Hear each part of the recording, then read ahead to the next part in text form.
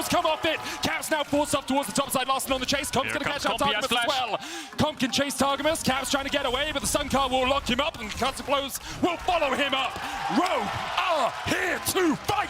G2 have awoken the beast in Malrang. He's been doing it all throughout playoffs. We haven't seen it in the finals. 2-1 and 2 now. Odo might be in trouble. 1v1 versus Broken Blade has to flash away. Larson catches a very big wave, and a lot of summoners were blown there, Vedius. Malrang is what GigaChad strive to be, okay? This man just does not care when he is on Jarvan. He will make the plays, and he will do what is needed for Rogue when the chips are down. They already find themselves with the 1.5k gold lead. Level 2, he's back in bot lane. Level 1, how's he getting away? He's got no flash, he's got no cleanse, he's got no hope of getting out of this one. Malrang with the autos, the flame chompers come down, and Flacket burns. Jankos here, but really can you fight? Trimby locked up, Jankos will take one, Malrang can EQ. The pillar! Get back over here! Jankos brings Malrang back, and it'll be another kill over to G2. Caps on the chase with the charm. The fighting never ends. Comp has flash, he'll try and escape. Caps has no way to follow up. I think it was Targamas with the Q that pulled Jankos out of Malrang out of his combo. Maybe it was the pillar. We'll have to see on the replay, but the big thing here is Flacket, 4 minutes 30 seconds in, level 1, 0-3. Rogue have been putting so much pressure in the bot side. Level 3 Caps as well. Larson will get a great trade in here. Oh my word. This is the bloodbath that we wanted to see here in Game 3. Rogue needed to make a change, and what a change it is. Malrang with the level 2 gank bot saying, I might be level 2, but you're only level 1. They deny such a massive wave from him, and even though this play doesn't go exactly the way Rogue wants it, it's such a massive denial. But let's have a look at the interrupt here. Targamas holds the Q and pulls him back as he tries to get the EQ. The pillar maybe could have cancelled as well. I'm not sure if it would have buffered straight through, but either way, they get themselves 2 kills. But like you said, Vedius, they deny this huge wave. Comp forced to blow his summoners, but Caps lost a little bit in mid lane too. Exactly, Caps loses so much. Of course, it does end up being a kill advantage to G2, but you have to think about the weight of this. Can we very quickly look at the goals, observers? Because I want to see. No, Targamas is here. He's looking for a fight. Larson does have the flash. Targamas going in with the charm's going to land. Targamas. Oh, a great stun from Larson, but the chase is on. Larson flashes away. The bone skewer. Minions save the Rogue mid laner. Yeah, Larson does have to use the flash though. We'll see what G2 want to do with this mid push, because Odoamne, I think, a little bit on the back foot in this Jace Ornn matchup. I think the Jace is supposed to win out, but he had to lose his flash earlier on. Down a level, Targamas.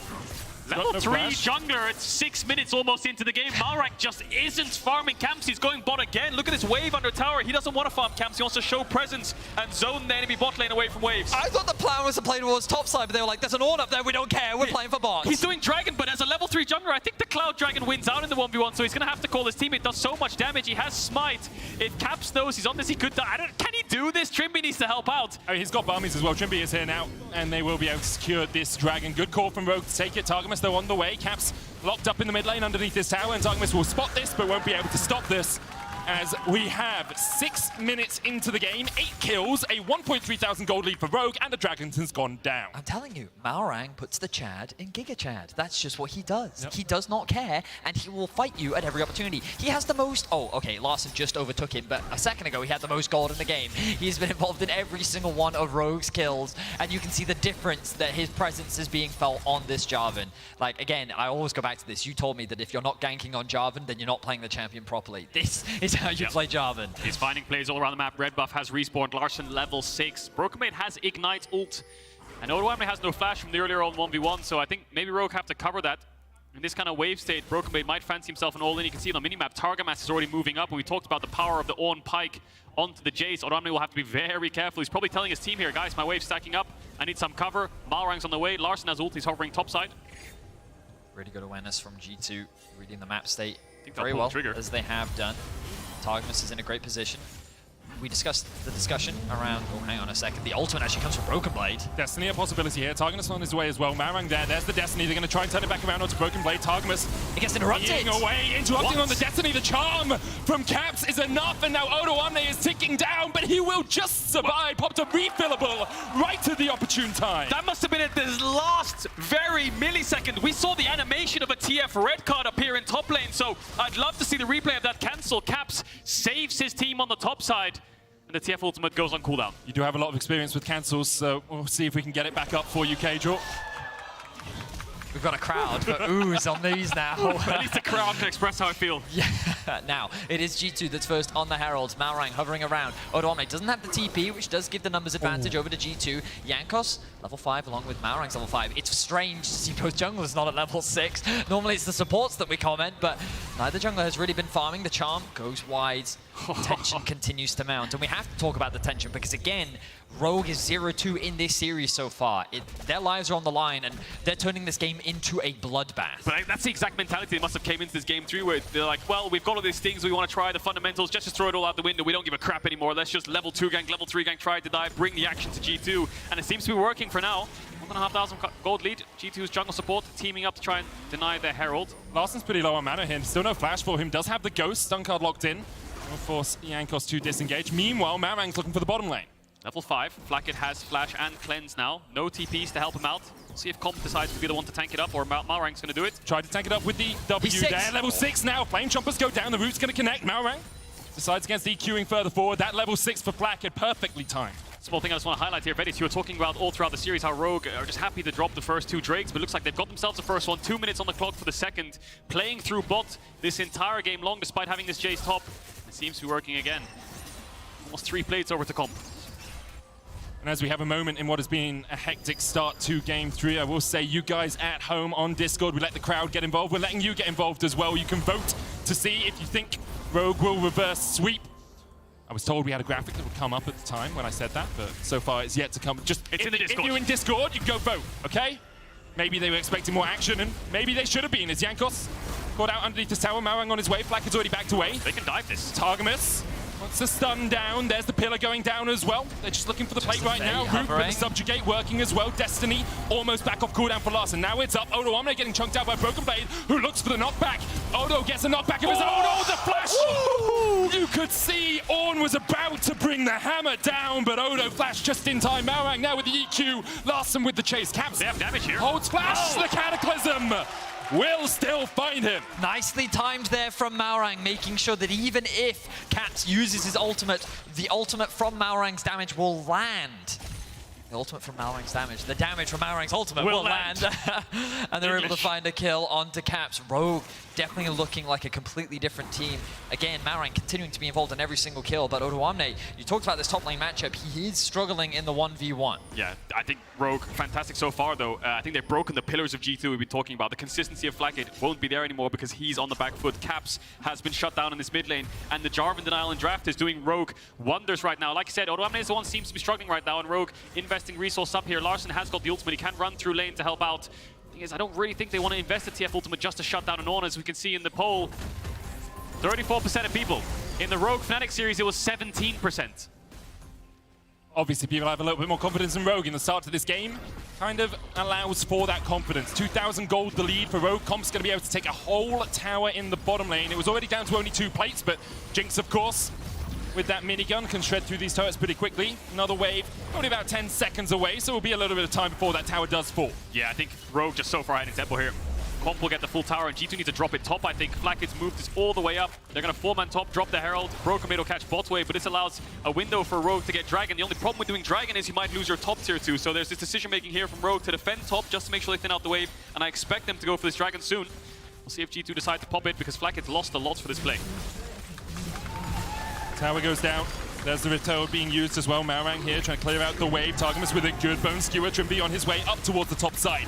Jankos and Targamas and Blackhead still trying to do what they can. The Ritoad dies before he even gets charging. Glacial Fisher coming out. Caps looking for the charm. Still lands it onto Odoamne. Underneath the tower, Odoamne dives back in to try and kill off Jankos, but Targamas takes him.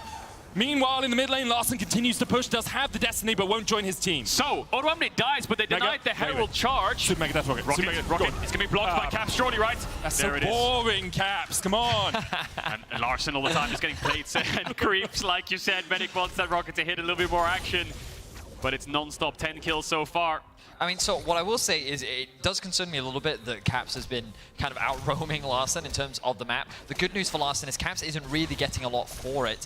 Larsen may now be in trouble. Larsen does have the flash, dodges the charm. Bone Skewer still connects though. Larsen knows he can trade into these two. No death from below. And instead will just take a plate. Doesn't burn. Malrang looking. It's flash. Uh-oh, another challenger has arrived. But they can actually siege onto this mid tier 1. Braum making his way towards the mid lane as well. Ooh, Jinx in danger up towards the top lane. Or not. Looks like he's fine. Malrang just trying to zone away Targamas. I think Jankos was looking for comp there, but he seems to be just fine. Rogue running away with this early game. The only problem they have right now is the Jace is behind, down a level onto Broken Blade, down in creeps, won't get the side lane push, but they have the TF to leverage that. Rogue playing towards the top side for now, gonna take away the blue buff. Larson has ultimate to join, remember Caps doesn't have it. Odo. There's the knock-up, there's the second. Odo more like on a trampoline than Summoner's Rift. Exhaust coming out from Broken Blade from the unsealed spell, but the chase is on. The Q connects and Broken Blade with the solo bolo in the bottom lane. In an Orange Jace matchup, that's not what you want to see if you're Rogue. That's the one lane that should win in isolation. But after that death in top and after losing his flash level 4, level 5, Broken Blade's just had the upper hand in this matchup and in this series. I mean, I'm pretty sure from Odo's perspective, he's like, yeah, this sucks. However, if my Jinx is this far ahead of the enemy AD carry, not the end of the world. Rogue definitely still have some very clear win conditions. Larson popping the ultimate, looking for his play. Bone Skewer's going to connect. Sunkar coming out as well. Trimby on the chase, and Targamas will fall. Flacker trying to survive underneath the tower. No Featherstorm for him for a couple of seconds. Still has the flash. Malrang on his way. He will want to tank this up. Do they go for the dive? They probably don't know the Xayah timing. Caps dashing forward with the Spirit Rush. Hits the charm. Trimby pops the stopwatch. Cataclysm coming back in his work. Look for the re-engage. Malrang now on the wrong side of the wall. If the chase is on, but he dies back. And Jankos takes one. Feathers fly out. Trimby puts down the Unbreakable, but Comp over the wall. He will die. G2 able to trade 1-for-1 in the top lane. Comp a little over-aggressive there. Thinks that he can clean up, get the resets off, but a good charm once again from Caps mitigates that snowball. Look at Rogue, though. They actually get something else on the map. It's G2 trying to claw things back. Oh, Trimby! Dodges the charm. Dodges the knockup. Oh, still dies. Doesn't dodge the auto attack. Rogue getting a little bit too aggressive. Did you expect him to? If you had Jaxi, you could. That's true. A little bit aggressive there. Comp flashing over the wall. Yeah, Rogue still in the lead. It's a weird one, isn't it? It is a very odd game. It feels like that G2 are actually finding a lot of great kills, but they're still behind in gold. They are losing a lot of objectives on the map, and you can see here Larson with a good dive initially. They aren't able to follow up because they don't have the wave to be able to successfully dive Flackhead, but look at how much damage Comp takes here. That's 2 tower shots that remove 80% of his HP. Then the collapse comes in from G2. And the biggest thing is Broken Blade, after getting that solo kill in bots, runs straight top. So the longer this fight goes on, the better it is for G2. Good ultimate from Malrang. Trimby flashes around out the corner. Comp gets the kill here, gets presence of mind, gets a bit of mana on his rockets. He thinks, I'll flash over the wall. Little does he know there's an Ornn waiting in the bush, and he falls. I also think he maybe thought Caps didn't have enough mana for the charm, because if that charm doesn't come out, then I think he can definitely start to clean up. But still, Rogue 3,500 gold ahead at the 15-minute mark, looking much more like the early game we saw from them in the regular season, and we saw from them against Fnatic in those last 3 games. Caps here looking for the chase. Orbit Deception. Caps no Spirit Rush, but is back up the stun. He's dead. Yeah, I mean, he's dead, but can he escape? Can he do something? Can't dodge the auto attack. Once again, lacking the Jax E. And that is another solo kill that we see from the side of G2. First for Broken Blade. Now he could be in some danger. Locked up, Trimmy's going to knock him up because the blow is a possibility, and Broken Blade is stunned and flashes, but you can't flash away from an auto that's chasing you down. Comp now getting excited as Targamas is locked up second. One more auto for the concussive blows, and Targamas has nowhere to go. The Zap will find him a double for Comp as Odo Omne is caught off towards the bottom side. Flacken and Jankos chasing him down, but now they're on the wrong side of the rift for this fight. Comp isolated from the rest of Rogue. Jankos stepping forward, Flacken trying to get into the bush, trying to get out of vision, but the control ward will spot him. The knock-up from Malrang is enough. Jankos still chased down. The subjugate for Comp on a killing spree. That's 3 for him. The charm goes in and Trimby oversteps. Answered. The Cataclysm. Comp no Super Mega Death Rocket. The Zap flashed away by Jankos. Caps with another Orbit Deception. Comp is still chasing in. The TP now by G2 as they look for more. The charm dodge to the side. Call of the Forge God. G2 praying to someone, and they find their answer. Like manna from heaven, Caps gets another shutdown. Larson will join the fight. Gold card locked in. Malrang's going to EQ away, but Caps can still chase. Look at his ult cooldown. About to come off cooldown. Caps goes in, one Spirit Rush, and that's 2. And Caps goes 6-2-2 at the end of the fight. Oh, it's Caps versus Rogue right now. Broken Blade came in to support it. Comp got so many kills in that exchange. You can see 17 minutes in, he's at 2.5 items. Caps has 10 stacks on his Dark Seal again, though, and I think he might buy it into a mid-eyes. Dragon for G2. 1 dragon apiece. But Rogue is just getting way too aggressive because the main problem for them is Caps is racking up kills. Medic highlighted 6-2-2 is the scoreline that he's sitting on right now. And look, this is where the fight started. Broken Blade gets caught out. Remember, he's going to come back later on into the fight. 35 seconds later. Targamas does his best to try and buy time. Comp is very clever in his usage of the blue orb to spot Targamas out, is able to land the W, and then turn it into a double kill. Now Rogue is like, let's just go on cleanup. Odoamne dies, but that's fine because we're kind of funneling G2 into this flank. Meanwhile, Caps is making his way back out onto the map. He's slowly looking to rejoin this fight.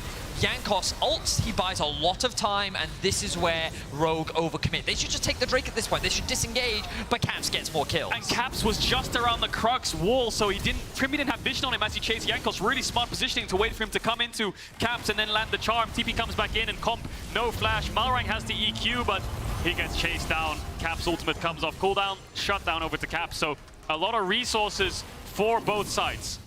Just so much invested. Like, the thing is, Rogue had a very clear window there where they could have just gotten the Drake, backed off, reset. And explosive as this game has been, we are going to start jumping back on into it. The crowd erupts in moderate applause as we jump back on into the action. 18.5 minutes in, 23 kills on the scoreboard, a 3,000 gold lead for Rogue, but the last few plays definitely given G2 something to hold on to. Cap sitting at 6-2, another charm lands onto Trimby. You can see that's half his health. It's your front line, that's your tank. Down to half as Larssen will secure the third tower of the game for Rogue. Fighting back, currently 0-2 Rogue. Need this victory if they're going to continue this series and hold on to their hopes of making their first LEC title. See the minimap here, Broken Blade has moved from bot towards mid because he doesn't have TP, and if his team is in a fight, he needs to make sure he's around. Odoamne having TP advantage means he can stay in bot. You can see the assistant pings coming out from Broken Blade, who's sitting pretty happy. Odoamne, sorry, just sitting pretty happy pushing in his bot waves. Broken Blade, every time he shows on this wave, Rogue know they have a numbers advantage topside. They do. Now the posturing around the Herald has begun. Both teams looking to contest this mid wave. Caps went to catch the top because of that small minion advantage. That wave will slowly be pushing for G2, but they actually have very little control over the map right now with no outer towers down. Kind of at the beck and call of Rogue, and they have to leverage numbers to fight the space. They have 4 groups up around the mid lane. G2 have now made their way into the river. Jankos cheekily sees if he can get a little bit of extra vision down. With the Infernal Rip, the map is a lot more open. It does make things like the Ornn a little less valuable because those chokes aren't quite as deadly, but it does give a lot more freedom and flexibility potentially to Caps. And that's what Rogue are going to have to look out for, Caps, because Comp, last time he was playing this Jinx, it was against a poke Comp, right? Caps on the Corki was just keeping it at arm's length, and Comp could never really get him range to do damage, but now you have a Jinx that's close to the Lord Dominix, which I expect him to build against this front line of G2, who can actually hit targets for once without getting chunked up before walking up, but of course he can get assassinated extremely quickly. Trimby will be by his side to protect, but Targamas and Caps will be the divers next to an Ornn ult, and that's what they're going to have to look out for. If Comp can get a reset and step forwards, there isn't much for G2 to stop him. The Dragon spawns in about 2 minutes' time. Rogue overall in a good position, the best position they've really been in this series. And I think so much of it changes when it comes to agency. We've seen Malrang very active on the map. We feel like Larssen looking for picks across the board. He does have his ultimate available. Malrang shadowing him for now. They know where Jankos is. He's trying to stay in fog. He's in a good position. Jankos should spot out the flag here. He should know.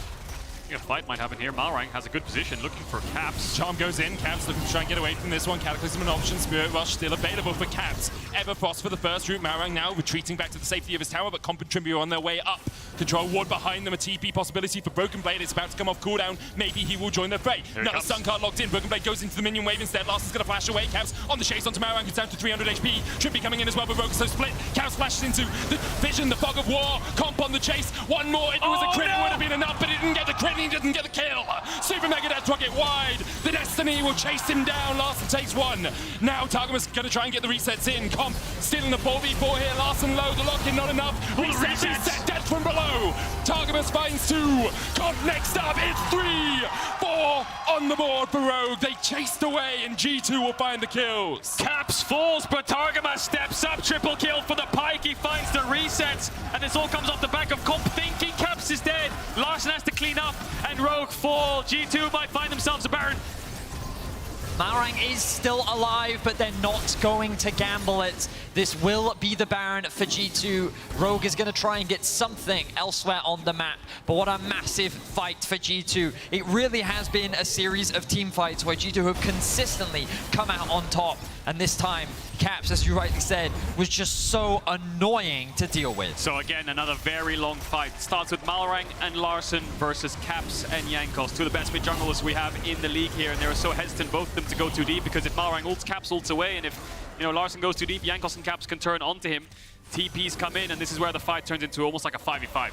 Yeah, you can see that Larssen at this point is ready for the collapse to come in. But then the TP response from both top laners to join the fray. You can see that Caps' position is a little bit awkward here. The collapse comes in, but that crit just isn't quite enough to get that kill. And then he sidesteps the W as well. This then forces the ultimate out, and Targamas is in a position to offer, well, assistance. He ends up buying enough time. The stopwatch comes through to mitigate the stun, and now we're back in the action. G2 forcing in the mid lane, Caps with the Spirit Rush going in. Malrang with a good flank position here. Comp to make a death wicket dodge with the Feather Storm, and already Trimby's down. Odoamne chased out as well. Comp and Larssen knocked up, and G2 unrelenting continue their advance. 2 more kills to them with the Baron still remaining. No flash. Larssen gets the stun card in, but Caps is on the chase, and you can see G2 erupt backstage. The fight continues. G2 wiped them, and the celebrations remain for G2. Comp down, Larssen down, Malrang down, Trimby down, and maybe Rogue's hopes down the drain as G2 clean them up. And just like that, a 4-for-0. G2 own the map right now. They're going to get this mid-tier 2. Broken Blade's going bot to catch the wave. Caps moving top to get top tier 1. All 3 lanes are theirs. Look at how quickly the game is snowballing for G2. They just group as a 5-man. They force the fight, and once again, they come out on top. 8-3-5 is the scoreline for Caps. Level 14. He is poised and ready to hoist another trophy. Oh, you just can't give Caps Ari, man. In this finals weekend, he's been on a tear. Has the Magi's back up to 14 stacks. You can see him laughing on the player cam. He lost them earlier on, but he's got them back again. And this all starts in the mid lane. So have a look here. They just catch Odoamne out. They throw the pillar down. He's trying to run to his team. I wonder if passing screwed him a little bit there, but the engage looked pretty solid. Great response from Flacket, even throwing out the feathers in the direction of Rogue. And he's able to just buy a lot of space for his team. Then only 3 members of Rogue remain. They try to escape, and then Broken Blade with the 2-man knockup. The immediate pillar into flash follow was clean from G2 as they just wipe Rogue off the map. G2 just all on the same page, and Targamas knows it. We talked about his win rate on Pyke and how much he can bring to the team. Got a triple kill for them to get them a Baron, and then it's Caps and Broken Blade who seal the deal in this fight around mid. Still 30 seconds of Baron buff. G2 looking at a bot tier 2. And I'm sure for Targamas, there were moments over the last few years where he wondered whether he'd get back to the LEC. Of course, played for Giants in 2018, and even if you're winning ERLs, sometimes you only get 1 shot at the highest stage here in Europe. Well, he got a second chance, and he is using it to its fullest. One of the best supports during the regular season here. His triple kill began to accelerate G2's advantage in this game. Now Rogue on the defensive. 5,000 gold in the hole, and all hopes of winning this series maybe about to fall down that hole too. G2 advance, Baron off. Here's the call of the Forge God. Malrang going in with the Cascan flashing away. Underneath the tower, Broken Blade tanking it up. Trippy there, death from below. Targamas finds it once again. And the damage from Rogue just isn't quite there. The inhibitor tower stands. Targamas sinks another one. 20 kills on the board now for G2. 5 of them sitting in his back pocket. G2, they're not quite able to break into the base of Rogue just yet, but they have so much control. The dragon spawns in 2 minutes, and Rogue will finally be able to breathe a sigh of relief as G2 disengage. Yeah, but Rogue are really running out of options. G2 with this siege able to play so aggressively, and you can see how Comp really can't teamfight. Trimby with the E can't block the Ornn ultimate. Broken Blade gets rooted up, but it's the hook from Targamas that pulls Trimby in to get the kill. And Comp just playing at such long range. I mean, the way Rogue's Comp works is they want to hit a stun card on someone and then layer damage onto that individual target with the rapid fire cannon and with the Jace poke. But all of G2, you have so much frontline, and if Caps even gets in range of a charm, he's just going to blow up either of the carries. G2 now setting up around this top side of the map. The last remaining inner tower, a possibility for them. And it was last split that Fnatic made the lower run through the lower bracket, where they went to all 5 games and the majority of their best of 5s. We thought that was an incredible feat. G2 is on the verge of doing that same run, but undefeated as G2 find another fight. Flash away by Comp. Caps able to get away from the charm there. Trimby and Larson chase down towards the bottom side. Call of the Forge God was used, and G2 don't really have anything more in the tank. Comp, no flash, of course, as Rogue look for perhaps a re-engage, but it was, remember, Fnatic that knocked G2 out in that run, knocked them out of the world's contention. And they made that run through the lower bracket. It was G2 who looked dead and buried at the end of 2021. That's the thing that's so impressive, the fact that G2 could make the lower bracket run with a 12-0 record. Yeah. One more win will secure them the title and that undefeated climb, and it only makes that inevitable potential fight against T1 at MSI so much more exciting. It was Faker that said he wants revenge against G2. It was 2019 where G2 made SKT's life miserable, and Faker, returning to the international stage, wants to fight Caps and Jankos once more. And 3 years later, neither of these teams have been back to MSI. T1 definitely want their revenge. G2 now setting up the siege on this bot tier 3. Dragons up in 5 seconds. Rogue, again, running out of answers, and you can see how the team fights ensue around the red buff. The second Trimby uses the Unbreakable, and it falls off. Broken Blade just pops the ultimate. 5-man unit of G2. See what Rogue can do to stop it.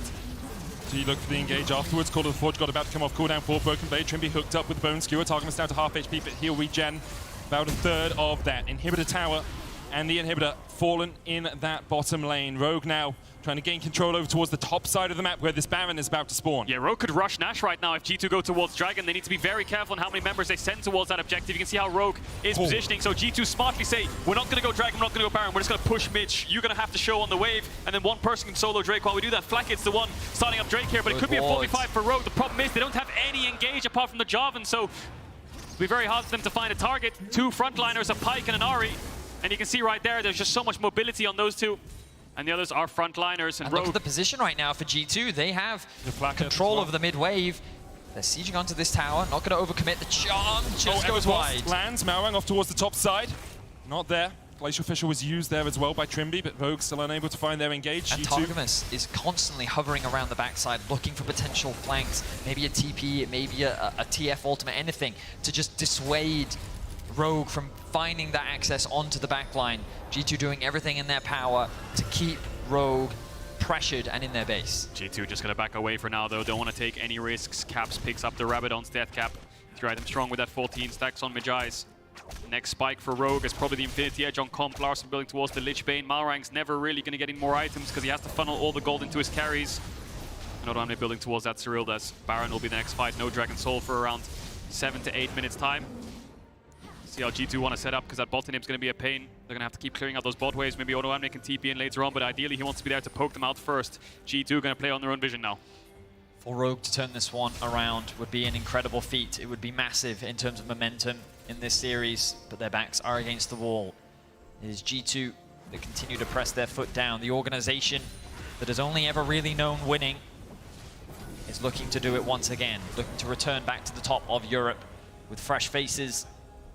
As Rogue, they looked so good. They were considered the favorites, and now the Baron has begun. Can Rogue gain access? The TF ultimate comes through. Super minions about to hit the Nexus towers of Rogue. Destiny used, as we say. Camp spotted by Larson.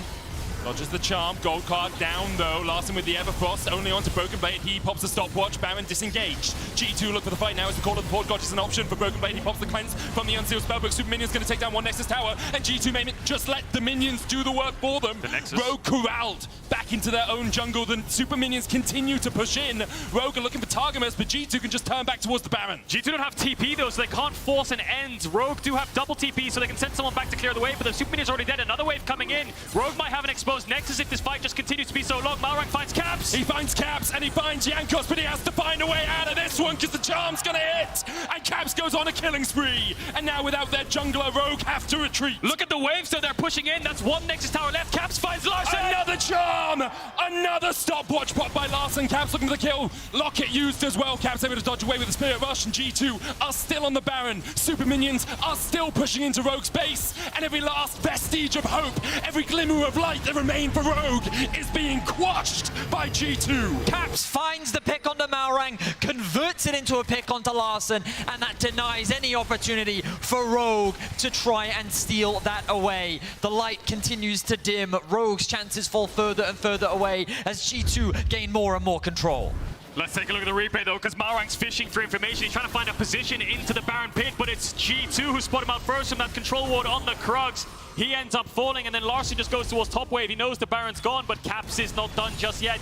And again, how many times we say it, Caps pounces and strikes from the bush on this Ahri. Doesn't get the kill, but he gets his summoners, and now the victory lap's coming in for G2 here on match point. They have the Baron and they have the waves. That control ward offered so much value to G2. Caps was able to find back-to-back picks off it, secure the Baron, and now they're making their way towards the base once more. Rogue have to have the defense of a lifetime to turn this one around. They're holding on for Comp's Infinity Edge, but I don't think they're going to be able to. G2's going to force it. Larson caught out, knocked up, and Broken Blade trying to get into the back line. Caps going in as well as Trimby is low. Oh no, just able to survive, so making that rocket. Can Targamas find the resets? Death from below missed. Comp found one. It's a 1-for-1 so far. Both the top laners down. G2 still have the Baron, and Super Minions still continue to advance in the bottom lane. So Rogue do hold on. It's a 1-for-1, and Comp gets a massive shutdown. He finishes the Infinity Edge, so the late game for the Jinx is coming in. He will dish out so much damage if he has room to do so. Larson's on the hunt. He's popped the ultimate. Malrang's around, but Caps, a little bit of mobility with the cleanse and flash. And the Dragon spawns in 30 seconds time. G2 forced to reset. Broken Blade not going to be alive, will also not have the teleport. This does give an opportunity for Rogue to try and get back out onto the map first. The problem is they have no control anywhere on the map. Top lane pushing in, mid lane pushing in, bot lane pushing in. G2, even with the man disadvantage, will still maintain control, get themselves the Scuttle Crab. And I think Rogue, they're just going to have to hold on for now. And Malrang's had the same items for the last 10 minutes. He can't get any tankier. All his job is to buy pinks, give his camps to his carries, and pray that they can dish out enough damage to kill the front line of G2 first. Now, Botanib has respawned. Dragon up. G2 should secure that. Rogue don't have to fight. It's not a soul. Baron won't be up for another 5 minutes either, so 5-6 minutes. Rogue can hold on unless G2 want to look for a siege without the Baron buff. They can look for a full-on dive with Yorn ult. Try to zone away the Jinx, Comp having no flash. Still 30 seconds left of the buff. Couple waves to play on. And for a moment, we have silence. But in 5 seconds, we're going to breathe life into it once again. The Super Minions pushing in. Rogue trying to defend. Inhibitor respawned in the bottom lane. Caps down to half HP. The poke is good, as you say. Odoamne still has a lot of damage on this chase, but the Inhibitor tower has fallen now. Bella's breath to get away from the stun card, but still, Broken Blade stunned for a second. No flashes on Flack and no flashes on Targamas, but the Inhibitor will go down. Super Mega Death Rocket connects, but no one was low enough for the Execute to find its mark. Baron buff is off. G2 looking on this bot inhibitor. They're going to push in the wave, and there's no tower to defend it, so the siege won't have to happen. They go, Broken Blade can use the ult to force them away. Orin items coming in. Level 17. Let's not forget that G2 have found themselves in this position before. Their ever so famous Misfits game, where they were in such a commanding lead and they lost it all.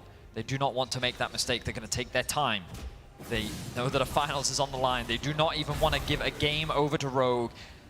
Ruin that incredible streak that they've had through the lower bracket, but also potential a momentum swing. Jankos isolated, does have the flash. Will use it, but Cataclysm's going to be able to chase him here. Comp can't get across that wall. The Destiny coming in as well. They're looking for the Sun card, but everyone's on the wrong side of the wall as Malrang might be caught out by Caps. Jankos down to half. Flash burnt for him. No flashes burnt on the side of Rogue. Not enough damage there from Rogue to get the pick. Jankos incredibly tanky, used the ultimate as well. Only top tier 3 remains. One Nexus tower left. G2 setting up top waves. They're going to look for the top tower. No Baron buff, of course, but they're going to have to use some kind of ultimates to zone Rogue away. Malrang used the ult, so did Larson. We'll see if they're back up before the siege continues.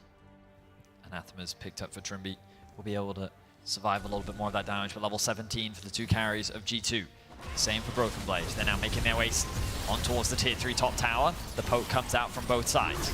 Half HP on the tower, it's going to fall. Caps just needs a couple more autos to take it down. Call of the Forge God coming in as well. The Unbreakable by Trimby to try and stop it, puts it in the wrong direction. And Trimby's locked up, and Trimby's charmed up, and Trimby is buried under the ground. G2 now take their second inhibitor. They're looking for the third down towards the bottom side. Only one Nexus tower remains there. Remember, Caps goes in with the Spirit Rush, still clips Larson with the Orb of Deception. They need a wave to play on though. Big poke lands onto Flacken. It's a 4v5 for now. 25 seconds on Trimby, but 3 inhibitors down.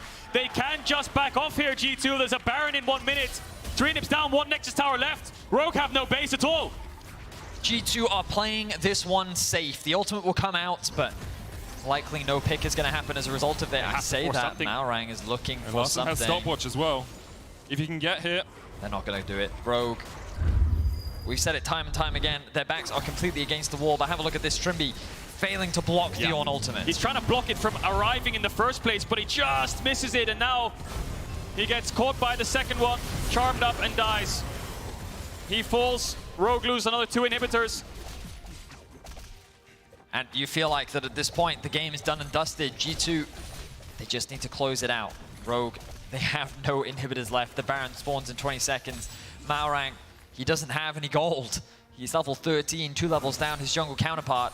Whereas G2, they just feel relentless. 20 Magi stacks. I can't remember the last time Caps died. The man is on a tear right now with 9 kills, and Targamas is right behind him. The assassin from the depths alongside the Firefox. G2 are looking to dominate. Yeah, they're just going to push in waves now. Mid waves in, bot waves in, top wave, 2 super creeps on the way. Don't think Malrang can get in range of this. If he steals it, maybe Rogue can hang on, but I don't think he's going to be able to get in range. Targamas is marking him, Caps is around. All of the rest of Rogue are catching waves or in base. So now Rogue are against super creeps in all lanes and a Baron buffed up G2. G2 can even wait for the soul as well if they want to. And it was only 6 months ago, people were saying G2 are done and dusted. You know, the Reckless era did not go well for them. They failed to make Worlds for the first time in their history, and now Revitalized, Reborn, Flakked, Targamas, and Broken Blade join Caps and Jankos in what seems to be a victory march. Unrelenting, they continue to push forward. Baron buff. Malrang looking for the flank. Jankos caught out. Jankos shut down. Com takes it, even with the Call of the Portugal coming out. The stun onto Caps. He cleanses a little bit late. Rogue trying to defend. They got a man advantage, but what can they do? The shock blast goes wide. Caps still advancing. Flash charge. Trippy tanks it. Perfect play by the support from Rogue, but the death from below is enough. And the death of Rogue is written in stone. G2 claim their 9th title. The screams from G2, 12-0 through the lower brackets, dominating the finals.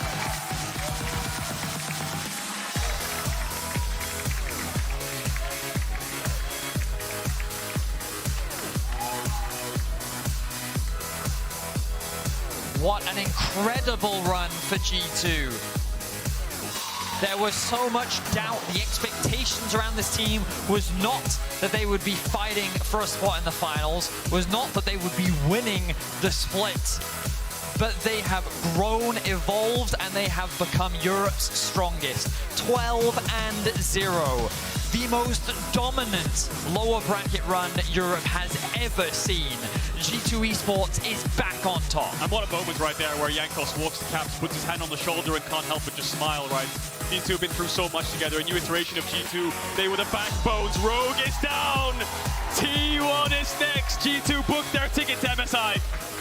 Thank you for watching Match History. Every single week, new moments and legends are born, and today's action is just about to begin. Stay tuned.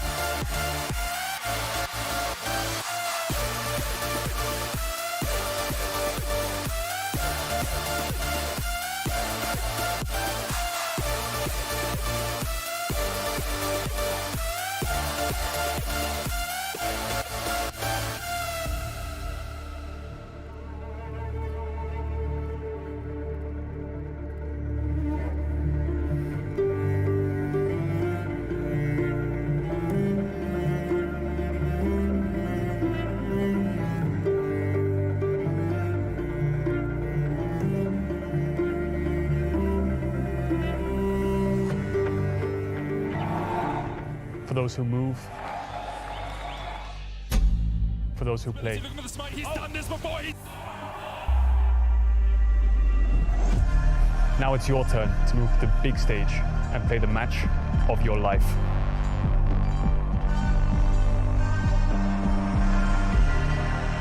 Kia, movement that inspires.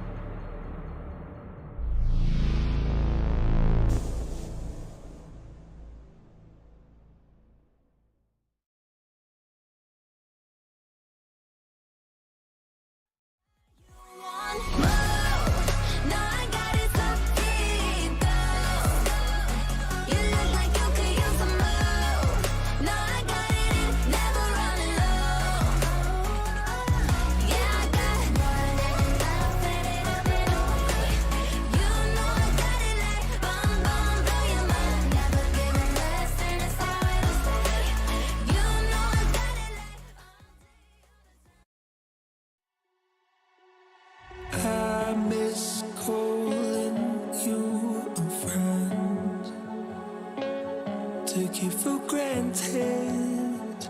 I'm on out of chances, waiting till the ships would in. I got distracted, now I'm empty-handed.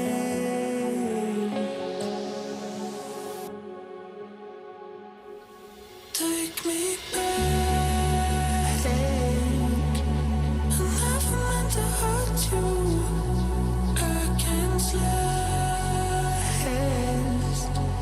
another day without you. Take me back. I'm sorry I was so cruel. I can't last another day without you.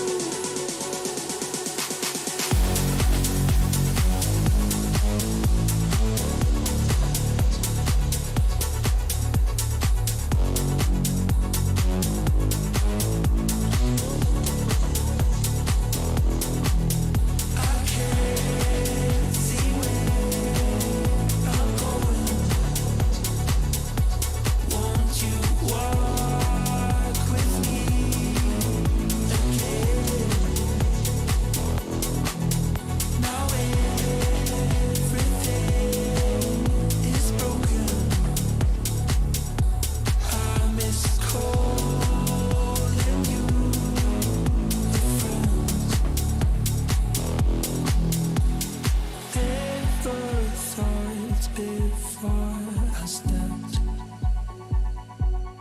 fell in the chasm. It's holding me ransom. Left to swim amongst the ranks. I was the captain. Now I'm empty-handed. Take me back. I never meant to hurt you. I can't last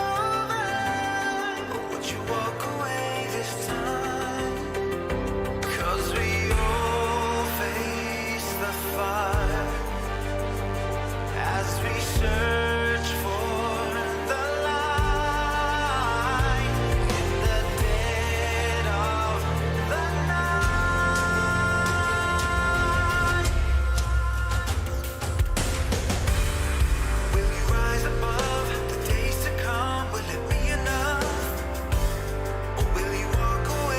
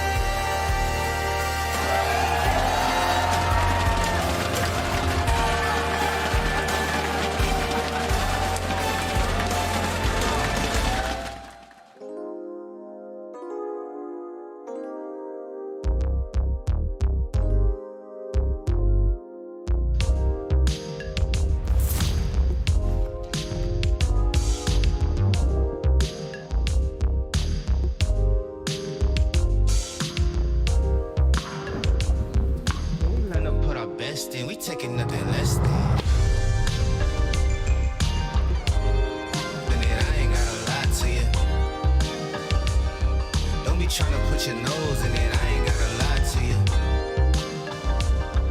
It be hard not to speed in it, I ain't gotta lie to you.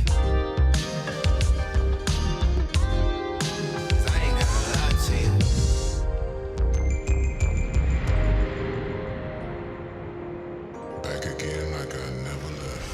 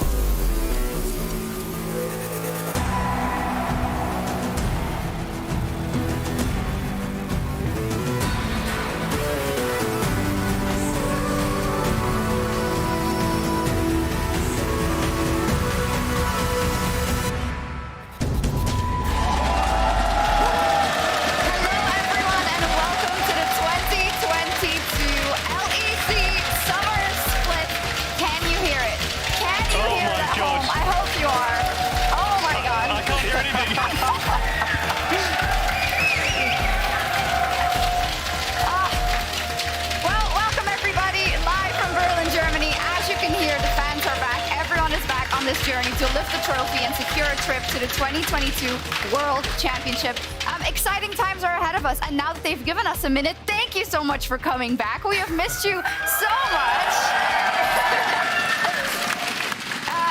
I gotta say, welcome Goldberg and welcome Cadril. We were all getting a little emotional right before the show kicked off, just because, yes, some of you were here for the finals, but this we haven't seen in 2 years. It's been way too long. I've never even seen a crowd since the spring finals, right? That was the only crowd I ever worked under. It's been 2 years of me now being a caster, and this is the first time I get to experience this. I mean, this is the first time I'm getting to experience a crowd, period, and the energy absolutely amazing from them. Yeah, it's going to be really, really amazing. What's also amazing is, of course, that it is Pride Month. We'll be celebrating along with all of you all month long, off and on the Rift. I've already introduced you guys. So let's start talking about the league a little bit, the LEC, because it was one hell of an off season. Let's take the schedule, pull it up behind us so that we get kind of an inclination of the matches today, but also a jumping off point to everything we need to talk about. Let's start with Vitality versus Mad. Vitality, the super team. Now, without Selfmade, with the world champion Haru in the jungle. Well, that's very interesting. So I had the pleasure of casting Haru throughout all of NLC spring pretty much. And this guy was by far the best jungler we had in the league. Amazing damage number as well. He likes to be aggressive. He likes to get lead for himself and as an individual, which is interesting because I don't necessarily think he solves the issues that Vitality has had as a roster. But what he in turn does provide is kind of just a fresh breath of air. You know, he can relive a honeymoon phase, although Vitality never really had that since spring. So hopefully this is what they're getting, a new system, a new foundation coming through with the team with Haru joining them. And Haru has a skin. He has a world's winning skin.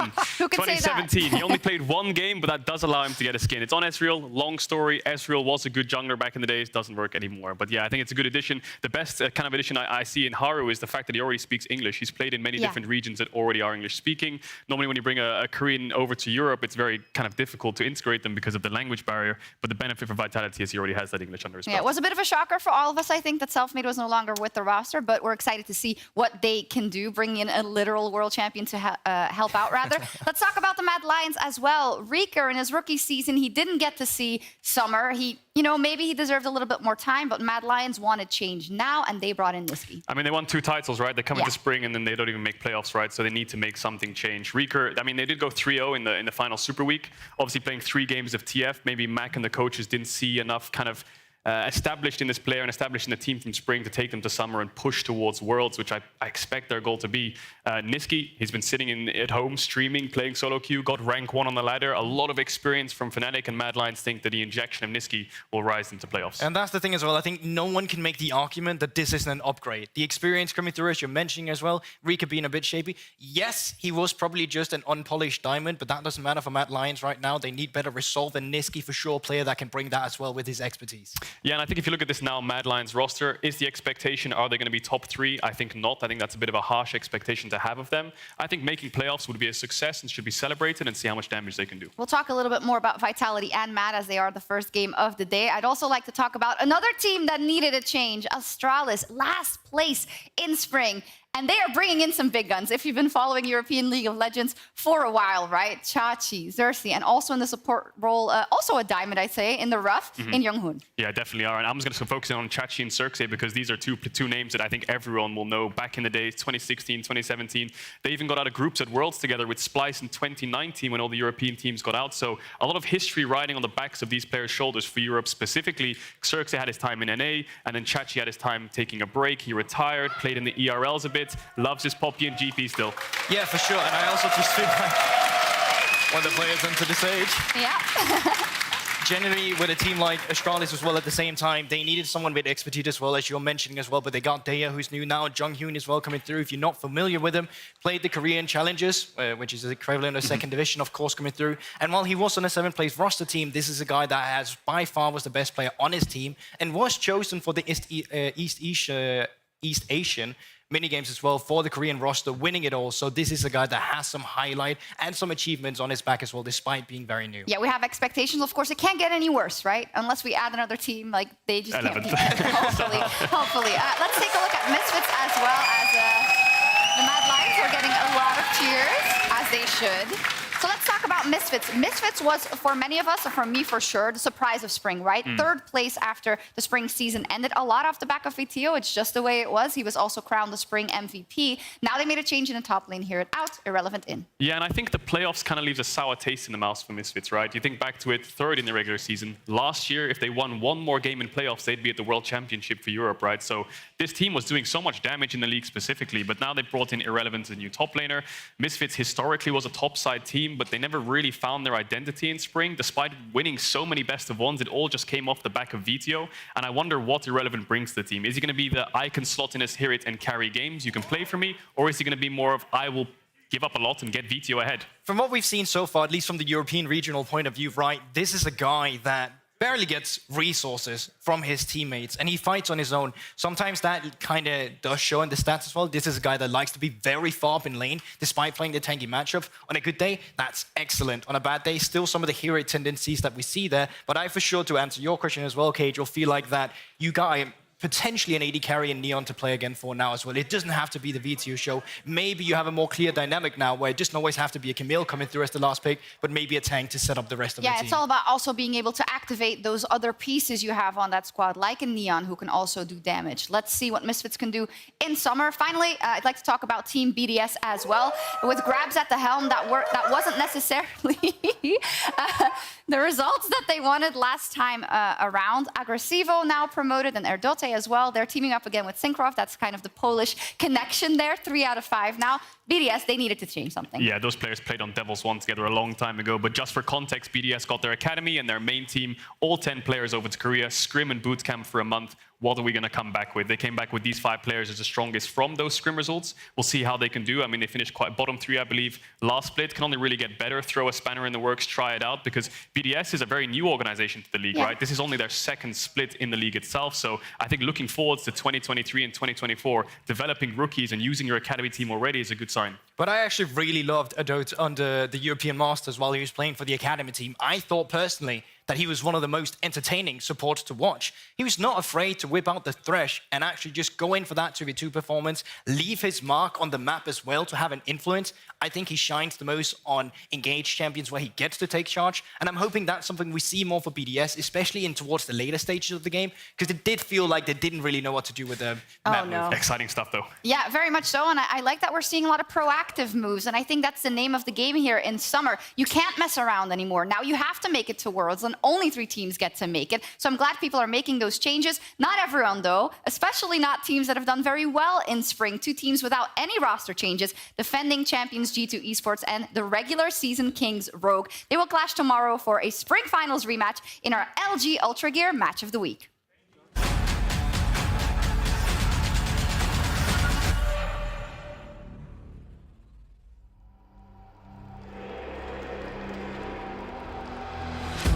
G2 versus Rogue.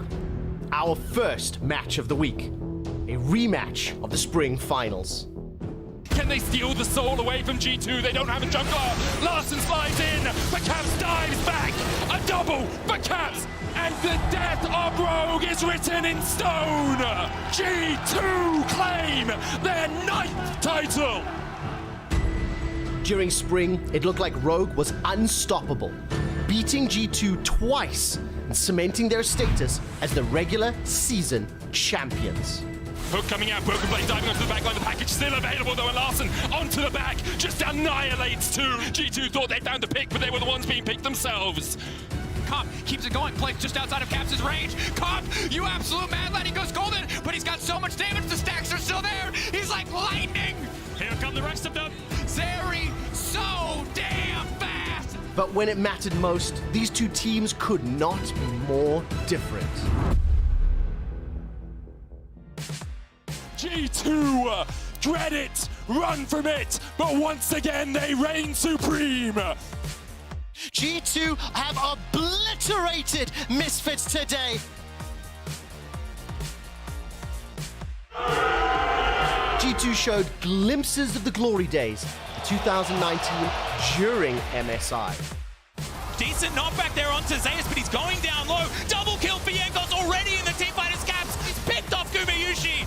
Going right back in, Wukong for the knockup on a 1. Stopwatch burned, and down goes Xiaohu. Flash in, it's gonna be enough for Caps. Burns the Zonia's Hourglass yet again. Gala playing to his limits, but ignited and falls. And G2 mop the floor with RNG. How do we make sure that you guys don't get too cocky now? I think we just did, it's over. For G2, their biggest strength is also their weakness in Caps. If he's not having a good game, then the team is not having a good game either. He's the type of a player who would always go for the outplay, and then if it doesn't work, it doesn't work. But in his case, it works 90% of the time, so I have nothing to worry about. Rogue is the very predictable team, I would say. They're playing a very slow game and very by the book. When you throw a curveball in there, they don't know how to respond to it.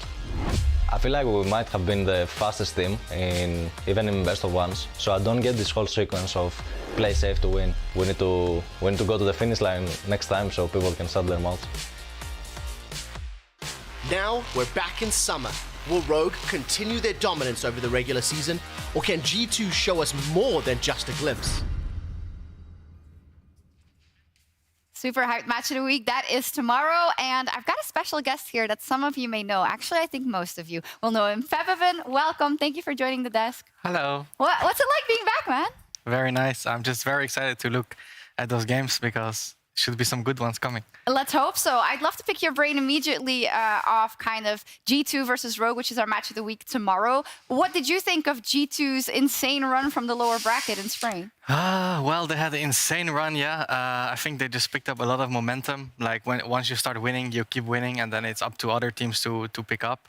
But it's just extremely hard to even keep the momentum going because you need to keep staying on top and keep finding new stuff to eventually keep the streak. Did you feel that pressure on Fnatic when you had that insane win streak back in the days? Did you feel like every win you kept getting, you just felt more and more pressure? Well, I think when we go like 18-0, at some point you feel like you're unstoppable. Yeah. And I feel like there was still a big gap between us and other teams.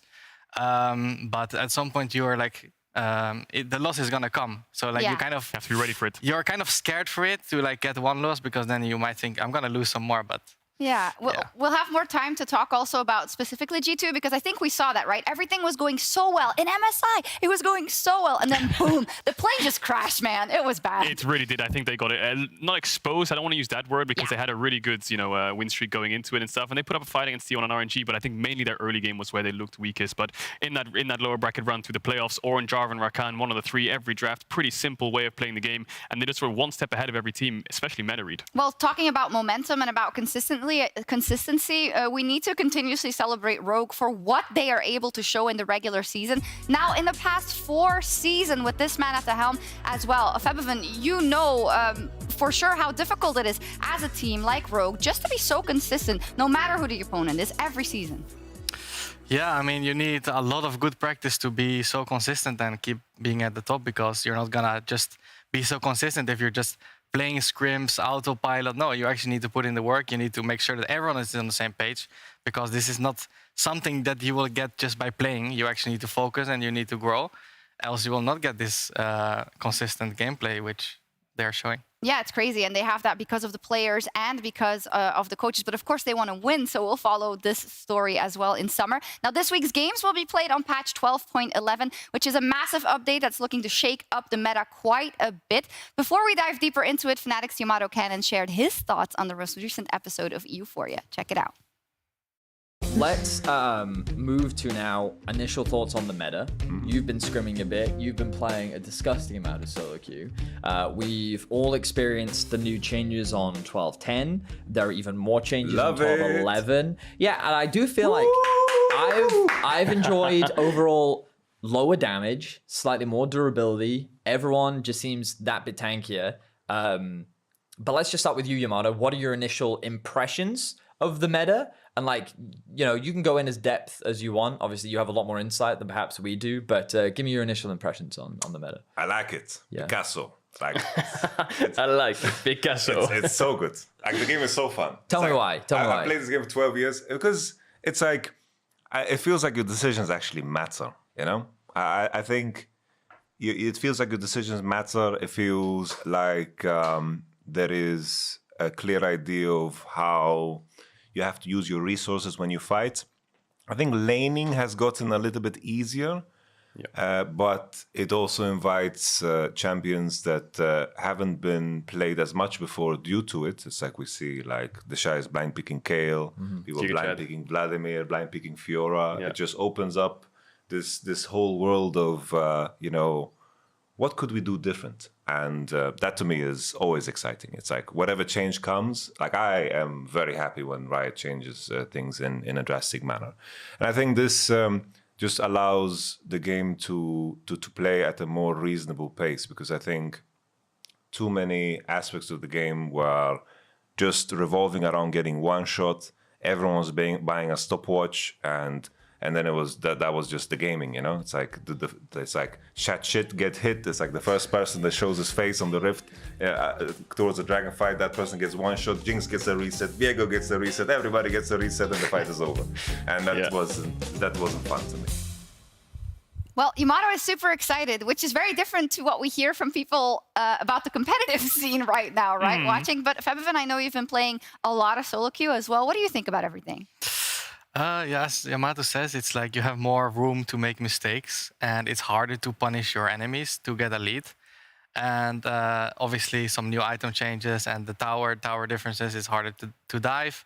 And it's just a lot of different stuff that, as he said, like that you can blind pick certain champions now that you couldn't maybe before because of those small tiny changes. Yeah, we saw it on screen, the kind of armor and magic resist per level. They got the health as well. And we're the first major region to play on 12.11, I believe. I think most major regions are still playing on 12.10, and that does have a lot of other changes. This was another huge patch, a lot of champion changes, Kog'Maw to Aphelios buffs and things like this. All the AP items got changed as well, grievous wounds, shielding, healing. So this is a massive patch, and I feel like the meta that we've seen in 12.10 might be different to the meta we'll see in 12.11. Will it take a while for the pro teams who we'll see even here in the first week of the LEC to completely embrace everything, you think? For sure, yeah. I mean, you have... Every player is different, right? For example, I'm a player, I usually was a little bit slower at picking up new metas, but there's players like Caps, I don't know, Jankos that are like diving deep straight into the patch and like making sure they know everything, and then you're always a step ahead. We saw today T1 on 12.10 playing Yasuo. Keria was playing Yasuo, Gumayushi was playing Senna. Senna's rose into priority, and that opens up a world of bot lanes. We saw Senna Wukong from Mad Lions last year, so it's all about trying, testing, and if it sticks, go ahead on stage. Yeah, hopefully we'll see some risks coming out of the teams. And for more on patch 12.11 and the changes, our very own reporter, Weatherborg, is standing by to bring you all of the updates. Thank you very much, Sharks. We've been tracking a storm for the past few weeks, which seems to have left its mark all over the world, and it is heading to Europe. Here's what we know about it so far. Early measurements dictated it was going to be on a scale of 12.9, which is rather harmless. But the durability have increased, and we are now on 12.10, leading up to a 12.11 scale. Champions are more tanky, turrets deal more damage. It is not diving season in this current climbing. Both new and old champions have also been slighted in this environment. In Brazil, all across the rainforest, Amazon rainforest, Viego has laid a thick mist on. Despite local communities wanting him to get out of the patches, he still will not go away. But there's more! Animals! Birds are influenced too. Raven sightings are breaking world records.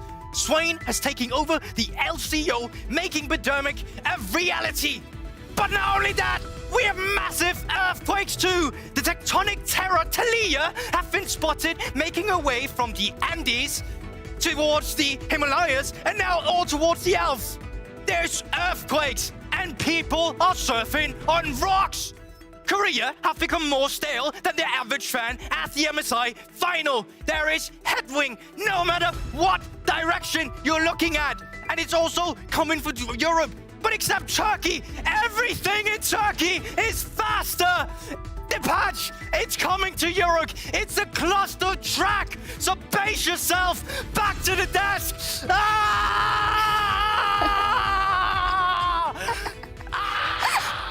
Oh my god, someone go help him, please. Great. That LCK comment was out of pocket, Oh by my the way. god, that one caught me off guard. That was great. To kind of paraphrase, if you didn't really get it as well, less combined kills per minute overall. The games are not necessarily longer, but he's right in that. The LCK games are the ones that I think struck most people as like, what is going on here? Yeah, let's not talk about that LCK yesterday, Damwon versus Bro, where the first blood was 34 minutes, 30 seconds, and then the game ended at 35 minutes, 10 seconds. So 40 seconds after first blood, the game ends. I don't think we'll see that in the LEC. That's definitely world record breaking. So yeah. All right, we'll see indeed. Let's take a look at what we can expect in our first game, Vitality up versus the Mad Lions. When it comes to both of them, I think they have not hit the benchmarks that they wanted to in spring. Even though Vitality made it to the playoffs, Mad Lions falling just outside of that. Vitality ended up getting crushed by G2 after beating XL. Mad Lions didn't even make it, so they made two big changes. Let's start with the one for Vitality then, Febiven. When you have a roster like Vitality, a super team with so many personalities, had you foreseen that there may be some issues? For sure, yeah. I think that Vitality is a team that obviously has a lot of carries. Alfari is a carry. Selfmade was a carry. Perks is a huge carry. I think also Carzzy is a carry. So then you have too many carries. And if everyone wants to carry at the same time, it's not going to work. You need someone to take a slower approach sometimes and not always want to be the carry. And I think that they probably had some issues in that regard, that they couldn't really find the right carry at the right time. Yeah, and just speaking of super team, Misfits, you guys had an insane super team coming into 2018. Even when I was playing in that league, I was like, wow, this team looks a bit stacked. Was there any mentality differences you saw from previous teams or teams you played on later on that Misfits just stood out a bit? No, I think in that super team, I think when you come into a super team, you think like, okay, my teammates are all really insane and very good, and they are that, you know? And then I think generally you take a little bit more relaxed approach where you're like, okay, I think these three guys will carry me because, you know, they have been insane in the past and still they are very good. So then, yeah. Yeah, it's interesting because one of the people I would expect to carry this Vitality roster is Carzzy, because we saw, yes, spring last year, him and Kaiser were very shaky and volatile. And I think we made so many jokes about them dying 2v2 and jumping in. There was this insane stat I remember for the spring finals that they were like the bot lane who got 2v2 killed the most. And then we come to the finals against Rogue and they were still losing bot lane so hard, but they won. Then they went to MSI and they were playing super, super well. And Carzzy and Kaiser slowly took off from there. But last split, Carzzy and Labrov, just there was a lot of lack of communication, I think. A lot of games where they were just dying 2v2 unnecessarily. And when I feel like Selfmade wants to be a carry himself and he was playing more towards the top side of the map, you need a consistent bot lane. And that's the thing. We were talking about this backstage, and when you have all these people who want to carry, you need someone who can just take a back foot and learn how to take a back foot and know how to take the back foot. But Vitality's bot lane really didn't. They took so many unnecessary fights and gave up so many early kills. Yeah, and I guess in that same regard, Febiven, when you're in a team like that and you know that you should be winning and things should be easier than they are, I can guess it can get really frustrating probably, right? Yeah, I mean, it all comes down to balance, right? I think that every lane can be aggressive at the right time, but every lane also has to be cautious when to not be aggressive, and you have to be defensive because sometimes if you lose your lead or you cannot play aggressive enough, then it takes a toll on you. Like you will fall behind or you will get extra ahead, but you need to know how to deal with that. We have a little bit more time. There's a small delay getting to stage, which we actually That's expected. perfect. I want to add on to that a little bit because I feel Only like 2 minutes, don't go ham. Oh, okay, no, not too ham. But when I look at players like, you know, Carzzy, and we talk about bot lane, not only himself, but the players around him we can see it clearly from the outside, but they should easily know it from the inside. They should know their own problems, whether it's yourself identifying them and self-reflecting or your team pointing them out. And if you take that feedback and you use it constructively to grow as a player, that's fine. Not every player is going to have an insane trajectory, right? You're not going on a straight line. You're going to have bumps and such up and down the road. We saw it on Carzzy last year. We saw it a little bit in spring. I'm sure he has the caliber and the players around him to just push it back up. Definitely. And speaking of Carzzy, the man himself is now standing by with his former bot lane duo partner Kaiser for an interview with Laura. Take it away, Laura.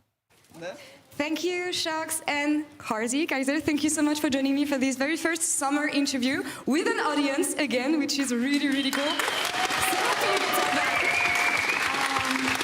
Yeah, let's talk about both your teams because you're both coming off of a disappointing sprint split, if I may say, given the expectations. I mean, yeah, you were together, and since you split, things haven't been going the right way, I feel, the expected way. Talk me through the changes you went through with Vitality, bringing Haru in, and how you think it's going to be the problem solver for Vitality.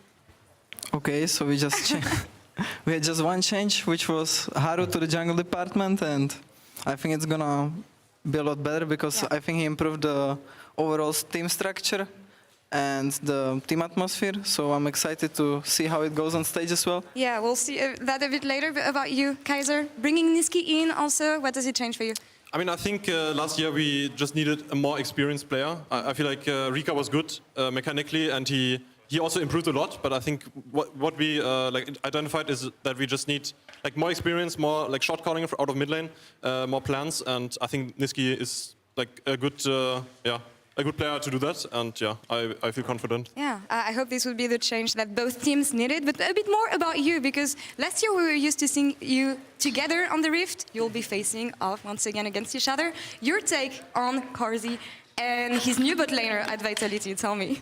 I mean, I think I think they're worse than with me, of course. Like Carzzy, I think was always a really good player, right?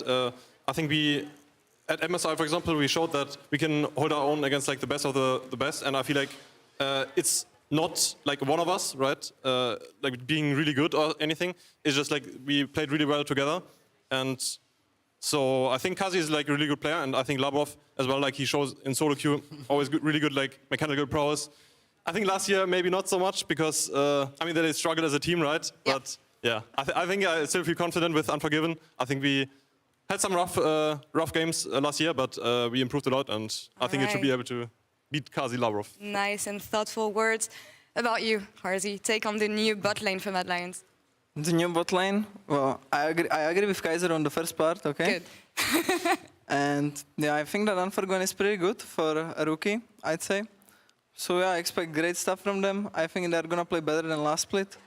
And I hope that he's gonna pop off again, so there is some, how is it called? I don't know, there is more good AD carries in the EU. All right, yeah, that's what we want in the end. Last question for you both. What is Summer about for you, Kaiser, with the Mad Lions, but also personally? I mean, for me, it's just making worlds is the biggest goal, because it's always fun to play against Korean and Chinese teams. You can learn so much from them, and I think that's what everyone should strive for, like being better than last year and stuff like this. And I think that's what we should aim for as well. And this summer, just making top 3, just making worlds, and then improving. And yeah, that's what I want. Making them 3 worlds. And you, Carzzy, what is Summer about? And of course, it's worlds. And improve as much as possible so you're ready for the better teams at international event. So improve. It's pretty simple. All right, really simple indeed. Guys, thank you so much for the interview. Best of luck on the Rift later today. And Shox, back to you. Great to see that stellar bot lane that used to play together. Now they are rivals on the Rift. Awesome job, Laura. That is fun. Super nice to see you interviewing everyone with everyone in the arena once again. But let's talk about the Mad Lions then. Kaiser clearly saying these are not, this doesn't align with our goals, the fact that we didn't even make it to the playoffs. Now they have Nisqy in there, who you know quite well as well, Febiven. What do you think he's going to bring to this roster? He's going to bring more consistent gameplay. He's going to be providing, obviously, a lot of communication because he's a veteran. He has played for so many years. After so many years, you know exactly what to say to your jungle, what to say to your bot lane, when to go for the Baron, when to not. It's like, I think when you bring in a rookie, he usually is more focused on mechanics and not so demanding at calling their teammates and stuff like that. Yeah, Niski, the way he plays the game is very roam heavy. I mean, when we saw him in Fnatic last year, Galio, TF, Ryze, the champions that come to mind, and we'll see how he does on those because you need to play to a side to get that side ahead. And I think Niski's, like you said, a very vocal player who wants to get his side lanes ahead. But the question is which one's he going to go to? Is he going to go to Unforgiven Kaiser or is he going to go towards Armut? And I think Armut's been kind of like the shaky point for Mad Lions last split, especially. Not just mid, but in the top side of the map, I feel like his lane phase was quite weak. Champion pool maybe not as diverse as they might want. And I think Yamato said it on Euphoria. Niski, Armut, if the meta is in their favor, they should be all right. But if it's a very innovative meta, we heard him talk about Fiora and Kayle and all these Vladimir champions. Armut, to me, doesn't look like the player who could pull it off in one split. He's more of like a comfort player, you know, Gnar, Wukong, and Jace. So they need to be on their toes. They need to be ready to adapt at any moment. So what you know of the new patch coming in now, how does it feel for you in terms of Mad's strengths? Well, I think their bot lane should be okay. I think Kaiser is more than happy to pull out many different supports. Range supports, melee supports, anything of the likes. I mean, he was, like we said, Senna Wukong enjoyer, and he was the Wukong player, right, I believe? Yeah. So as long as Unforgiven's got his Senna ready, I'm sure Kaiser's got a handful of champions that he can pull out. We'll see if they prioritize that in the draft. Yeah, we'll see. Indeed, final words before we get into this game. Febiven, it's probably really exciting for them as well. Many of these players haven't played in front of a crown for ages, and now it's all about Summer. It's all about getting to Worlds. It's such a difference playing from home or like in your office to playing in front of a crowd. And obviously it also depends on how many people are there. Obviously, well, more people there are who like how better you want to play basically. Yeah. And you're gonna limit your mistakes because you don't want to make mistakes in front of people because you will just embarrass yourself, right? But yeah.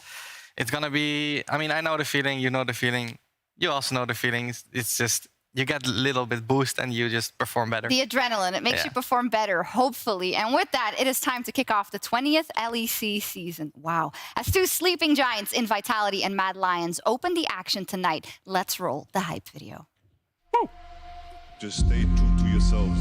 Do not try to chase anyone, don't try to copy anyone. Just be confident. Go into this tournament, play your next games, believing that you can win everything.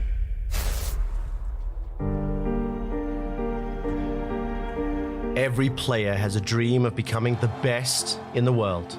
I'm just going to show up, and then I'm going to send FunPlus Phoenix back home. The Nexus is being focused. It's going down, and FunPlus... You've seen the finish line there in the horizon. But time and time again, you have fallen short at the last hurdle. After 7 years being a boomer, I get to finally make it, and it's great, I guess. You've watched as champion after champion has lifted that trophy instead of you. It's when you're at your most vulnerable that you discover the truth. Winning alone does not make you the best. Being the best means never giving up. For Vitality, there's none of it for Perks. Your athletic class is determined by how you handle losing. It is all on Kobbe to try and hold, but I don't think that's possible. It's about that grueling road towards the finish line. The constant heartbreaks and setbacks that you need to overcome. The Nexus stones are falling. So many people experienced their first round of adversity and crumbled. You, on the other hand, did not. You never stopped believing. Fnatic are your champions! For the 6th split in a row, will be denied playoffs. From the outset, you had faith in yourself. You ceased to make excuses. You quit blaming others. You took that setback and transformed it into a driving force. Fnatic rule Europe! The world awaits! The time of trying XL will make playoffs! Rather than being pressured by the expectations of the crowd, you get up on that stage and you use their roar as a source of energy.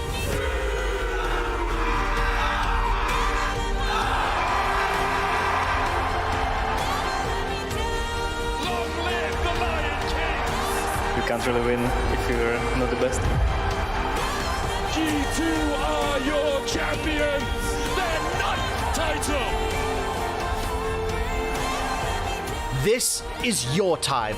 You can feel it in every limb, muscle, and particle in your body, and the question is, do you have what it takes?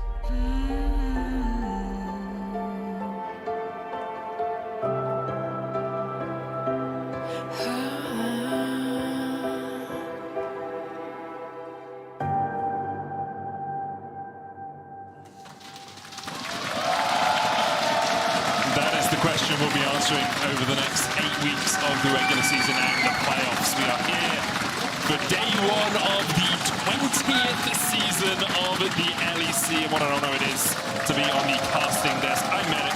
That guy over there, who isn't on your screen yet, is Venius. He'll be on your screen in a moment. You've seen him before. We've seen him in many disguises, and we're here for game one. Vitality up against the Mad Lions. That we are. It is a pleasure to have you all here. We're going to be jumping into game, but before we do that, you know what we need. It's a bit of hype music. So ahead of the draft, let's listen in.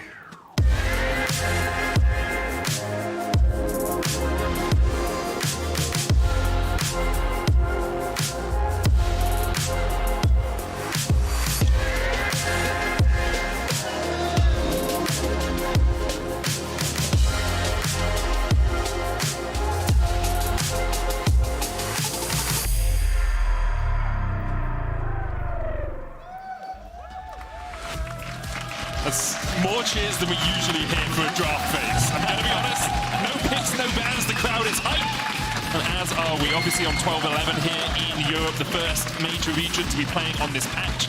We've seen the durability changes in 12-10. We've seen how that's affected the meta over in the LPL and the LCK. 12-11, a few adjustments to those, but expectations are we'll still be on that same sort of path that we've seen in the Eastern regions. Definitely agree. Let's have a look. Draven can be the first one removed away from Unforgiven's hands. Things like Senna, Talia, Gwen. Over in the LPL, Kayle has been very prominent in terms of priority. Lucian, also an AD carry that many teams will want to try and remove. I wouldn't be surprised if we do see the Lucian removed, but it depends on who wants to prioritize it. Right now, with Vitality being on that blue side and with the elimination of a lot of AD carries, it does seem like the Lucian is going to be the priority for them if Mad Lions choose not to ban it away. Of course, Mad Lions can't just say, well, we'll put a man into that. Alongside that, things like the Viego and Wukong are very prominent in the LPL and in the LCK. Gangplank as well, a safe laner, can harass you in lane as well, and scale as well. Of course, Alphari's so well known for his Gangplank. No surprises that Mad Lions don't want to be met by the barrel of that gun. It's certainly seemed like that. Teams taking their time, their first day back on stage in what has been quite a while. Of course, a few of these teams did compete in playoffs, Vitality in particular, but the Gwen now is going to be removed. A few of these teams, one of them did. You're kind of slamming Mad Lions. Have been on a stage before yeah, but as they well. didn't compete in playoffs, did they? There were Not 7. this year, but last year, Medics. They've been here. They know the stage. They're excited to be back. And I saw some of the pre-game banter between the two teams. The mental warfare definitely begins in the draft. I'm telling you right now, fans. Let's have a look. Will that Lucian be removed? Will it then be first pick? What are the options here for Mad Lions? Remember that a lot of strong junglers still up and available, and it's going to be Ahri removed, which means that things like Talia, Viego, but the Lucian, most importantly, is going to be locked in. Now, it's important to remember this champion is a flex pick. Can be played top, can be played mid, can be played in the AD carry role. It will largely be determined by whether or not Team Vitality want to go for an early support. Things like the Nami are very common. Want to remind everyone the Belveth will not be available on this patch. She will not be locked in. No, they're cheering for Yumi, man. They're just real big Yumi stands here in the audience. Apparently not anymore. Mad Lions looking to complete their zoo. They've got the cat, they've got the monkey. Let's see what else they can build on that. Nidalee would be good.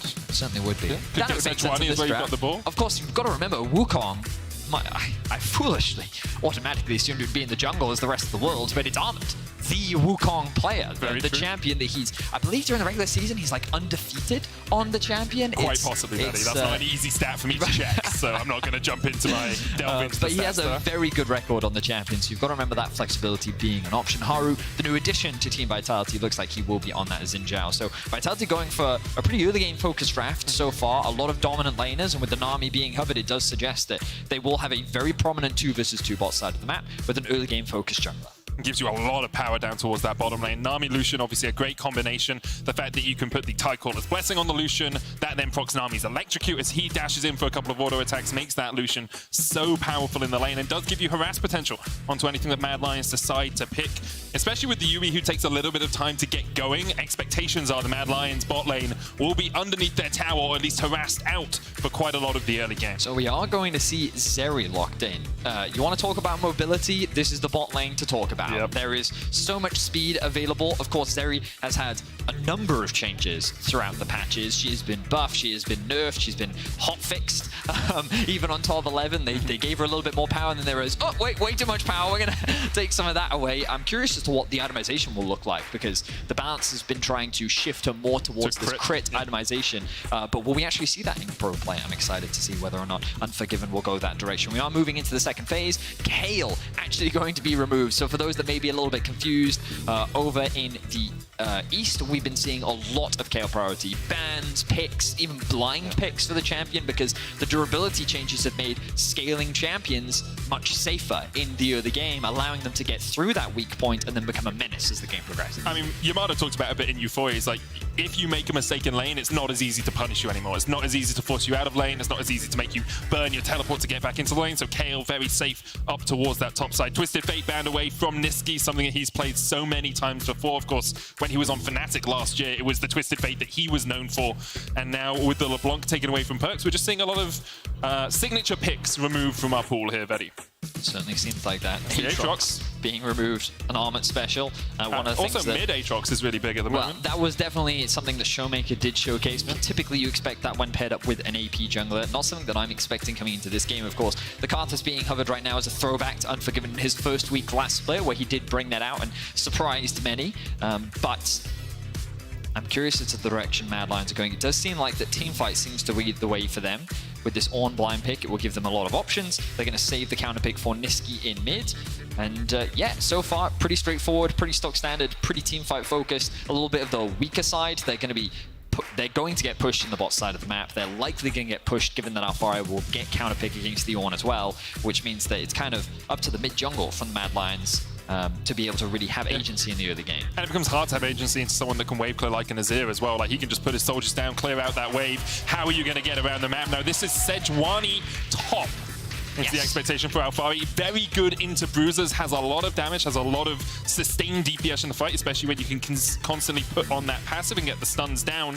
And it's something we have seen just a little bit emerging on 12-10 and 12-11. Well, I was watching Odoamne stream this morning, and he was even playing a top lane. Like, talking a little bit about how we will see that Sylas finally locked in for Nisqy. This was actually one of his go-to champions. Back when he was on Fnatic, it was Twisted Fate, Ryze, Sylas. These are the three go-to that he was typically the most confident on, so no surprise to really see that. But going back to the Sejuani, it's very good into many tank matchups, right? You can out-bully, you can out-trade. Often you'll run the Ignite plus the Teleport. My only concern with the Sejuani here is the amount of mobility on the side of Mad Lions. Everyone knows the Xmithy.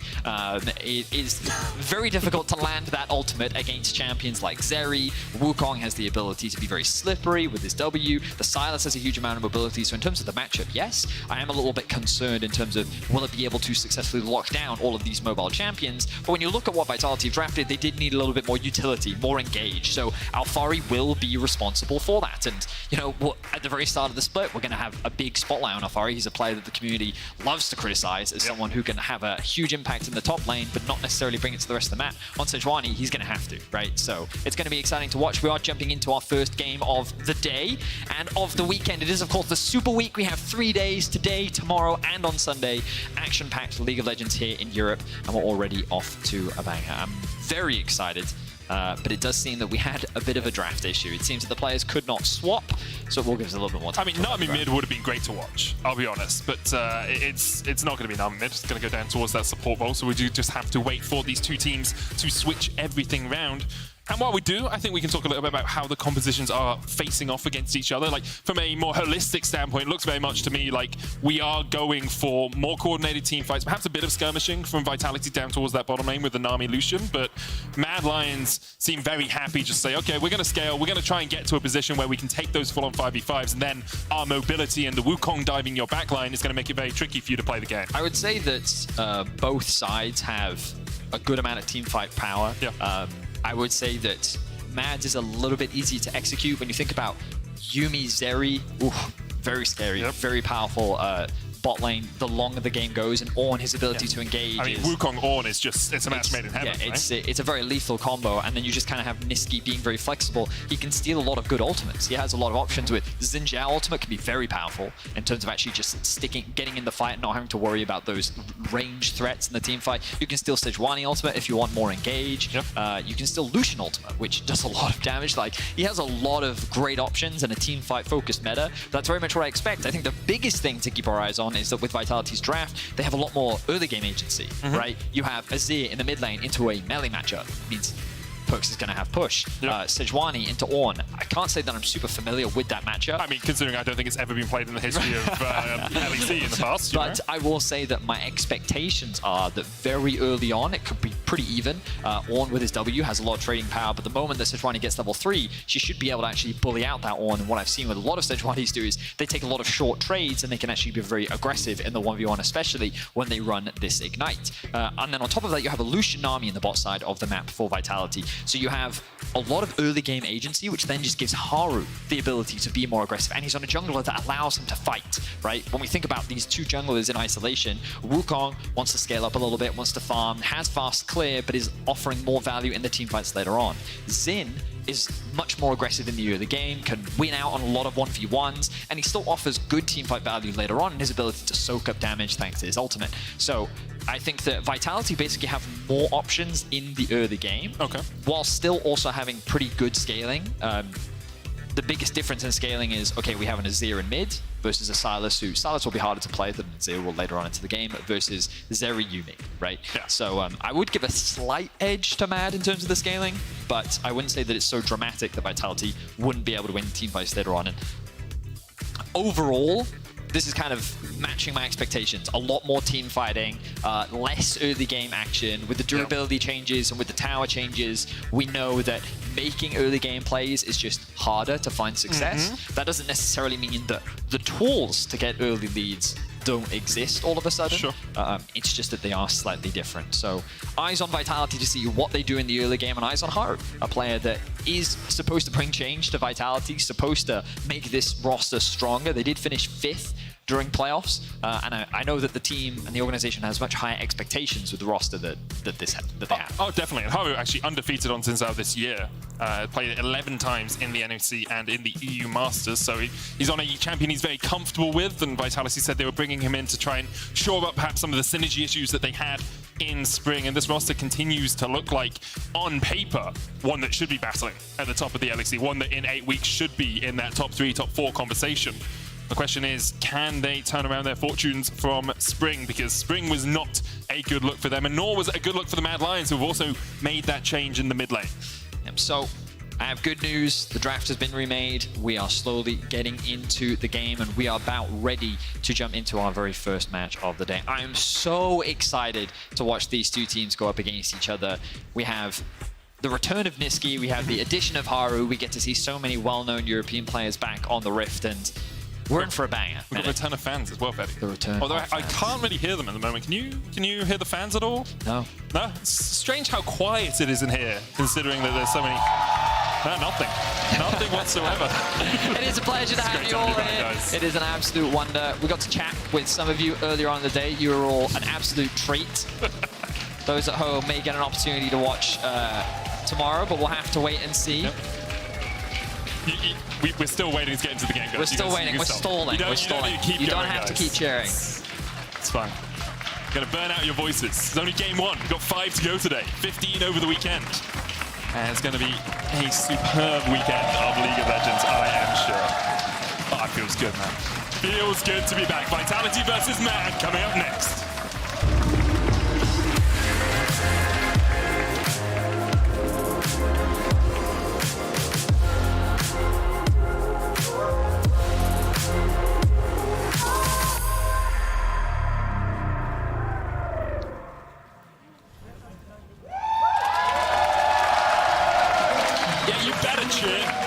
It's League of Legends! Let's go! And it's slow, obviously. I mean, it's 30 seconds in, Betty. Like, well, listen, I watched an LCK game where I saw 35 minutes until first blood happened, okay? Peak gameplay.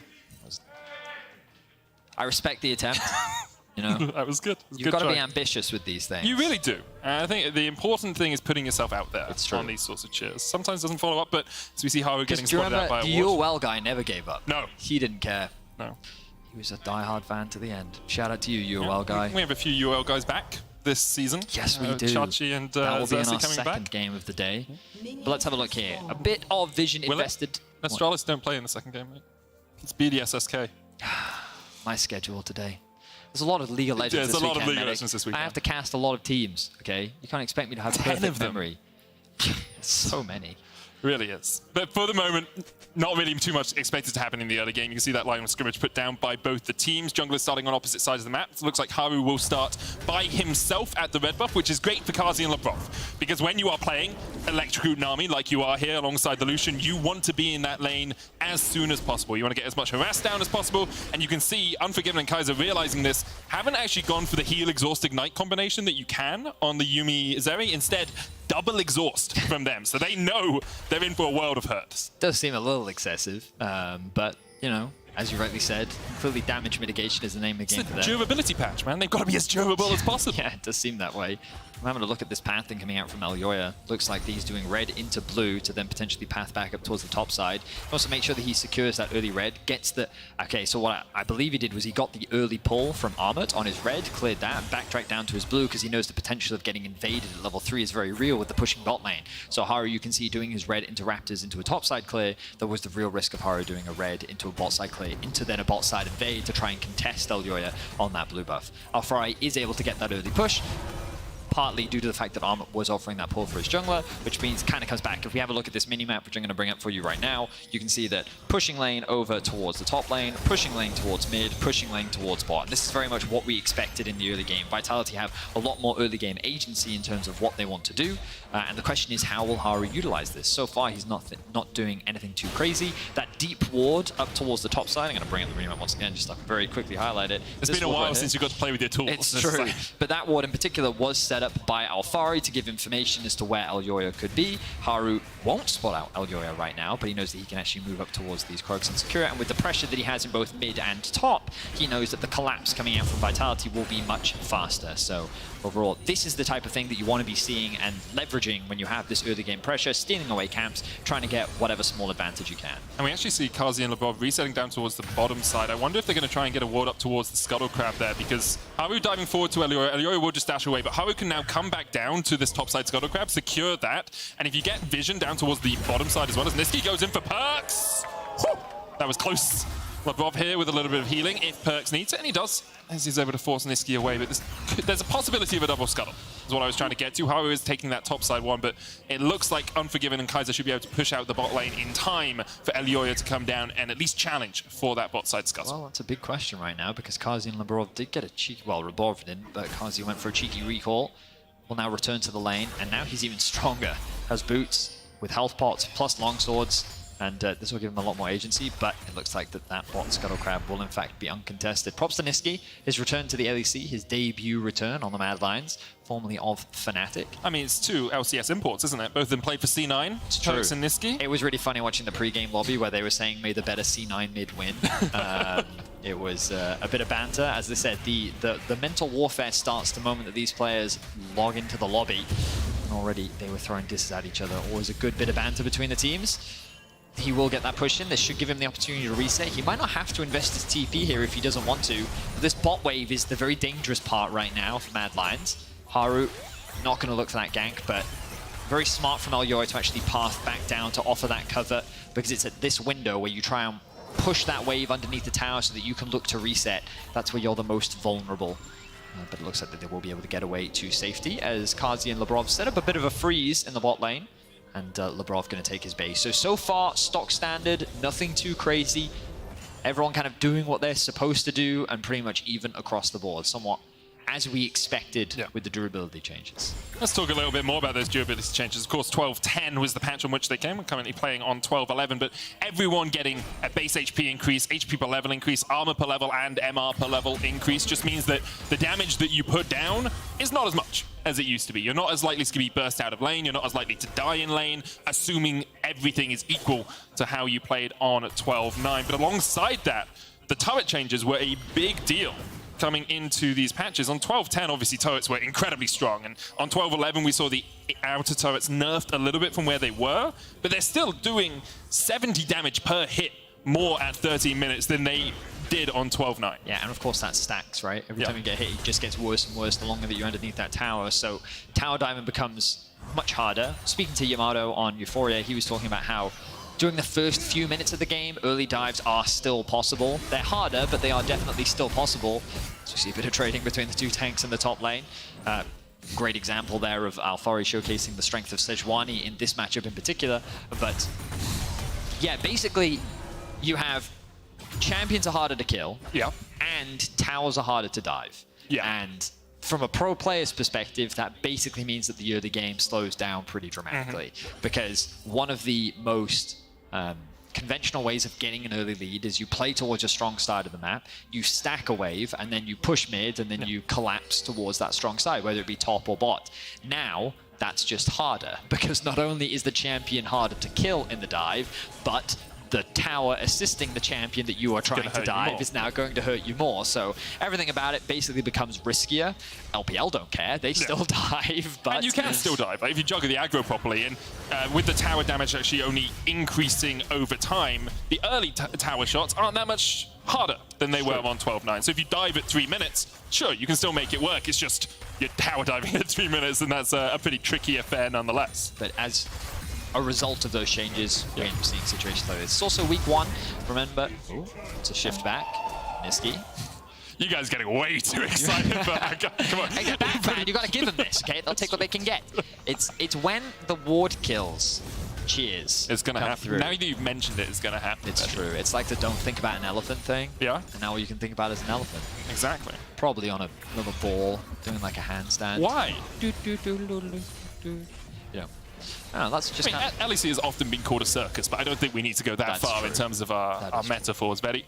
Still, only about 300 gold between these two teams early on here. You can see Niski shoves out the waves, gets poked out a little bit. Is the difficulty of a ranged into melee matchup. But considering the fact that Mad Lions probably have 3 losing lanes in the early game, you look at these CS numbers. Armored's behind about 10, 12. There's a wave there for him. Unforgiven has 7 minions here to catch, so he's only going to be behind around 6 if he farms all of these up. In mid lane, it's about a 10 CS discrepancy. So well, this is where we see the big advantage come through, because you can see that Perks has already been able to collapse. Niski forced to use his TP just there, but Perks already there in position. Alfari also gets to rotate down. And look at this bot lane from Vitality on their way up as well. So Mad will be at a numbers disadvantage if they try to contest this. Alfari could look for the Glacial Tomb, chucks it out, hits Alioya, who's already used the dash away. There's the bubble follow-up. First blood for Vitality. Clean kill from Vitality. Alfari knew that, well, he knew that he could force a flash or get a kill. He threw out the ultimate, good collapse overall, and just good play from Vitality. Mad, they were at a numbers disadvantage. I think that in that situation, you need to try and trade for the Drake, or you need to just push your wave so that you can get a better reset, but they end up contesting, they end up getting punished, and Vitality draw first blood of the split. And that's exactly what you're talking about with the priority, meaning that Kazi could move up first, Lebrov could move up first, Unforgiven and Kaiser able to push in this lane, but Kazi smart enough to check, make sure there was no one waiting in the bush, and because of that he walks to his lane safely. So good early start here for Vitality. Rift Herald picked up by Haru. Didn't get an assist on that, but definitely helped his team get this small early lead. And Haru, obviously an incredibly storied player, Bedius. We've seen him go through many iterations of Korean rosters and now has joined us from the NLC, where he was playing on X7, to become part of this Vitality lineup. Yeah, at the bottom of your screen, you can see his total number of professional games, that he was a long mainstay in the LCK, and I reached out to Atlas to get a little bit more insight, and the way he described Haru was kind of unmet potential. There were always very high expectations for him as a player, but regardless of the rosters that he was on, it felt like that you can never really live up to his potential. And now he kind of gets a fresh start here in the LEC. And I think of players like Malrang, who, if they'd stayed in the LCK, you have to wonder, would they have been able to achieve what they had done here in the LEC? And Malrang really did make a big name for himself and a big splash last split. So we'll see if Haru can do the same. Eyes are, of course, on him, as he did replace Selfmade, a player that many Europeans are very familiar with. Perks tries to go in for the play. Niski is prepared, is ready, and is able to dodge it. Alioya hovering around with Yuumi, but it looks like that the group is gathering in the mid lane. Haru maybe trying to position here to get that Rift Herald down and then fight for the Ocean Drake. Alioya and Kaiser will back away. You Control Ward spots out Haru and Labrov, but once again, you can see Unforgiven has to push the wave out. Okay, fans. Yeah. Yeah, I told you, as soon as you mention it, Vedius, it's always going to happen, man. My bad. I know it's been a while since we got It was a regular exciting, season though. with It was fans. pretty insane. Oh, What was that one for? Because the Raptor died. Yeah, Niski's going to be able to walk away here. They're just challenging over the Razorbeaks here. Mid lane Prio, obviously very important. Alfari working his way down from the top side. Ping of Danger does come out where he could be. I don't think Mad Lions actually know exactly where he is, but Vitality willing to back away from this one. 1,000 gold to the good right now. Armut, I mean, Alfari has no flash, so Armut can always just flash away from an engage, and Alfari won't want to give up the 4 minions left underneath this tower. Yeah, I was going to say, I don't think like that they can 100-0 each other. That seems probable. A lot of damage coming out from Kazi. There's the exhaust. Unforgiven stepping forward now, dodging away from the Aqua Prison, but They still have another one. They do. They have that second exhaust, so that's Summoner. Look at Haru hovering around bot, and Wukong is in mid. If he gets spotted, this will be the ghosting of Vitality. Kazi looking for it. Final chapter coming out. Unforgiven looking for the root. The exhaust goes down as well. Unforgiven flashes. Dodges the tidal wave, and now Labrov has to be very careful. Haru dives forward once again. Kaiser tries to get back on. But now that cat has nowhere to go. Put down by Labrov. Vitality 3 on the board. I think he actually picked that one up because of the electrocute, but regardless, that will be 2 kills going in favor of Vitality. The double exhaust coming in clutch there. Kazi, he does everything in his power to dodge everything, but he still gets hit by that second exhaust. He gets kited out by Unforgiven. And Mad Lions, they will find their first kill of the game, but overall, Vitality not too upset. They're able to push in the wave. They're able to get a reset off, and let's have a look at this. So that exhaust comes through. He's rooted in the brush, and it doesn't matter if Unforgiven has vision on him or not, because he can just throw his Qs over the wall, secure that kill. So well played by the Mad Lions bot lane to do what they could, but they were at the numbers disadvantage. The Wukong was trying to set up a play in the mid lane, so he wasn't there to assist, and this Herald is just here. Yep. Well identified, Betty. Yeah, not sure why it was put down. Call of Fortune coming out. Alfari does get the stun, does get knocked up as well. That Brittle's going to do a little bit of work. Ignite is ticking. Armor low. No mana on him. No mana on Alfari either. It's Ornn. Ornn always wins. Alfari with the grass proc gets a little bit of healing back as Armor looks for more of a trade. They have no mana. And Niski has enough to secure his first kill of summer. I think if Niski didn't show up, I don't know if they could have killed each other because they had no mana. But Niski is able to secure the kill. Vitality will use this Herald in the bot lane to get a couple plates for Labrov and Kazi. This will be an exchange back for Mad Lions, but Vitality off to a pretty good start in this early game. That will be 2 plates going into Armut's pocket. But Perks was able to push in mid, and he should be able to secure himself a plate as well. So Vitality overall pretty happy with how the early game is going. You can actually see, because that Rift Herald was put down towards that bottom side, Haru's got the largest gold advantage on any of the players here. 600, 500 gold ahead. The rest of the map relatively even. There's about a 400 difference between Unforgiven and Kazi, and then of course support difference. We can talk about it if you want. Getting 700 gold closer to your Imperial mandate for Labrov is a big thing. We'll see how they're able to use that Mythic, because Labrov is the strongest right now that he'll be in the entire game. That's kind of how supports work. As Perks comes in, Niski's going to have to flash across the wall here. Perks could slide and glide forward, but even with the tidal wave moving in, he decides against following up. Having a look at some of the objectives that are coming up soon. The Herald, the second one of the game, will be up shortly. Vitality will very likely be looking to contest, but I want to remind people that both sides still looking to scale. Flash. Team fighting is going to be the name of the game for this one, even with Vitality accruing this early game gold lead as Armut dabs on his opponent. This is my favorite emote. The animated dab is just... why does Penguin need sunglasses? The dab has kind of fallen out of fashion. Do you reckon that means that we can bring it back? I don't think we should bring it back, but I think it's now ironically cool to do it. Oh. Unlike Sheesh. So Sheesh is uncool now. It's moved into the dab territory. Right. Yeah. That makes sense. Obviously, we're allowed to determine this. As a 31-year-old, I think I have my finger on the pulse of today's agree. youth. We're down with the kids, right? Totally. Yep. We're hip. So, the Herald will be secured by Vitality. Second one of the game for them. Much uncontested. Mad, though, will have Prio on mids. Niski is pushing in bot. Observers, can we have a quick cheeky look at Niski? See what he's up to? All right, so he should be able to slowly secure this tower.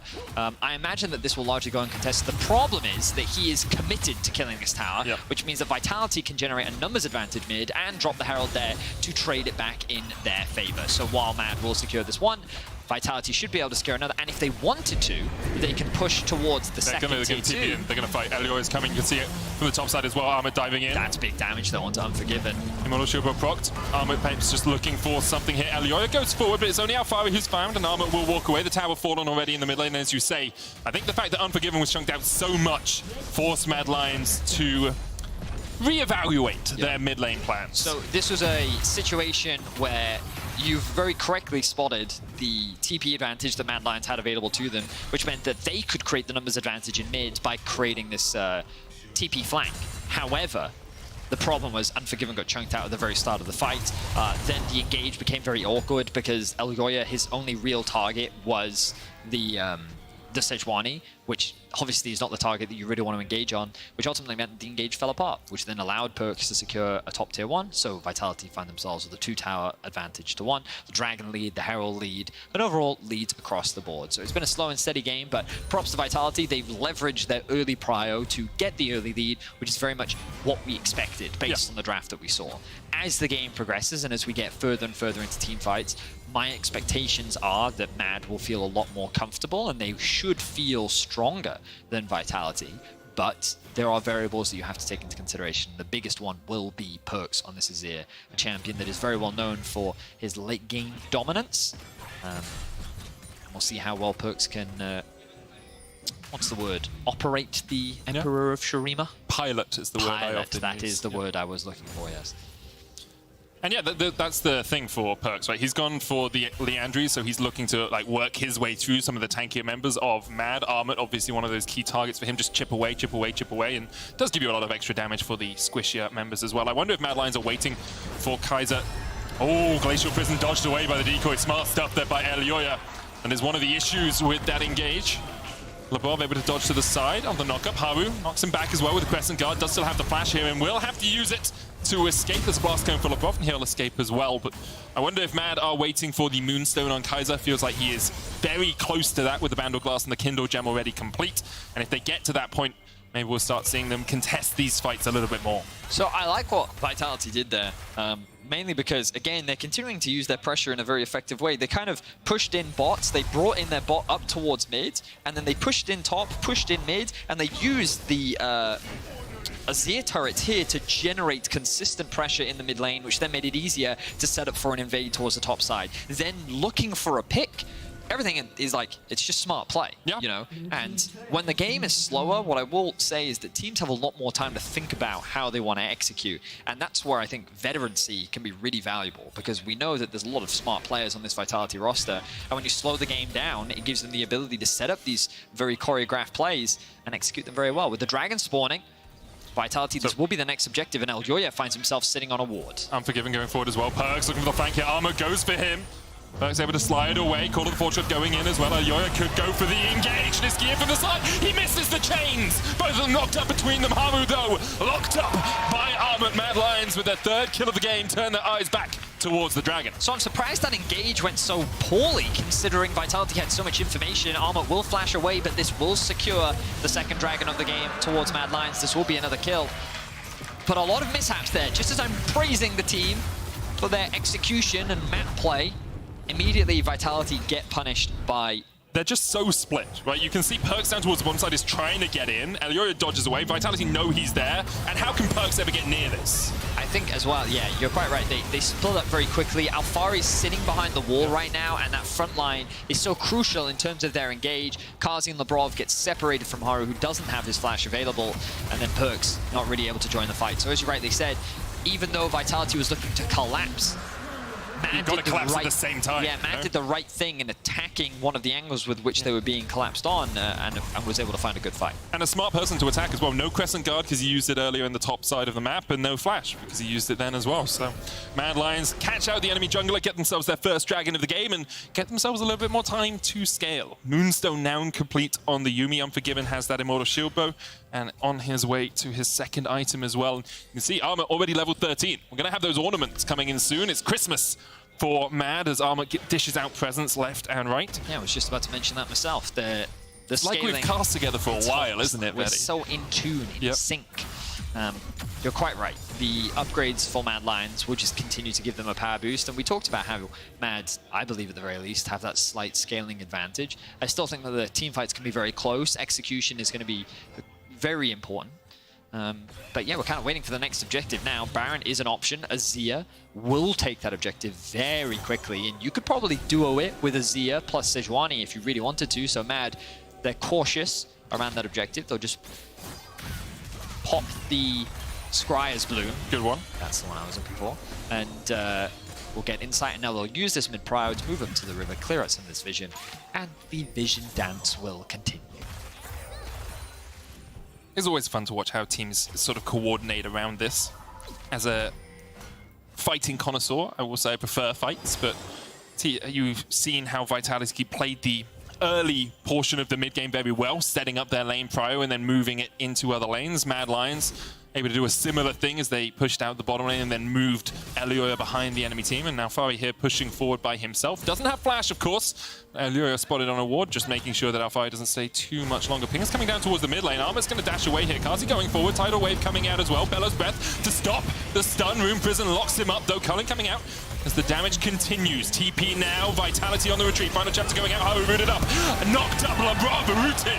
Shut down. Haru pulls the crescent guard. Alfari has to dash away as soon as he TPs in. And Mad Lions find another pick. Seemed to me that Vitality believed that they could disengage effectively from that fight, but Niski really committed, and Armor with a beautiful knock-up onto Labrov meant that they could find themselves another kill, reclaim a little bit of map control. They're still down in towers.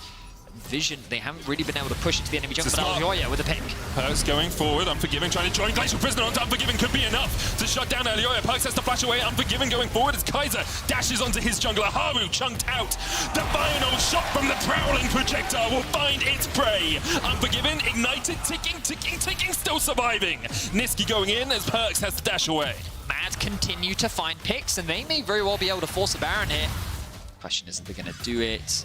Looks like not for now. They're going to disengage. They're going to be happy with the kills that they secured. And it's interesting, Vitality felt very safe with the vision that they had in their side of the jungle. They were not expecting Elioya to just commit to this fight. And you can see like Perks just gets immediately collapsed on. And this is where we talk about the mobility. The fight becomes quite split. But Elioya, at this point in the game, has the damage to deal with both Perks and Haru. And then Haru ends up getting killed by Kaiser on the Yuumi. And look at the mobility coming out from Unforgiven. Just barely able to get away, but this is a bot lane that's very difficult to lock down. Double exhaust, the constant heals, the bonus movement speed, the ability to slide over walls and parkour wherever your heart pleases. It's just a very difficult composition to lock down, and Mad is very rapidly closing that goal gap. It becomes even harder if Kaiser gets himself something like a Mikhail's, which it looks to be where he may be going with his next item. Even if you land the Glacial Prism, Mikhail's immediately Unforgiven is out of there. Vitality trying to get a little bit of vision up towards this Baron, but the last few fights have not gone their way. They do still have the gold lead, but it feels like compositionally, Mad Lions are on the front foot, scaling well into this game. Armor looking for a knock-up. That's a little bit of extra speed there from Kaiser as well. Importantly for Vitality, they do still hold this mid lane tier 1. Makes it a lot easier for them to gain purchase on the map because you know you have that safe turret to retreat to. Although I will say with an Ornn in the game and a Frozen Fist and oh, what's that item called? Glacial Shroud. Is that Glacial Shroud? Frozen Heart. Frozen Heart is the one. Builds out of Glacial Shroud, sorry. It's a little bit trickier to stay under your tower because Armor can just tank it for quite a while. True. I mean, the difficulty for Mad is going to be sieging onto these towers as it has really prominent wave clear, and then you also have the Lucian culling, and yeah, there's a lot that makes it difficult. Mad kind of has to threaten a dive or get good poke in order to really siege. And I think Vitality made a wise choice not trying to contest that objective for the time being. Alfari chose to push all the way through the top lane, get a better base off. Now they're in a better position to contest this Baron. And it could be the next big fight opportunity. Niski on the flank, steals away the Sejuani ultimate, is level 14.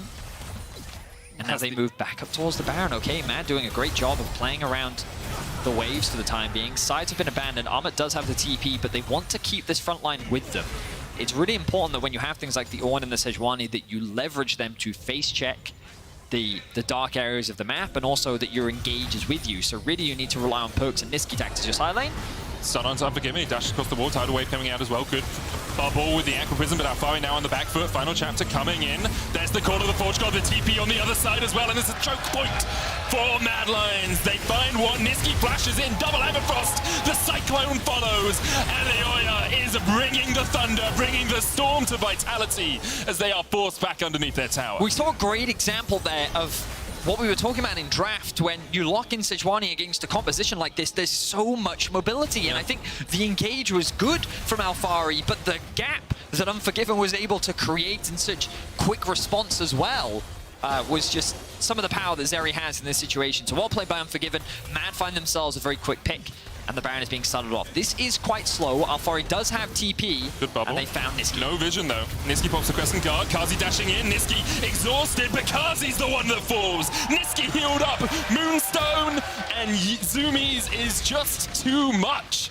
Healing on 12-11 is so darn strong, and Kaiser is showing us just what you can do with a Yuumi pick here. Wow, okay, so Mad Lions walk away with another pick, and remember, for the last like 20 minutes now, it's just been Mad Lions pick after pick after pick after pick, and they've just been punishing everything that Vitality has been trying to do. We haven't really seen a fully fledged front-to-back team fight.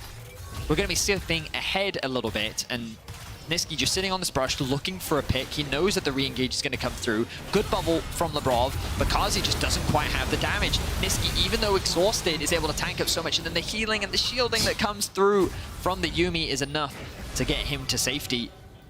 And Niski's able to get away with his life. Big debut game for Niski. We know that he had a lot to prove. He wanted to showcase that he was definitely still LEC ready. The fact that his departure from Fnatic and he wasn't picked up by a team was a shock to many. And I think that his acquisition in the Mad Lions, everyone saw it as a tangible upgrade. In particular, in that mid-jungle role, Elyoya still had a very strong split last split. So pairing him up with a very prominent mid laner like Niski, we were expecting results, and so far Mad Lions demonstrating that as we get closer to the 30-minute mark. And for Mad, obviously having such a bad spring split, they really needed a change that would have an immediate impact, and Niski seeming to do that in Game 1. Of course, only the first game of an 18-game-long season, so they've got a bit of time to continue to work on any mistakes that they may have had, but the start is looking good. Vitality made a change of their own, Haru coming in. His early game was strong. Vitality had a few early game leads, but since then he just really hasn't been able to find a way to fight here. It may be a compositional diff. It may just be Vitality not always on the same page. Call of the Forge God coming out. Alfari stunned for a second. And they look for the damage underneath the tower. Final chapter being used here as well as Haru has to pop the Crescent Guard, and Mad Lions tank the tower and just back away. Well, we talked about how difficult it is for Mad to siege against this composition, and they did the right thing. You have to threaten a dive to force Vitality away, and this was the best window because Perkz is in a bot lane. They thought maybe we can get the TP out from Perkz because we don't have teleport right now, but then we can get that TP advantage and then we have windows to play around Baron. Perkz never used his TP. He just chose to reset, and even without him, Vitality were able to hold the tower with Alfari using his ultimate, Haru using his, the disengage from the Nami ultimate. Vitality have a lot of tools to make it difficult for you to really engage onto them, and Vitality held the line and keep their mid-tower alive. And it means that Perkz now at 3 items, Void Staff complete alongside the Liandry's and the Demonic Embrace. He will do a lot of damage in these teamfights if he is given time to free reign on his opposition. Armit hit with the Demolish block on the tower, almost takes it, can't quite get it. Alfari pushing forward still. Unforgiven coming in as well as Perkz perhaps looks for a flank position. The speed up from the Zoomies means that Armit is able to escape, as is Elyoya. TP now from Niski as Mad Lions look to fight around their third dragon of the game. It's an Infernal for them, would put them on soul point. Perkz puts down the tower in the mid lane as he wants to keep that wave pushed towards the Mad Lions base. Elyoya on a long flank. We've seen him do this already in this game. Vitality may just say, hey, you guys take the dragon, we'll go for the Baron, but there's still vision for Mad Lions around that. Dragon will be taken very quickly. Mid lane tower forwards. Perkz does not get across the wall. He's trying to join his bird friends there, and Vitality just setting up around this, but the vision behind them actually makes it very difficult for them to fully bait this one out. Haru sweeps out a ward. Mad Lions now know they don't really want to walk too far forward into this. Top lane wave is pushing forward. Mid lane wave now caught by the Mad Lions. There's still a Sun Disc behind them though, so their minions will be culled, as Vitality may be just looking for a tier 2 out of this whole affair. But Vitality are investing 5 people towards the top side of the map. This will give Mad control over mid. I'm surprised they don't push for more. They're choosing to go for the river control. I really think they could have threatened that tier 2 in the mid lane if they wanted to, but instead they're going to disengage. both teams showing a lot of respect to one another, kind of as you expect early on in the season. Teams very cautious, very patient when they first return to the stage. And I want to remind people that even though expectations are that Mad do have a slightly stronger scaling comp, Vitality still have a lot of options. Oh, definitely. Perks is level 16. He has 3 items completed. He's got a 550 gold bounty, by the way. He is very powerful. 321 CS at just short of 31 minutes. The man is a farming machine right now. Kazi 3 items. What sort of machine? Like a tractor? Like Combine harvester? Like a harvesting machine. Yeah, it's a farming machine, right? Yes. Why do you know so much about farming? My mum was a farmer, actually. Really? We used to have lambs. Really? Yeah. So you didn't farm crops? I didn't do any of it. I was a baby. You were a baby? And yeah, that's a poor excuse. I feel like that if you had committed a little harder, you could have contributed just to the crawling on all family. fours, putting the seeds in the ground. How hard is it really to operate a tractor, Medic? Come on. Wow, you just insulted all the farmers that listen to this show. I'm just questioning how hard really is it. It's very rude. I just asked how hard is it, Medic? I can't believe you do that, Medic. Yeah. I'm going to get letters from the farmers now. Farmers community, how dare you? But yes, he is a farming machine, as you say. As Vitality trying to get some control over this mid lane. Alphari does have TP. So does Armut, though, so he can match this. Looks like the Baron has been started by the Mad Lions. They're trying to pull this TP out. No real vision for Vitality on it, as the TP has been used. Elioya looking for the flank position here. Ward's cleared out. Baron stopped by Mad Lions. Unforgiven. Ooh, chunk. Just a little bit of Alphari's health, about 320 damage there. They got what they wanted, which was the TP out from Niski. Sorry, not Niski, from Alphari. Yeah. That was the person. The reason why I was thinking about Niski was because he still doesn't have TP, but he will get his up relatively soon, and Armut still has a TP. So I was just about to say they'll send Armut to bot lane, likely, because he now has that TP advantage. And the responsibility is now on Vitality to try and pressure him to joining the fray. But Mad have the ability to. The resets need to come through. Armut should be able to push out this wave. They'll push out mid. Alphari needs to catch top, so Mad should be able to reset onto the map and feel pretty comfortable about themselves. But we're kind of building into that big team fight. We can see Unforgiven going for much more of the crit atomization. We're not really seeing that Titanic Hydra anymore. Of course, these changes have been repeatedly coming in for Zeri over the last few patches, so it's not really too surprising to see this itemization, but this champ will hurt. Mikhail's Crucible on the support right now, also to offer that extra bit of support towards Unforgiven. On top of the 2 exhausts, you're not locking this champion down. Unforgiven is going to be an absolute menace to deal with. And it's Dragon Point. A minute and a half. This is the main objective the Mad is playing for. They have the bot wave pushed in, they have mid pushed in, now they're contesting for this bot jungle. That damage onto Kazi, I didn't even see where that came from. I think it was Unforgiven. Was that really just his W? Through the wall. I think it's so strong, that W. Oh the Ultra Shock laser can do up to 610 damage. What? That's the ult. Yeah. Alphari looking for something. Glacial Prison coming out. Niski's stolen away an ultimate of his own. Ignite ticking, and he'll just be traded ultimate for ultimate. Meanwhile, Alphari doesn't have TP and Niski does. So Niski's now going to teleport up towards this Baron as Mad Lions pull the trigger on it. Vitality's going to try and answer his perks. Does have a position to get in here and slide and glide his way towards it. Warded, Haru, Call of the Fortune coming out. Perks looking to get it across the wall. He's knocked up. Look at the damage of the Perks. The Emperor's Divide goes back. He pops a stopwatch on Yoyo in the midst of them all as he's healed up by Kaiser.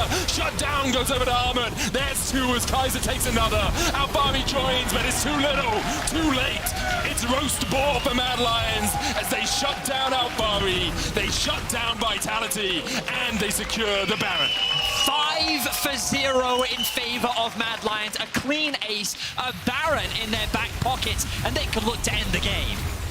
It feels like this might be what we see from at least the start of 12-11. One team fight defines the game, and Mad Lions found the fight that they had been searching for this entire match. Vitality can only sit in the fountain and watch as Mad Lions claim their first win of Summer 2022.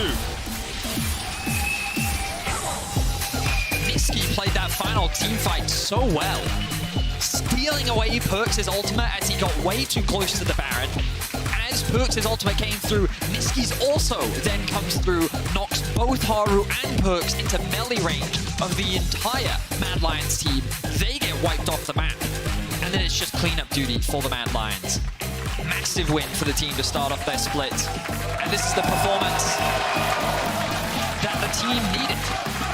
The introduction of Niski, a fantastic debut performance from him as well. Mad Lions eyes will be on them over the rest of the Super Week. Definitely, of course, 2 more games to play over the next couple of days, and Game 1 looked good. We're not going to draw any wide-reaching conclusions from it. We're not going to say the Mad Lions of 2021 are back, but they were solid. They played exactly to their win conditions. They were able to keep Vitality on a tight leash, because Vitality did have that early game lead. They were ahead in the early portions of the match, but they were never really able to snowball that lead, take that lead anywhere. When it came to teamfights, Mad Lions were just a cut above. Yeah, it does feel like that when it came to the team fights, Vitality were just outperformed. Throughout, they had very good control of the early game. They leveraged their priority very well. They played the map very well, but it was just pick after pick after pick after pick going in favor of the Mad Lions. And then when it came down to that final fight, we talked so much about it. The TP bait from Alfari into then Niski having the TP advantage, into then TP into the Baron.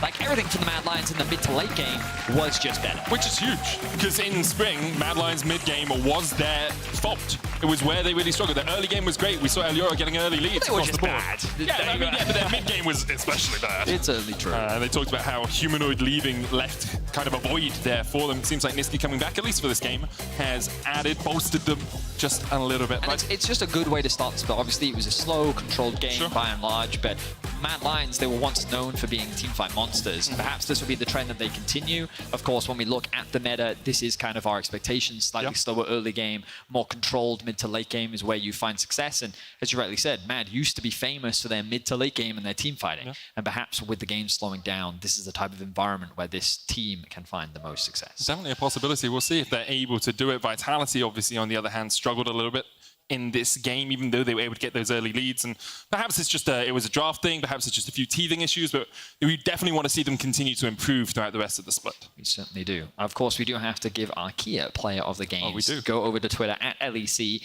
and you can vote for Ahmed, Eldioya, or Niski. All very viable options. My vote would be to Niski, for sure. You're saying that because he's over there, man. He's literally standing on the stage just I wouldn't. Look at him. He's over there. Just look at you. He's nodding now. Let's hand it over to Alor and Niski, who are waiting by the stage, on the stage. That's where they are, over there.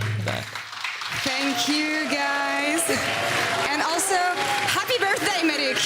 This is your day today. Niski, thank you so much for joining me. Welcome back to the league. Okay, did you expect such a warm welcome from them?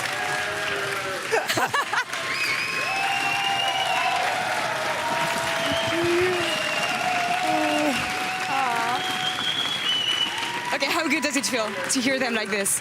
I mean, it feels good to be back. I feel like I missed playing competitively, and I think being on stage and with the fans, it just feels so good, especially when you win.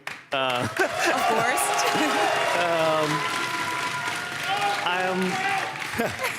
I think it also feels good that I feel like in this team we all kind of trust each other, and we got each other's like back, kind of. Like if someone fails, it's like it doesn't really matter. Like just focus and we can like make it up for like next play or something like that. And I think it showed today that even like the game wasn't going like the best, I think, in the early game. And then we just kept playing and just did our thing and won at the end. So. I agree, but I think it makes sense given the composition you were playing that things didn't go so well in the early game. But as you said, trust, that is the important factor here. So can you talk me through the composition you chose? Because you knew that you would be maybe failing in the early game, but you trusted your ability to come back in team fights later.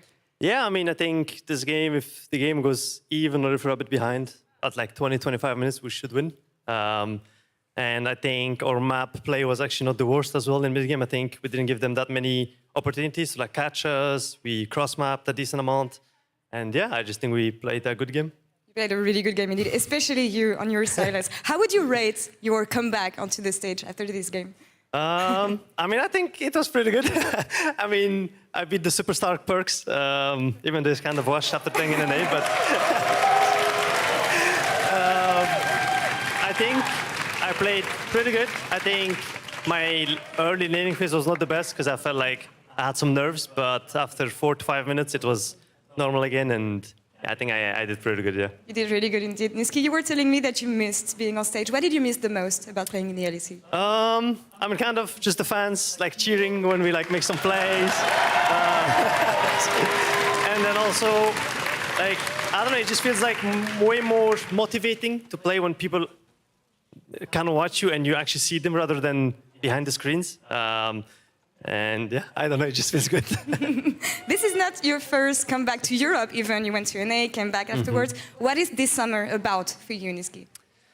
I mean, I think for me personally, I think I still want to show that I'm top 3 EU mid laners, even though I took technically a break last split. But also making Mad Lions go to Worlds again, because they have not been missing Worlds for the last, I think, 3 to 4 years. So yeah, bringing them to Worlds after they failed last split, I think will be a good achievement for myself and the team. Well, hopefully you can make it happen. Niski, thank you so much for the Thank interview. you. Welcome back again to the LEC. And Sharks, back to you for post-game.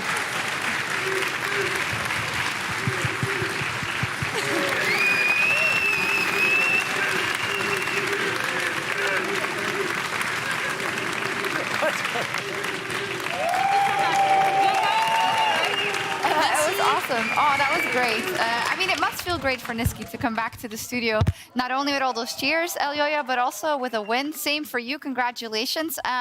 Yeah, the best start you could have hoped for, I guess. Are you happy with your play today? I mean, I'm happy with the win. I'm happy with how the team played. I'm not happy with my individual performance. I think I missed a lot of opportunities and didn't play good at all. But I'm happy with the team play overall, and I'm really happy that we got our first win. Yeah, wouldn't you say that's kind of natural because, you know, you have a new mid laner, you are getting used to the big patches that have come and that are throwing you into this one. The crowd is back. It's your first game. I don't think you have to be too hard on yourself personally, but...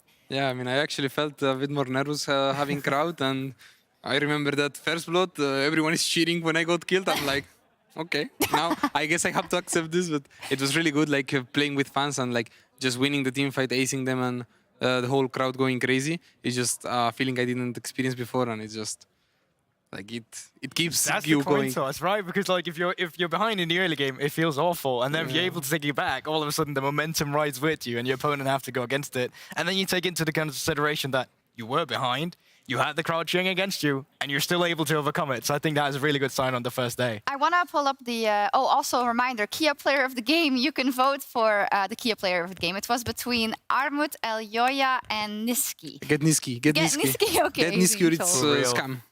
So as in a second, we're also going to put the team comps up on stage, but I'd like to ask you specifically about the mid-game, because something we identified with the Mad Lions in spring was the fact that where in the past, even in your run through of this championships, you were so good at your mid-game decision-making, at your team fights. It looked a lot better, especially today. Do you think that is something you specifically worked on? Yeah, it's something that me specifically and as a team we have been working on. And I think Niski has helped me a lot in terms of shot calling and like wave management in silence. So it has been a big improvement, but I still think we have a lot of room to improve when we play against, let's say, more punishing teams like can be G2 or Fnatic. And yeah, I think we just need to keep working on our mid game. But it's way better than last split. So it's only one game, but it's true. That's the thing, right? Because you take a look at it, they fall a little bit behind in the early game. They pretty much have their lane shopped in. Haru gets to take a lot of space on the map, taking away your Crocs and all that. Gets the 3 first objectives.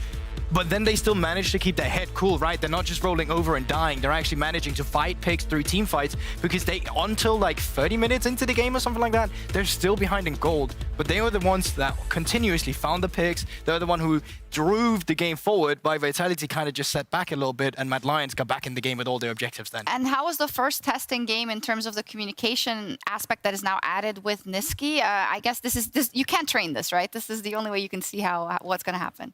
I mean, the communication, like, it felt much better to just play the game, and I think everyone was like had more clear what the objective was, and we were playing all together. And even though we maybe made some questionable calls or like something like that, we were all following them, so it worked. It's like Mad Lions 2021. We in, but we in together.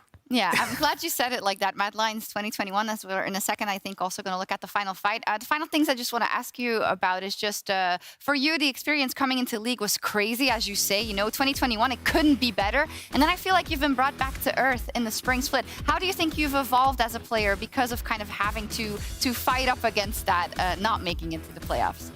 I mean, I have for sure been brought to earth and like, well earth that. No, but I mean, I think it's just good. I mean, right now that I can say, I think it's a good experience because I felt like I was not try-harding maybe as much. I think I relaxed a bit after, let's say, winning twice when I didn't have that good team as I had, for example, let's say 2021 on 2022 with 2 rookies, obviously. So I had to work hard and I didn't. So it was a good hit for my a good reality hit. Yeah, exactly. A reality check, you could even say. Well, I'm glad to hear that you're back now and better than ever. We'll be very excited to see how the Mad Lions do going forward. Thank you very much. I'm going to prove I'm the best Wukong in this team. Like, Armut is no one. You're not even the best Wukong in this team, Armut. Lovely. We're going to have a quick break, but when we come back, it'll be Team VDS up versus SK Gaming. Don't go anywhere.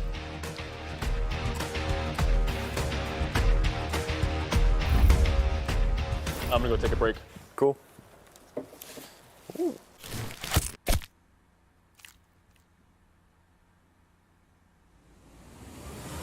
Even the biggest champ needs a break.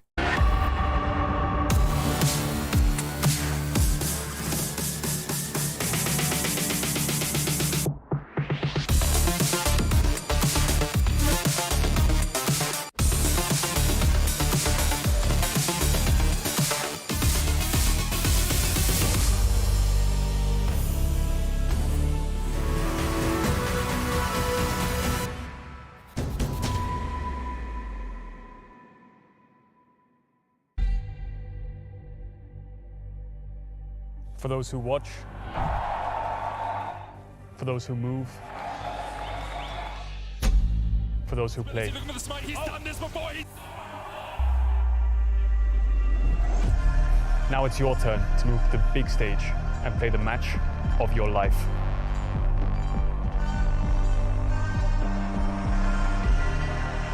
Kia, movement that inspires.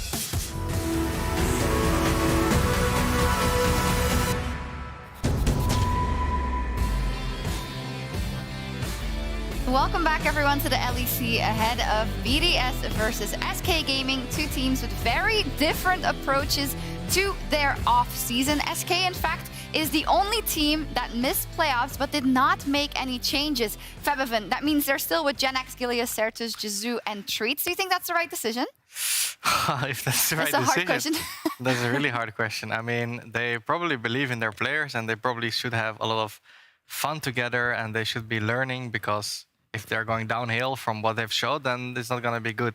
And I mean, it looks like they're having fun together. And obviously there are 5 players that kind of really want to prove themselves, because they need to surprise us now, because else it's going to be too late, I think. And I think it makes sense when you think of 2021, especially given the fact that they made changes between spring and summer, and it didn't work that well for them, that they would change the approach coming into this year, because it felt like they were really finding their footing towards the end of spring this year. So unlike other teams who made changes, maybe they can just keep on going with what they were trying to build by the end of spring. Yeah, going upwards from that momentum. And Febiven, you were like, if they're going to keep going like they did, it's not good. I can see why you would say that if you see a lot of the games, but as Laura said, they did have a good stint by the end of the season. Do you think that runs into that decision? And how do you rate these players? And specifically Certus maybe in the mid lane, who is not that storied of a player yet. Yeah, I mean, when a team wins in the end, right? Like, you can have 10 losses in a row and then you can win the last 8, right? But it doesn't, like, you're still 8-10 and you're, like, not in the playoffs, you know? So it's like, for me, you really want to shine and you want to get to playoffs and you want to be able to get, or, like, be one of the best teams in the league, that you can actually go to the international events and win the splits, you know? I'm not quite convinced about the overall player skill in that team, so I'm a little bit concerned. However, you never know, right? You never know. Maybe other teams start slumping and they're like really motivated because they're rookies and they feel that they need to perform, else they're just out. So it's...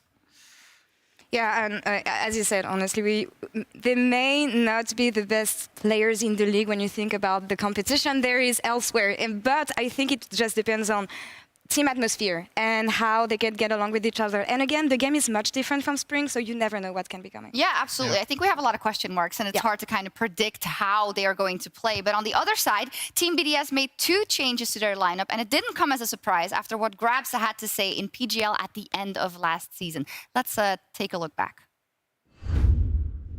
Oh, so that's actually very exciting, thinking about the possibilities. But let's talk a bit about BDS.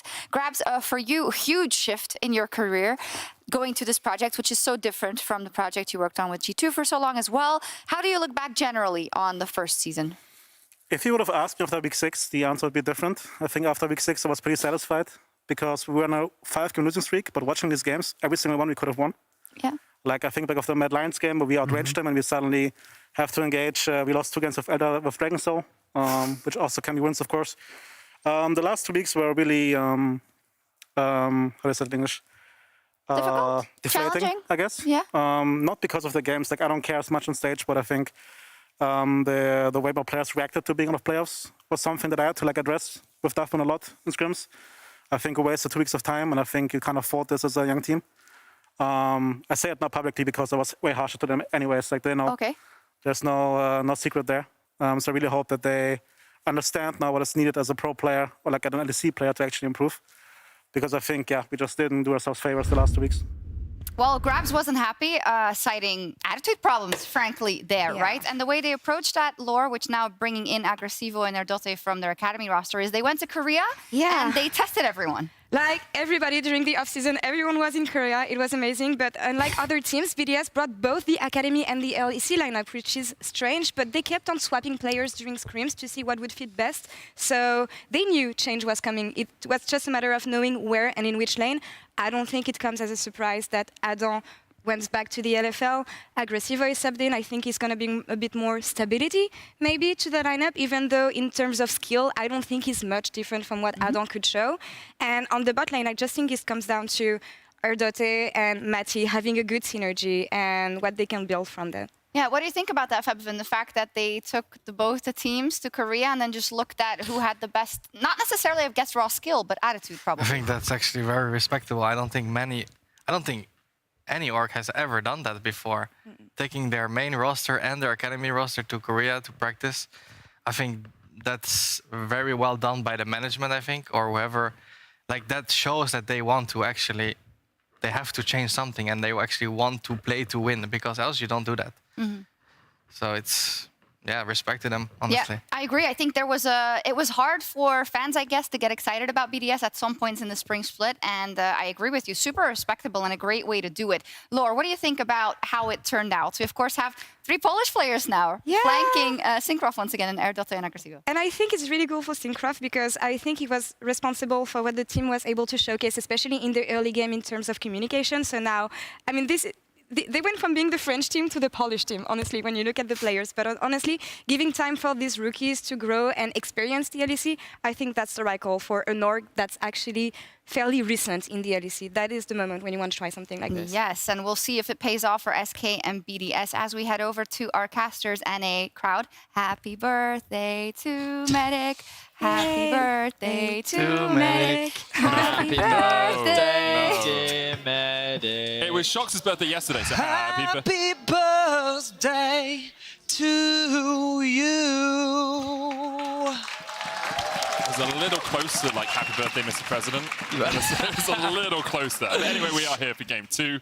BDS versus Medic, the SK sprightly Gaming. age of 23. 23 today. Isn't that great? He just finished medical school and then decided, that's not for me. I don't want to help people. I want to cast video games. That's what I want to do. I want to have my co-caster not get my jokes about tractors. Why? Audience, you have no idea the things that Medic comes to me with. He, this morning, said to me, like, have you ever wondered that if you add a skyscraper onto the world, that it doesn't actually add more mass onto the world? Doesn't that blow your mind? It's like we build this huge thing and the world doesn't get any heavier. Yeah, that's not that weird. It's so cool, though. Yes. Again, this is what I have to live with. It does make me think, in League of Legends, where are all the items coming from? Because we know Boris sells them, but who's making them? Oh, my word. Is there some sort of forge? These are not the philosophical debates that I want ahead of a League of Legends game. Okay? Sure. I want to think about draft. Okay. And I want to think about storylines and narrative. I mean, that was a storyline. It's just a story about where the items come from. Well, let's think about the story of these teams. Let's do it. Because SK, they made no changes. They decided that we're going to stick with our roster. We believe in the process, as many teams have said before. And they want to invest in the talent that they've accrued. And they want to try and build upon what they have. And I think that we saw glimmers of greatness from SK at times towards the end of the season. I remember that Orianna shockwave from Certus that we replayed a bunch of times. Yeah, I'm curious as to how their offseason went in terms of what they were able to do, how they developed. And like for SK, this will be a big test because across the pond, BDS have made significant changes. They're the opposite. They've changed a lot about this roster in an attempt to try and rebuild and kind of get a better footing. And the analyst desk has set up for us a lot of context about behind why these changes have happened and the logic. So I'm really curious. I'm really excited. Syncroft is a player we had our eyes on a lot last split because of his like just intelligence was something we gave him a lot of credit for in terms of his early pathing, his efficiencies, his ability to actually find early ganks as well. Like he was a very efficient and very effective early game jungler.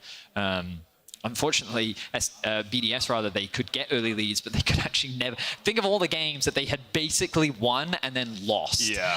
There was one brutal one against XL that I seem to remember, and like it happened a couple times for BDS where it felt like they were so close and then they just threw it all away. So we'll see if they've been able to fix any of those issues with this new roster and new lineup. But these are the games that matter against these two teams when they're fighting for similar positions. But as always, a bit of music, a bit of charm, a bit of calm before the storm as we're about to head into draft.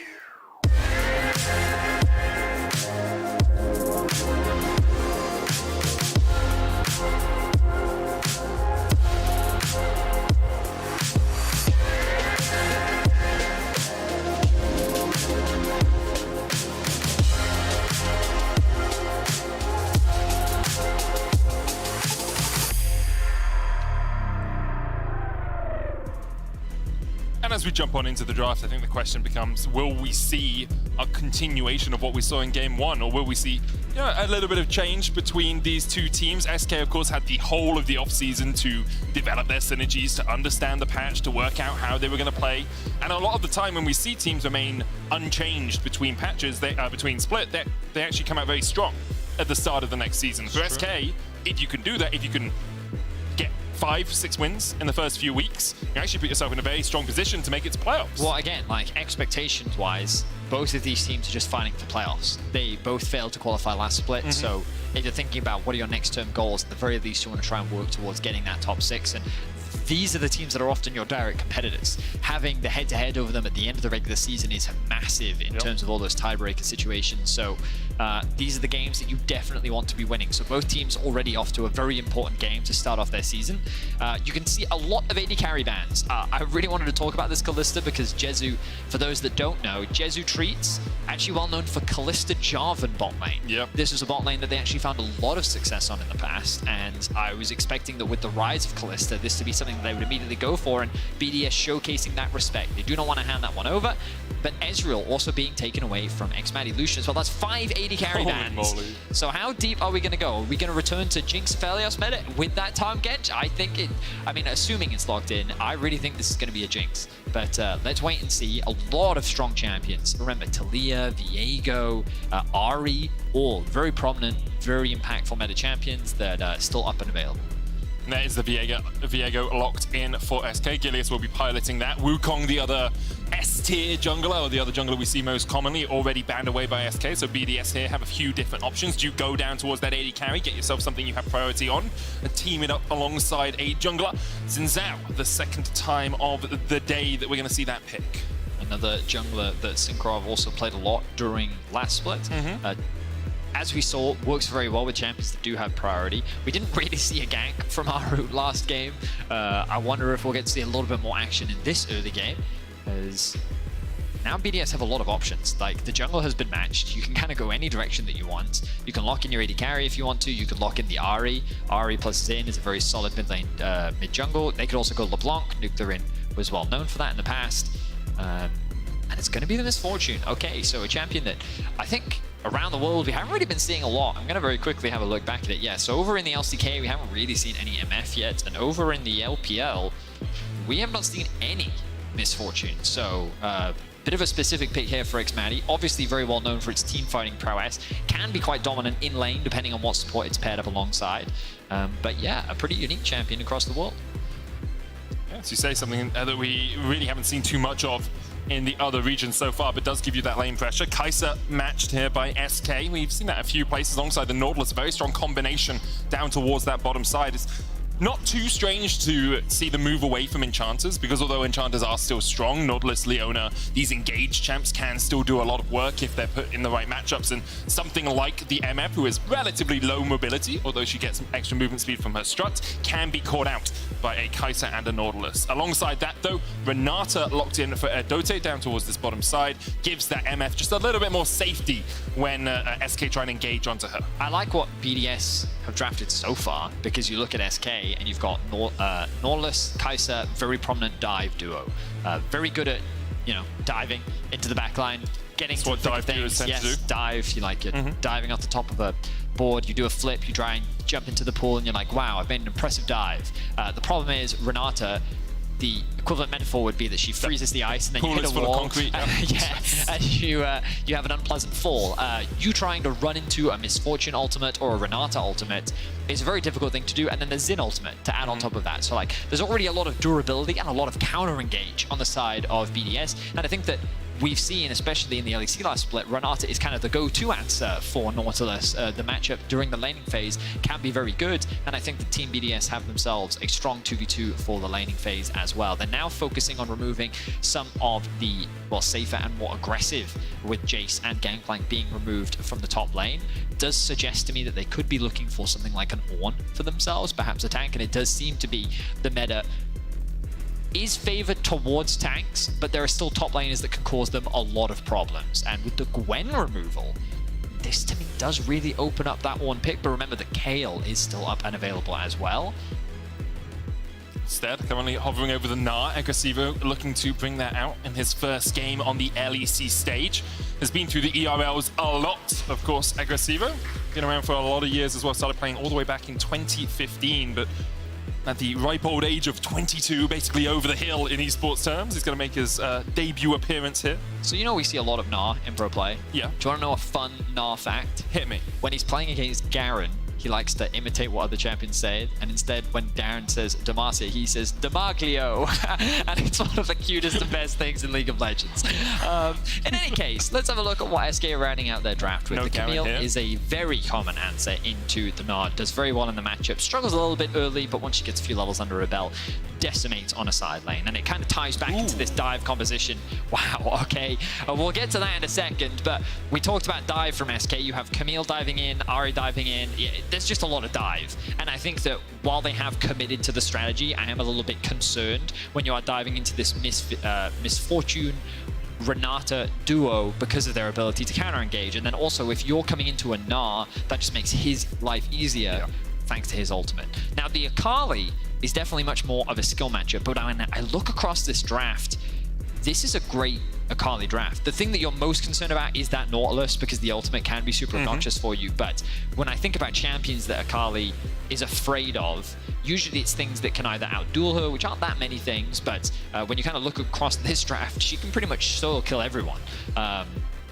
And remember that a bunch of damage items were buffed as well on 12-1, which gives her a little bit more agency as well. So I'm excited to see the return of Kali. I hope we get to see a little bit more, but it is also a really difficult pick to execute, especially in the teamfight focused meta.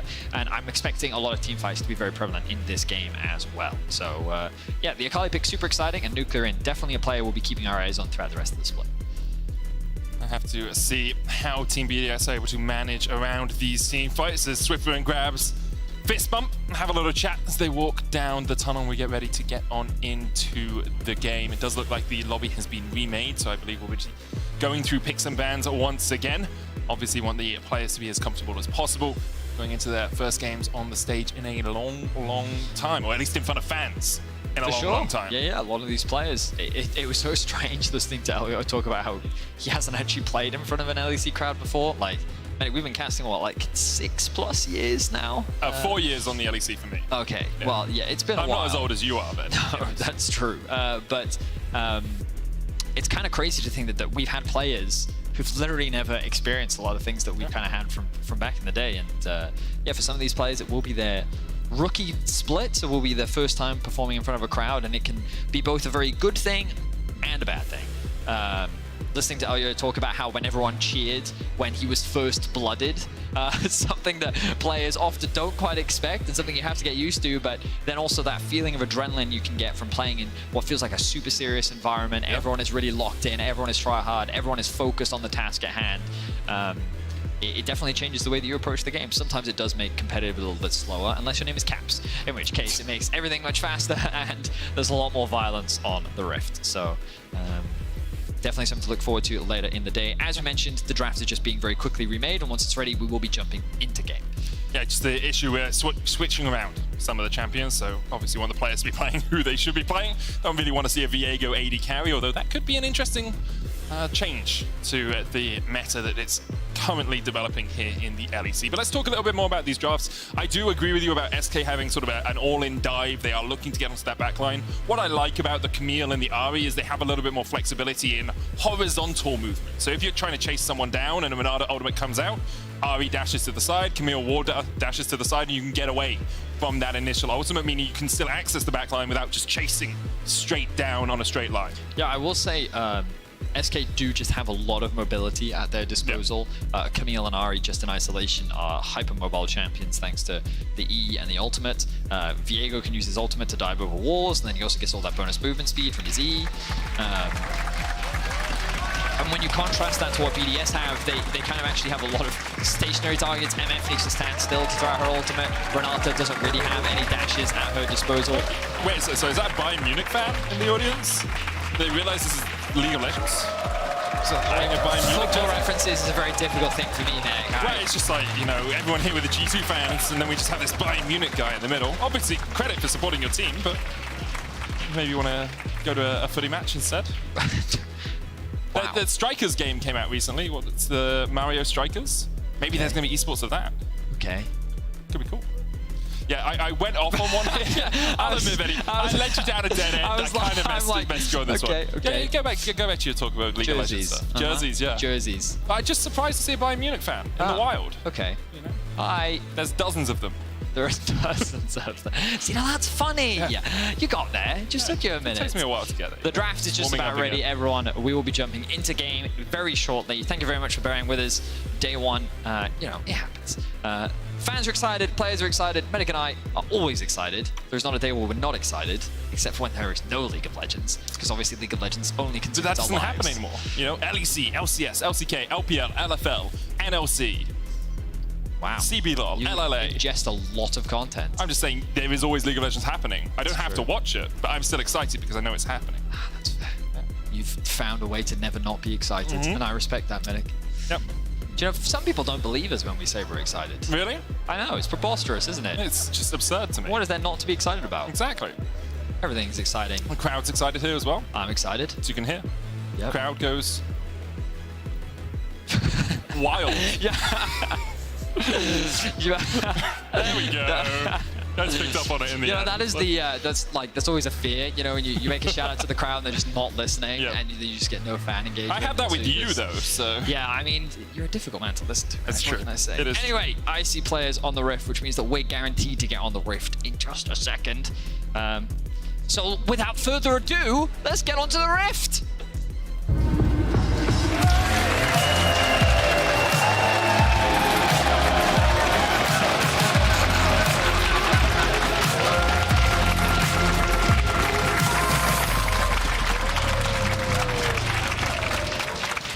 Let's get into it. Yeah, enough nonsense from us, Medic. It's been too long, man. Yeah, it has. We haven't figured out how to be entertaining, but we'll get it back. They'll come. Don't worry. Let's have a look at this early game. I love talking about wards. It's my favorite pastime. You can see a ward invested here. Super common. Happens all the time. Mainly just to get information if there is anything cheeky. Our observers also highlighted this ward here. This is basically to cover for any potential delayed invade. And basically it's just early information. You'll also see the sweepers then swapped out. So you've got this one over here and you've got this one over here. And basically I'm just trying to draw on the screen as much as possible to distract you as our observers then hide our scoreboard, which meant that I just have the circles on my screen. So it does look like Synchro will be starting on the bot side of the map, pathing up towards top. Jungle pathing. Junglers have a lot of options. So sometimes it's not always as stock standard as bot side clear into top side clear. Sometimes you do blue into red into returning back up towards the top side of the map. But the expectations are that I would imagine that Xmadi and now Dote have the push. So I'm a little surprised that Syncroft wouldn't want to path towards bot. But early levels, I do expect Nard to have the push. So perhaps he just wants to cover for Aggressivo in the early laning phase. But we'll keep track of the junglers, see what they're up to, see what their plans are as they move around the camps. Yeah, of course, Gilly's pathing down towards this bottom side does give him an opportunity to try and get Xmadi and Adote caught out early on in the game. The MF actually walking back there, just, okay, so that's a common ward if you place it just on the corner of a triangular rock on that wall. You can get it across the wall into that bush, which gives Xmadi a little bit of vision. Not as much as perhaps you'd like, but he doesn't want to leave the lane too much. He doesn't want to walk too far up in case Gilius was looking for a gank. Just going, could have gone red down towards that bottom side, look for a level 2 gank. And it's not where he is right now. So the ward is down, but won't give BDS as much vision as they'd like. Just having a look across the runes as well, seeing if we're seeing anything too crazy. The comment coming out from Xmadi, it's kind of as you expect. It's very much more of the poke builds. You can see as well, Synchro is pathing up towards top, so Aggressivo does have that push, which he's going to look to leverage to be able to secure that first crab. The biggest concern for BDS is the fact that Certus will also have the push on this Ahri, and this bot wave is getting pushed in, and there is a window here where Certus could roam towards bot, match up with Gilius, and they could look for an early gank if they wanted to. Of course, that ward is there to provide some protection, but even if they're able to get a flash out of this bot lane, it could be absolutely massive in terms of setting expectations, but maybe they don't want to. Maybe they're a little too worried about Kai'Sa in the early game. They don't want to try and force anything, especially with this pretty stacked wave. You can see Certus already moving. Minion Dematerializer used by him as well to clear out that lane just a little bit quicker. He's now sort of throwing his nose into that bottom side river. Will use the Squire's Boom, spots Adote, spots Xmadi, and the smart move by Xmadi and Adote to come up here and get the Scuttle Crab. Yeah, so I really like this play a lot. It's a good answer, and now Genex is starting to trade with Aggressivo because he realizes that there's going to be a bit of a fight towards this crab up towards the top river. Gilius, so he's just going to fly towards it, and Syncroft not going to contest. Okay, so he's just going to give this one up. I'm a little surprised, but it does make sense with the bounce coming back through for Genax, and with having no pressure in mid. Syncroft is making the call that, you know what, with Akali, I can't really fight this in the early game, so I don't want to run the risk. They're just going to be happy with the fact that they did get a crab, and BDS using their prio bot side of the map in order to, at the very least, get something. So that will accrue in a small CS advantage. The gold, though, for now, stays exactly the same. And it does. And only 4 minutes in, it's not too surprising. Things have been a bit slow. You can see both the junglers backing away, getting themselves the double longsword. Expect to see Gore Drinker on the side of Syncroft and Divine Sundra for Gilius on this Viego. Tends to be where their build paths do end up. Xmadi trying to stack his tier down towards the bottom side. Has a slight CS lead. As you said, the pressure from Renata MF is pretty strong, especially with that Arcane Comet. Gives you a little bit more harass in the lane. And so Jezu and Treats just giving them the respect that they deserve, especially now knowing Gilius is on the top side and Syncroft is probably down towards this bottom side of the map. And as we kind of expect this early game to be a little bit slower, want to reintroduce you to some of the new additions to BDS. For those that don't know, they largely came up from the LFL. They have been playing for quite a while. They have a number of EU Masters games. They have a number of ERL titles as well. So like within the ERL scene, they are very well known. Beginning of this year, both of them did join the BDS Academy team, which was able to find mixed success within the LFL and at EU Masters. But I think many had their eyes and wondered what the opportunities would come from these players, because the LFL, probably the most stacked DRL league that we have right now. Teams like K-Corp, LDLC, BDS Academy, Misfits Academy, there's a lot of strong teams down there. And so kind of the expectations are, it's only kind of a matter of time until those players make their way up. And we've got 2 new additions here from Agresivo and Nardote. And I'm curious as to how they'll be able to compete, because it's very different, right? Whenever you speak to pros, the level and the execution and the expectations. I hear the boos. Yeah, unfortunately we do have a pause. But the expectation is very different at the LEC level. So, oh, it's us. Hello. Hi. Fancy seeing you here. Yeah. Thank you. Yes. Oh, I see. Still feels weird to me, I'll be honest. It still feels odd to me. Really? This is just a normal thing for me. I walk into a room. You applaud yourself as you go into the room? I mean, I'm the only one doing it, you know what I mean? I've got to amp myself up, you know what I mean? You deserve to be amped up. You're a cool dude, man. Dick, man. Cool dude. Not all of us get a birthday every day. So, we are on a brief pause. There we are. We will give you more information when we have more information. But unfortunately, this now means we need to fill. It does mean earlier, that. it did not go well. Part of the problem is not much has happened in this game. We kind of talked about how the compositions are going to play into each other, but when you look at it, early game lead for the MF in the bot lane, kind of to be expected. Top lane's relatively even. Mid lane's relatively even.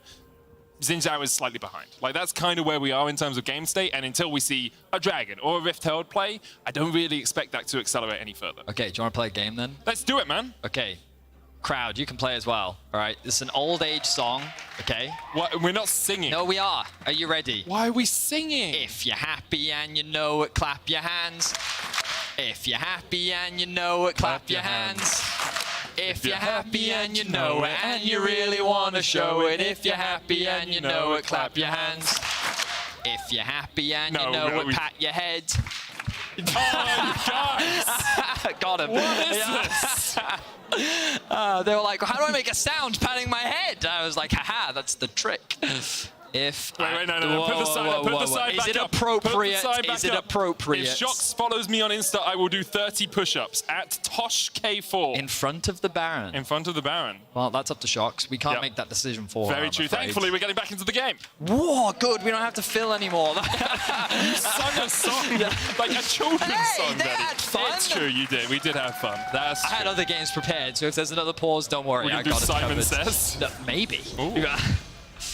Things to look forward to. Right, once again, having a quick look at the map states, you can see that some resets have come through. The lethality build is the direction that Xmadi is heading in on this Misfortune, but everything else looks pretty stock standard. The Sheen also being picked up for Genax, and the level 6 will give him a little bit more trading tools, and Nuclear Int hitting that level 6 mark as well will be pretty significant in terms of his ability to trade. Normally, Akali, once she has this item, plus level 6 is when she has kill threat. And this is where Certus has to be really careful. If he ever uses his charm, there's a very big window where Akali can get super aggressive. But that charm can, of course, still be a massive nuisance. But I'm be keeping my eyes on these mid laners and where they try to move, because right now Certus has the push, which means that he's moving into the bot river. Gilius will contest the crab. Dote and Xmati looking for a bit of a trade, but I mean, it will be an advantage for them. Not much else going to come off the back of it. And you can see Treeps was moving up towards the bottom side jungle as well to try and make sure that Gilius could secure that scuttle grab, just giving him that little bit extra safety, which meant that Jezu was then by himself for a brief moment in that bottom lane, allowing Xmati and Dote to put a little bit more damage down, but still, it is the scuttle crab secured for Gilius. He's only level 5 on his way to level 6. Doesn't really have any camps on this side of the map though, and he's spending a lot of time around here. Sinkrov is about to secure his Gromp. I wonder if that would tick him over to 6 as Treat steps forward, handshake back, Gilius coming in, Dote has to flash, and will escape from the dredge line. Good flash, but also good setup from SK. They leveraged their mid-prior very well, moved into the river, took control of the crab, and invested a lot of control wards to deny as much vision as possible from BDS, made it harder for Sinkrov to try and counter. This will give Gilius the first Drake of the game, which, funnily enough, is not a common occurrence really across the world. Dragon is often just abandoned in favor of making sure that you get that first Herald, and SK, they will be forced to reset here, which means that BDS can actually make their way towards the Herald. Let's have a look if they actually contest this objective. Sinkrov already making his way up. Agresivu does have the push. Nuclear in. It's going to be hard for him to contest that wave. You can see, though, Treat's going for a reset himself, now working his way up towards this Rift Tower. Jezu will go down towards the bottom lane. Knowing that Dote doesn't have flash means he's a little bit safer from a flash handshake, which could catch him out of position. And Sinkrov is able to steal away the blue here, but SK investing resources into making sure this Rift Tower hasn't been taken away from them. Yeah, I'm a little surprised. BDS used their tempo to actually just steal away the blue buff, which, in all honesty, SK is probably fine with. Ari can be somewhat mana dependent in the early game, but the way in which Certus is playing the matchup doesn't seem like he's in too much of a struggle. Treat's now the first one here. Will give them the opportunity to start this one off, and Gilius is going to do just that. The wave is bouncing back. Can we very quickly look at that top wave, observers? I think that Genax is setting up for that push, as the rest of BDS is looking to posture. Everyone is here for a brawl. Level 6s on a Dote, that's big. Treat doesn't have 6 himself. No depth charge, Certus. Perhaps caught out a little bit. Let's see if SK able to fight around this. Genax looking for the damage onto Agresivo towards the top side. There's the kind of instinct as well. Agresivo with a great gnaw into the weapon, into the flash away, dodged away from the charm, and now down towards the bottom side of the fight. Rift Herald is secured by BDS. Treats is trying to bodyguard it. Agresivo won't be able to join the fight, and because of that, SK are able to keep BDS away from the Herald. It's probably not a sensible play, but if I was Nuclear in, I would have used my ult onto the Nautilus to then E into Shroud, into then ulting over the wall, and looked really cool, and got on the eye, and would have swagged away. Well, I will admit that that's how the play would work out in my head. In reality, I would have been ulted by Treats, I then would have been CC'd, I then would have been charmed, and I would have died. And but you would have got the Herald? Well, probably not. Okay. But in an ideal world, you know, pro players are better than me. In any case, nothing really happened. No Herald ended up dying. First blood yet to be drawn.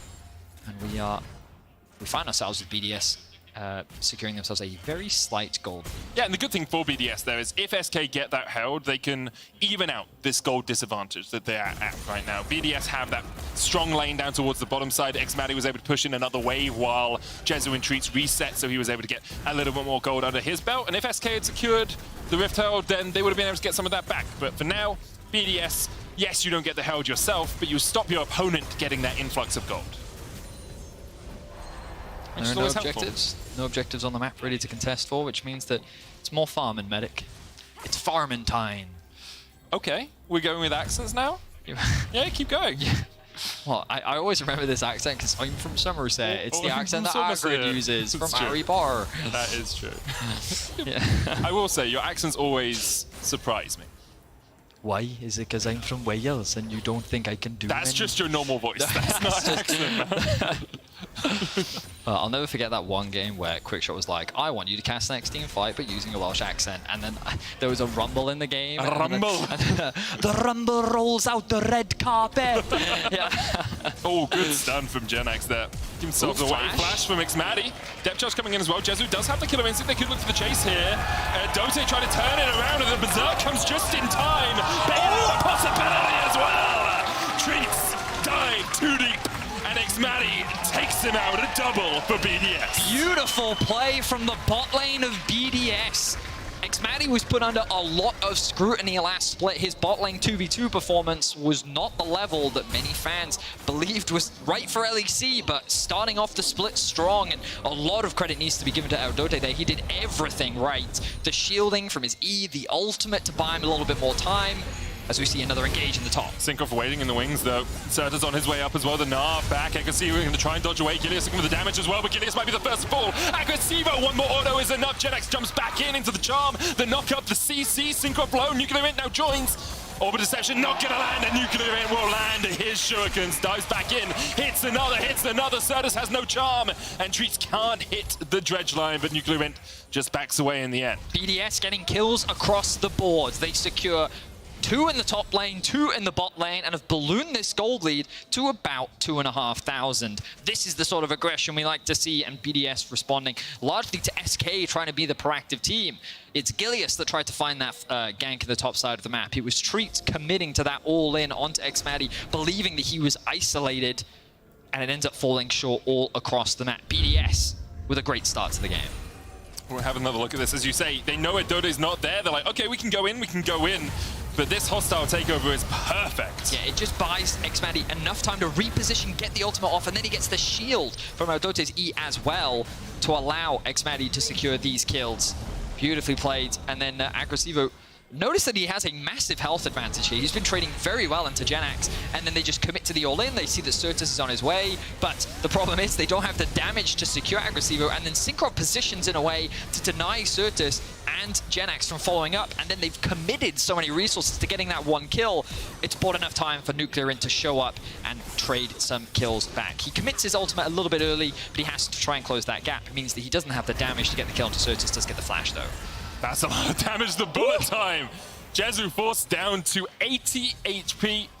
And now, because of that Eclipse on Xmatty, and because of Adote's threat with the hostile takeover, they have to back away once again. Xmatty with his second play of the game. Treats and Gilius looking for something here. You can see Sertus on his way as well. Spirit Rush just about to come off cooldown. Adote does have the hostile takeover here. Gilius looking for the stun. No flash, remember, on Xmatty. He dodges back and forth, but he's still locked up. Hostile takeover coming out. Xmatty, though, locked up and shut down by SK. He'll come back for a second with a bailout, but in the end, it's Sertus receiving the rewards. Yeah, they just accepted their fate there. Xmatty, he didn't have any summoner spells. He didn't have his ultimate up. Syncroft was in a position to try and contest, but he chose to just, nope, I'm out. I'm not going to bother fighting this. I don't think that with Akali not really in a position to contest, we can win. So they just choose to give over the life of their AD carry. Can't really blame them in that situation. It will cost them a Drake, though. How will Syncroft respond? He immediately moves up towards the top side of the map, potentially threatening a dive on the Jenax. Mainly, I think his goal was to look for a steal, maybe stealing away a blue buff, maybe some jungle camps. Nothing's really going to be available for him, so they're just going to give over the Drake. And obviously, it's only second dragon of the game for SK. Mountain Soul will come for us in this matchup. 2 away for SK. If they can manage to secure the next 2 dragons, they can be in a pretty good spot. Of course, Mountain Soul against the burst damage that comes from Akali is a boon to be sure. SK, even though they have been able to secure those 2 neutral objectives, it's still around 2,500 gold in the hole as BDS start to get mythic items across the board. Triforce for Aggressivo. You can see the Gore Drinker on Syncroft. Nuclear Int has the Hextech Rocket Belt, and that Eclipse already complete on Xmatty. It's got more lethality as well. Eclipse plus a Serrated Dirk is a lot of damage from this MF, but because he's down on the bottom side, SK put all of their eggs on the top side of the map and will be able to secure the second Rift Herald of the game. Overall, BDS looking good in this early game. Props to them. I think that, you know, mixed expectations around how this team would show up with a lot of new players on the Rift, but both Aggressivo and Audote looking very comfortable for the time being. But again, I want to remind people that BDS in the past actually had no issues getting early game leads. Sometimes their early games were not great, but it was a common trait where they would find themselves with big advantages and then they just couldn't close out. It was the mid game. And we already saw in game 1 how important the mid game has become with the current meta. So eyes will be on BDS to see how they navigate and kind of leverage this lead into a potential game win. So how would we do that? If you're BDS in this position, you don't have a Herald, you need to fight over the next Drake probably, otherwise we'll see SK on Soul Point. You've taken bot tier 1, mid tier 1 and top tier 1 still survive. What are you looking to do to keep this gold lead ticking over?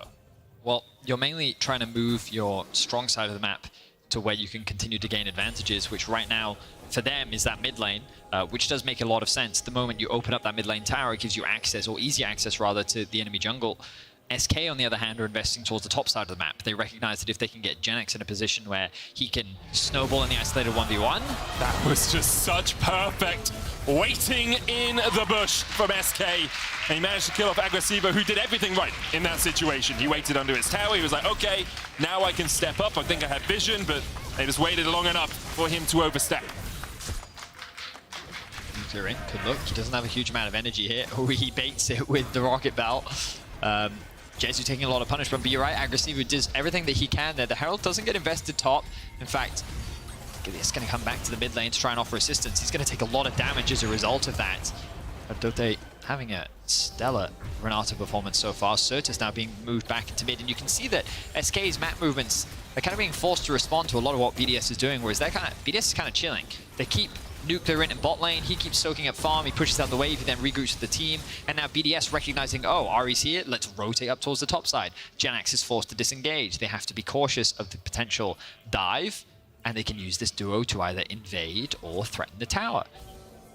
Now SK bring their numbers back up. There's no AD carry here, which means that BDS will have the numbers advantage. What are they going to choose to do here, though? Genex is looking for some damage onto Syncroft. No one taking the tower as of yet. Certus on the way as well, as you say. Jezu down towards that bottom side, just trying to get himself some farm. Still not got the Mythic on that Kai'Sa. Looking to get towards that Kraken Slayer as soon as possible. And perhaps it's just SK trying to buy some time for their AD carry to farm another wave. They know they're going to lose this top tier 1. Not in a strong enough position. You can see the 2,000 gold deficit for Jezu over Xmati. And if you can just recoup some of that for Jezu, it means that he can get towards that Mythic. But PDS are doing very much what we talked about, which is leveraging their strong side of the map, which is this bot lane. Xmati now securing his second item of the game, going to give him even more mobility. And the great thing about Misfortune in mid lane is when you combine her strut with things like the Youmu's, then it's easier for her to rotate. Like, she has so much movement speed that it's very quick to make these rotations happen.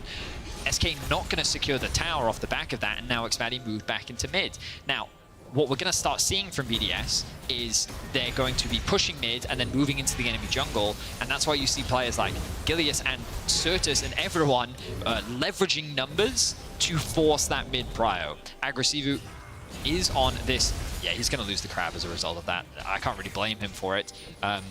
Nuclear Int's TP isn't up just yet, but SK is kind of forced in this situation where they know they're weaker. In the isolated 2 versus 2, if they just leave this Misfortune and Renata to do what they want, then they're just going to gain all this prio. So they have to leverage numbers to force them off the space. And again, you're seeing it here. Jezu, Genax, Treat, they're all being brought here to force them off the wave. But it's still not quite enough because now BDS is doing the same. But the BDS also saw Certus use his charm trying to catch out at Dote, so they know that that charm isn't up right now, but it does come back in time. Everforce used as well. Treat's looking for the hook. Crescent Guard pop though. So much damage coming out from the MF ultimate. Genax will be forced away. BDS turn their eyes towards the dragon. Still up though for SK. Ari's ultimate. The Gilius has his ultimate. Kai'Sa has the ultimate as well. So. Syncroft, no ult, does have flash. They're just going in. Spirit Rush a possibility. There's the charm. TP behind. Genax, no Hexagold momentum, but can get into this fight. They're looking for the dragon. Can Gilius steal it? He can! Third dragon of the game over to SK. Syncroft low. Will be caught out. The bailout brings him back, but he will fall in the end. BDS still looking for the fight as Genax steps forward onto Agresivo. Nuclear In could get onto Genax here. Treat's trying to escape down towards the bottom side, and Genax will be caught, and Nuclear In will get a triple in the fight. Beautifully played by Nuclear Int, but a good steal coming out from SK means that they will have a clear win condition. You can see how difficult it is to fight this BDS team. Their ability to disengage from the dive from the Renata ultimate and the Misfortune ultimate, rather, makes it so difficult. And then this Nard creating this big zoning space. But just keep your eyes on Nuclear in here. You can see him hovering around the Drake right now. He's going to use his ultimate to get on the back of 3, and already SK is split. Gets the execution onto Gilius, finds Jezu completely isolated. Treats can offer nothing to provide utility, and then Genax kind of gets left out to dry here. This is the value of this Akali pick in this situation when there's so much mobility on the side of SK. They also end up separating themselves and giving this Akali a lot of these 1v1 situations that she can just pick apart the team fight. 4-0-0 is now the scoreline for Nuclear Int, and he is the primary carry for BDS. He's in a really strong position, as you say. Already has that rocket belt, now has another alternator and a needlessly large rod. with the Sorcerer's Shoes, so he is very powerful right now. BDS, though, did lose the Dragon, and because of that, we are 3.5 minutes away from a Mountain Soul for SK if they can secure it. Good smite from Gilius to get that. Certus looking for something here. Charm onto Adote. Oh, good sidestep there from Adote. Obviously, he didn't see the charm coming, but something you always have to do when you're a squishy support is just step to the side each time you hit a control ward. Dragon started here. Genex doesn't have TP. Remember, he TP'd to the last fight. Gensu either. Wow, okay, this is a confident play. I like this from BDS, forcing SK. They leverage their lead. Janox on his way. Gilius looking for it. Heartbreaker could get him into the pit. He's got the smite, of course. Don't flip it, BDS. They might be doing it. Sinkoff tanking at the back here. Aggressivo jumps out. No Mega Gnar for him. That's just timed out, and the Baron will be reset. You say don't flip it. SK and BDS agree. So, the problem is, I wish I could remember. I can't remember if Aggressivo had the Mega Gnar and then it ran out, or it had ran out a little bit before. I think he had it when they were doing ban, then it expired. That's kind of what I feel like happened too, because I think that was what they were going to leverage to get the re-engager off. In order to get a turn, you can tell that the turn is what they wanted. Yeah. They wanted to try and force a fight or force something when SK was at a numbers disadvantage. Unfortunately, because Aggressivo lost his ultimate, there was no real way for them to get this. Victorian should be fine here. I think he recognizes there is no one on the map right now, and he's saying, you know, I don't think I'm safe. So he's just going to play it safe for the time being. But to go back to that Baron, I think that the fact that he lost the Mega Gnar is the main reason why BDS couldn't find a fight. Because you can see them just awkwardly standing around the Baron, and they have good disengage, but their actual engage not the strongest. You're very reliant on a Mega Gnar flank or Synchro kind of diving in, but then the follow-up isn't guaranteed to be there either, especially with the amount of mobility SK has. So you kind of need SK to come into you, which is why I like the Baron. I think it was a good call, and you correctly identified Genex in the bot lane with no TP. Everything about it looks good for BDS. And it's great to see them leveraging their leads and actually trying to force fights when they know they're at the advantage. It's something that we didn't really get to see a lot from BDS last split. Said we want to see more out of their mid game, and they're definitely showing it to us so far. Obviously, losing the Mountain Dragon is not in accordance with their plans, but when it's a 50-50 like that, you can't really blame anyone for that situation, apart from perhaps BDS just should have fought before the Dragon went down. Right now, though, 24 minutes in, they do have a 3,000 gold lead. 3 items complete on Xmati. Some good warding as well from Adote. You see these deep wards that he's placing here. This is all because the Dragon's up in a minute's time. The more vision you can get into the enemy red side jungle when you know that Dragon's up, when you need to fight around it, the more options you have to find a pick before it happens. It also means that Nuclear Int can just path down towards this bottom lane and push it out over and over again. He doesn't have TP right now. Aggressivo does, so Aggressivo will match top. Nuclear Int will match bot lane, and then you can use the summoner spells and the tools at your disposal to maximize the amount of experience and gold you're getting on the map. Correct. Thanks. Welcome. I've learned a lot being next to you over the years. Oh, sweet. More from Cadril, but a lot from you. I learned a lot from Cadril as well. Smart guy. He will be jumping on the caster desk next game for those Cadril enjoyers. Yes, the Zumu and the Boomer. Cadril and Quickshot. It will be. Yes. Fun cast to listen to for sure. But let's have a look. We still have a game to get through here. 25 minutes on the clock. That Mountain Soul is about to spawn. Right now, it is BDS that have control over the river. They have the mid-pro. They have the bot wave pushed in. Genex is resetting. I imagine he wants to buy something before the big fight. Will he? Oh, he's going to cancel it. That's a little concerning. Maybe SK is saying, we're happy to give this one up. Yep. And they want to wait a little bit longer, and it's not the worst plan ever. You can see that Certus is very close to that death cap.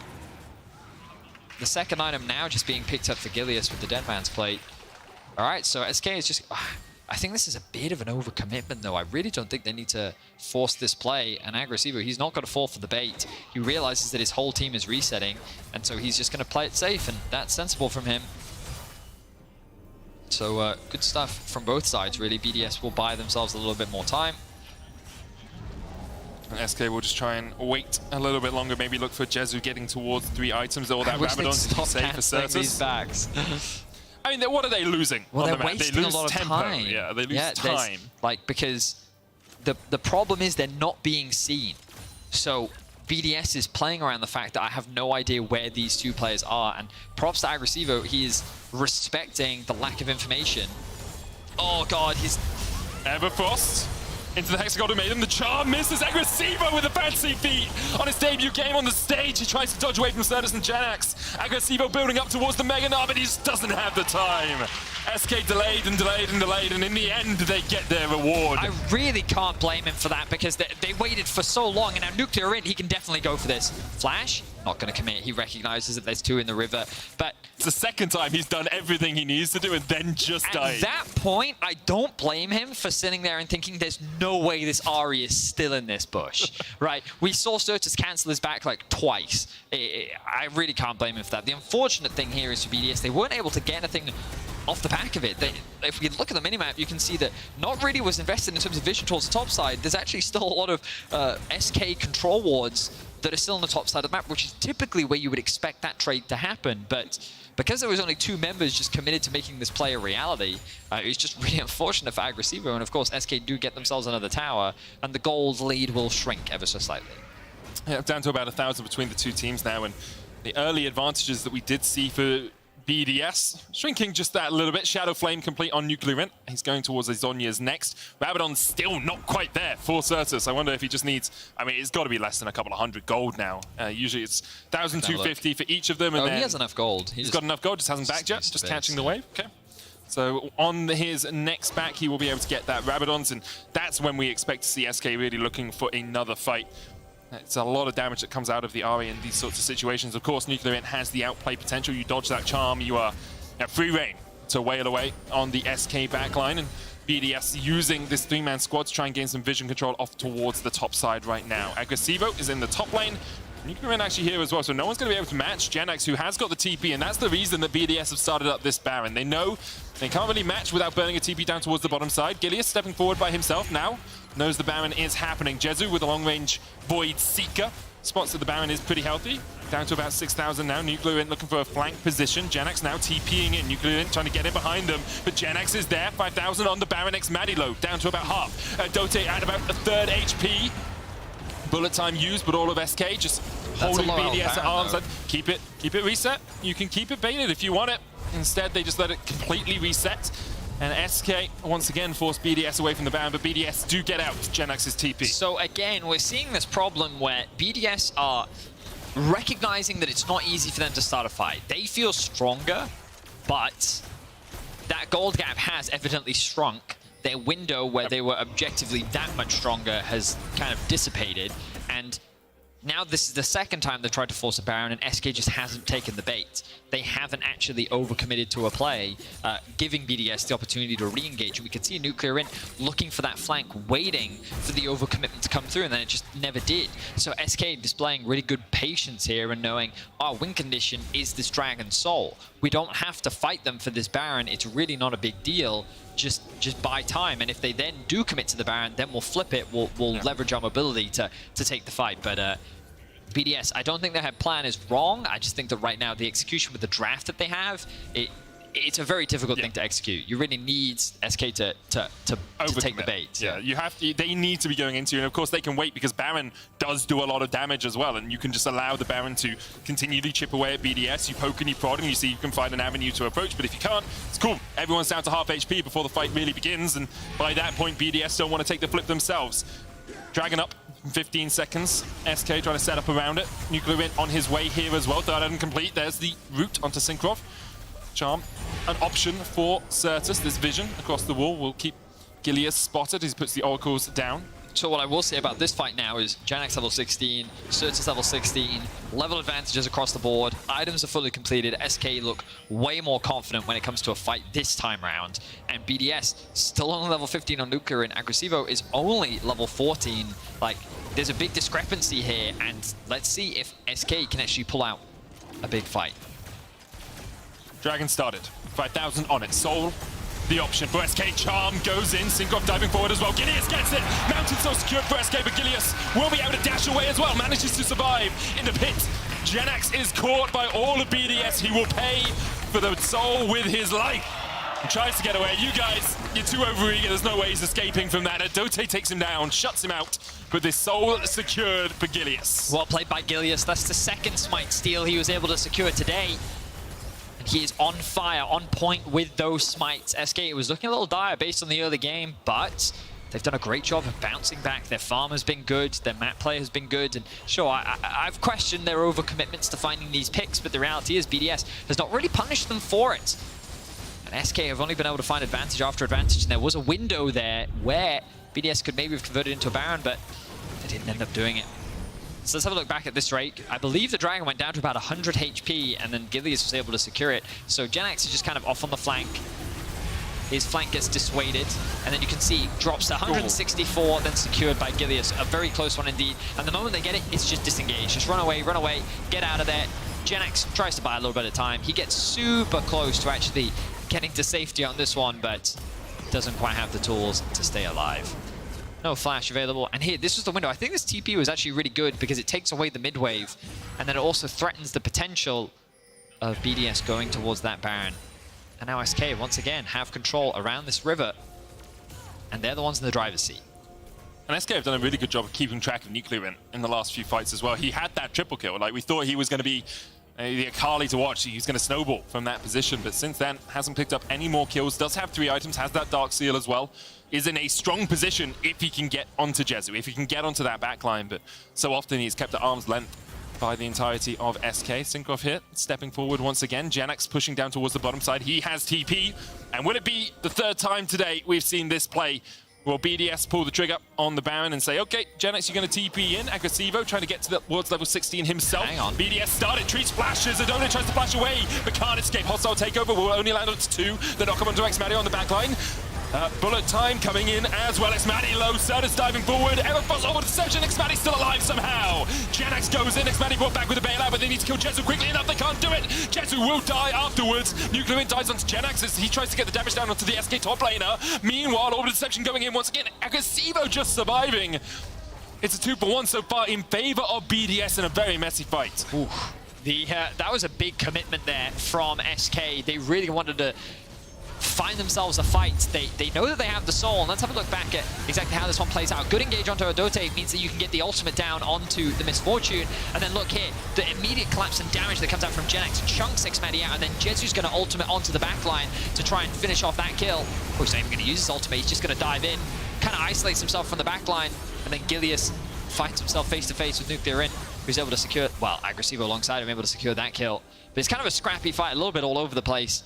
Just a big skirmish that doesn't really result in anything significant aside from BDS getting a shutdown. You know, Jezu actually had a shutdown, even though he was 0-2. And 50 CS down. Yeah, a bit of gold went into their back pockets, which means that that gold lead will creep ever so slightly higher. But a lot of items are being completed right now. I mean, importantly as well for BDS, flashes burn on Jezu. Gilius doesn't have flash either, Genax doesn't have flash, so if Nuclear can get onto one of them, can shut them down. As you say, the items coming in across the board. Force of Nature, Frozen Heart, and Gore Drinker complete on sync. He's just a tank. Wit's End for Agresivo will help him out a little bit against the magic damage from Jezu and Certus. Of course, Kai'Sa predominantly physical, but does do a little bit of magic damage with those plasma stacks. Xmadi sitting at 4 items and a stopwatch. Just going to help him out a little bit if he's ever dived on by Certus. The stopwatch gives you that bit more flexibility in your positioning, although without flash and heal, you wonder if you just come out of the frozen moment to face your death. It depends if the rest of BDS can collapse around him to keep him alive. Elder spawning in about a minute 40. Baron is the primary objective for now. SK relatively fast clear. Viego, Kai'Sa do a lot of damage, along with the true damage that Genax will be able to offer on the Camille. BDS should be aware that something is going on, but it's a little bit suspicious that the jungler is not in the pit. Syncroft with the engage. Yeah, SK trying not to be suspicious here, but you can see BDS oh wow, this is forward. So fast. It's already down to 3,000. Syncroft puts a ward in, and immediately it's gone. Gilius smites it. SK able to sneak it away from BDS underneath their noses.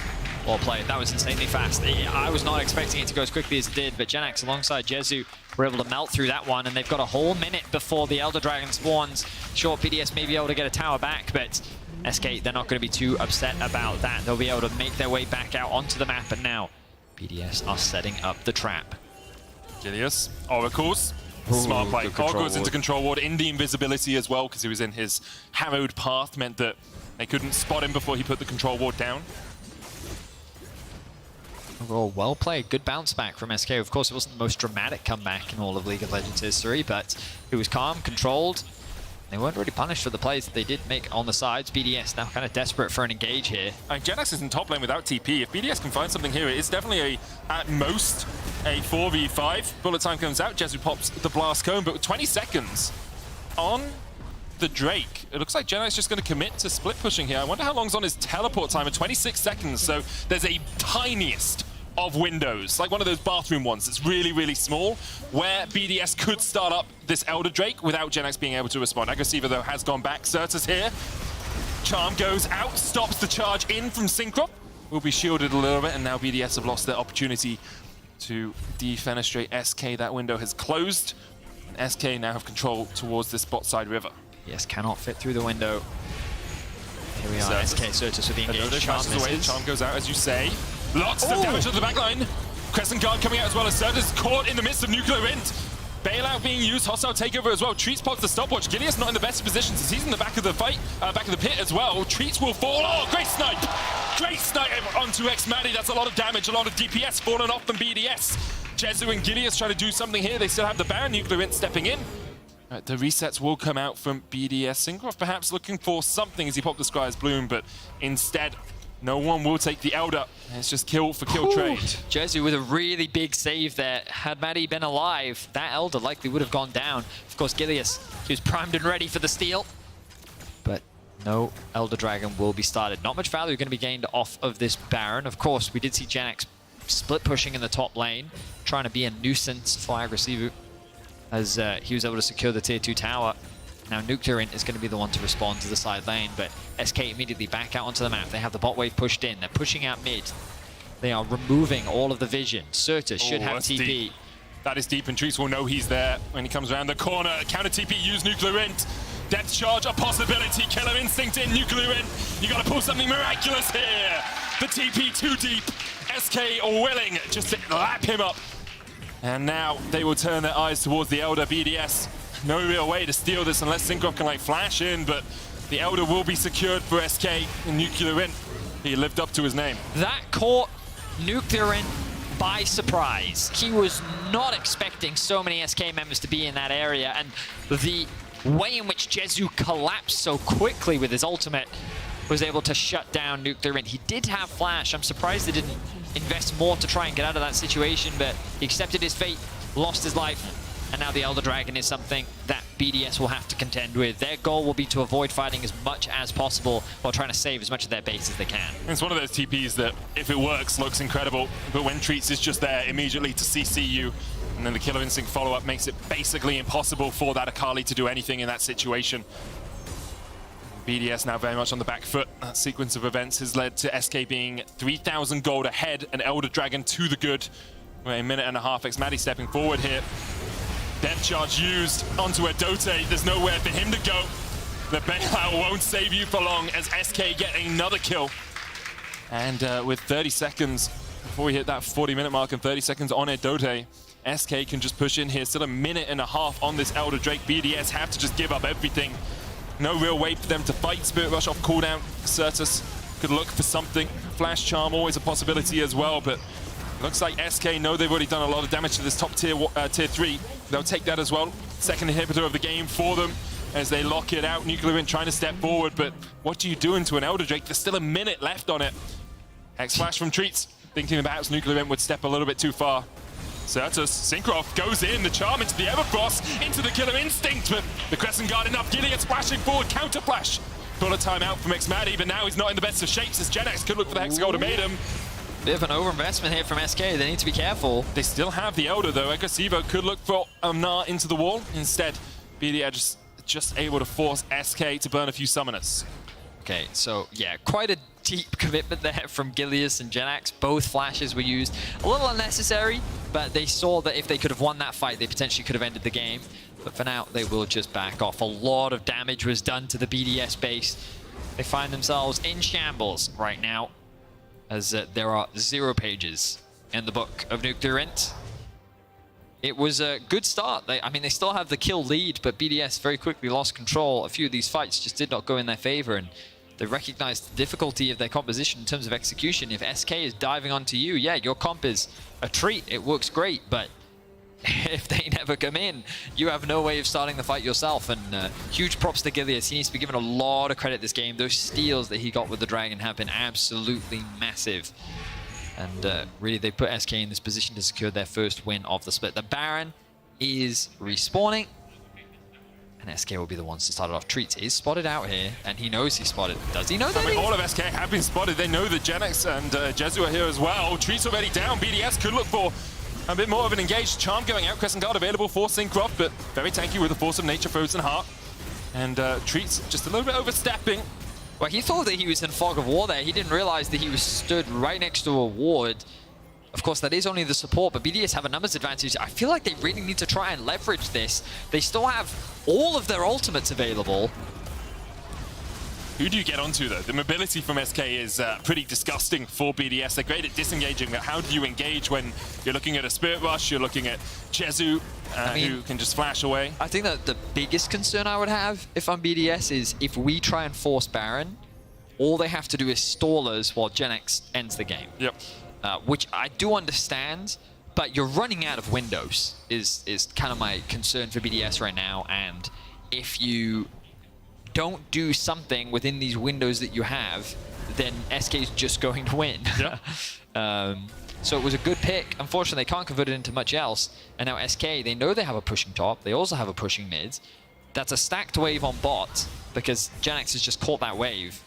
And now it's just a matter of time before SK start the Baron off. They're literally just waiting for the waves to create a point of pressure. And then BDS is going to be forced to make a choice.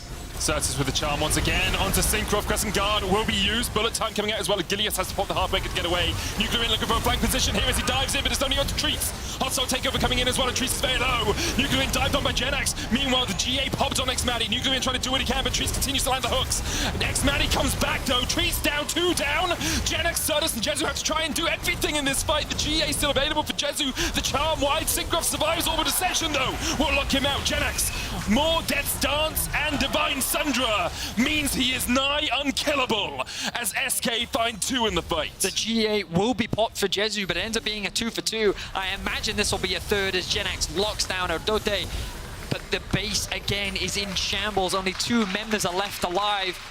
They're hitting the base button because they both have TP.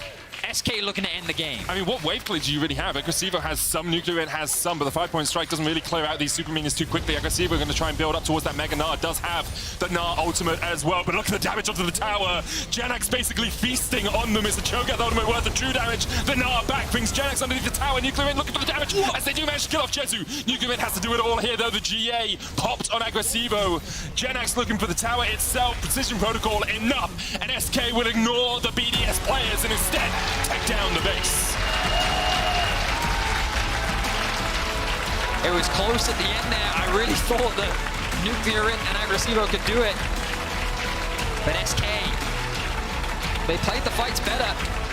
Gilius with a number of great steals will bring SK to their first victory. The early game, a little shaky. Yep. One of the criticisms that they, of course, did have from last split, but another team that benefits from one of the big patch changes when it's a lot more about the mid to late game. When you get to focus on team fighting, this is one of the strengths of this team.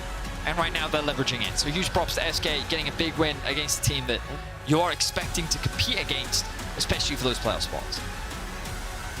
There we are, fist bumps from SK as they walk over to the BDS players. Obviously, some signs of life from BDS in terms of how their roster's coming together. The early game very strong. Aggressivo looked very respectful in the way that he played weak side of the map. Dote had some good plays as well on the Renata.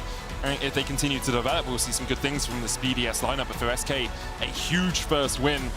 With the split only being 18 games long, it is important to emphasize just how big these games can be. You win against someone who could be in the playoffs race with you early on. You get a few wins under your belt.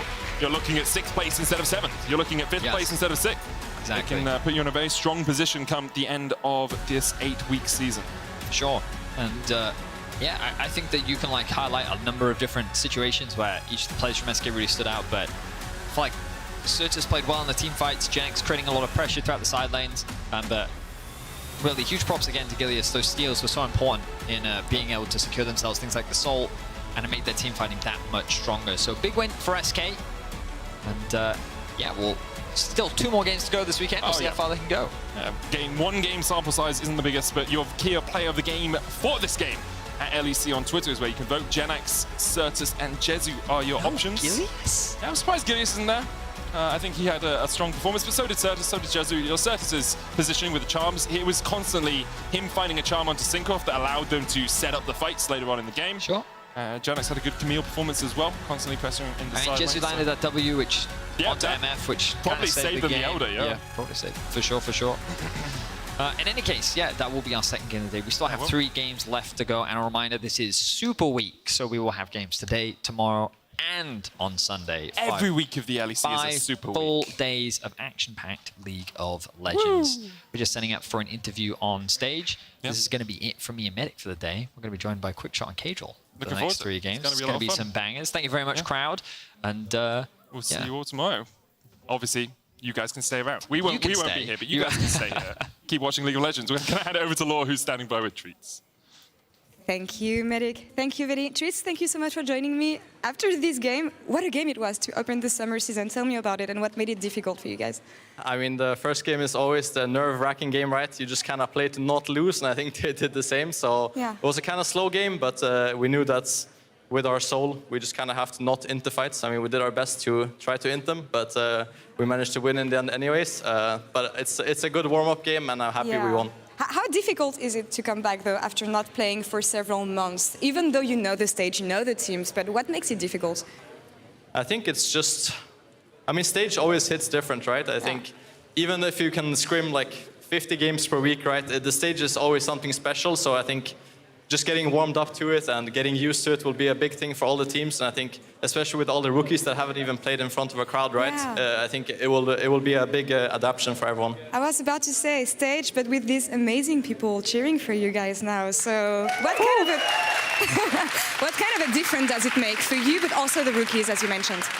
I mean, I think, at least for me, when I'm in the game, I kind of zone into the game and don't really think about what's happening around me. But I think for rookies, it's always something special the first time. You can hear the crowd in the background, so shout out to you guys. But it's really nice. It's really nice. Yeah, amazing to have people back. Again, a few words on the meta, because we saw what happens in the LCK. LPL can be much different. We're seeing a glimpse of what the meta is going to be in the LEC, but from pace-wise, I mean, pace of the game-wise, what do you think about what we're experiencing right now with the changes that Riot implemented? I mean, I think LCK is always playing really slow. I think we tried to have a really aggressive comp, but we didn't really fight a lot, especially after we died on bot. I think it was kind of hard to keep the pace going forward, so we just tried to scale it out as well. But I think in general, games will be a bit slower. Everyone is tankier, so it makes sense, right? But I think we'll still have some banger games for sure. Yeah, hopefully. And we see how it evolves also with a new patch dropping in a couple of weeks. Last question about you and SK also, because you're one of the few teams who didn't make changes in the roster this summer. What kind of impact do you think it's going to have, and what kind of advantage do you think you're going to lay from this? I mean, I like not changing rosters, personally. I like to have synergy and build up synergy right throughout time, so I think maybe not the start will have a great impact, but I think that if you have one entire year with the same team, right, I think it's a big difference. So I personally like it, and I think every team that has made changes will struggle in the start, so it's good for us. The team was starting to get better by the end of spring. Do you see changes being in motion here for SK and the team actually getting better and better? I mean, it's really early to say, right? It is. We only played one game, but I mean, I think we're all confident playing with each other. We just need some more practice and some more stage time. All right, and you will have plenty of those, obviously, in Summer Treats. Thank you so much for the interview. And we're going to take a quick break now, and we will come back in a few minutes for Excel versus Misfits. Stay tuned.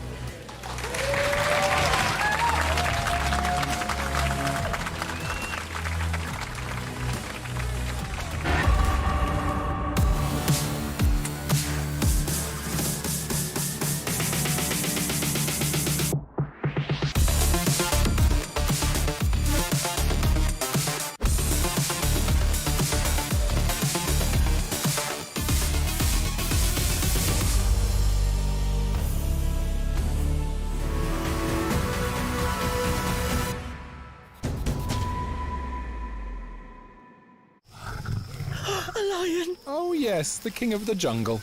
Time for a quick Red Bull? Red Bull? But you still won't be quicker than the lion. I don't have to be quicker than the lion, just quicker than you. Red Bull gives you wings.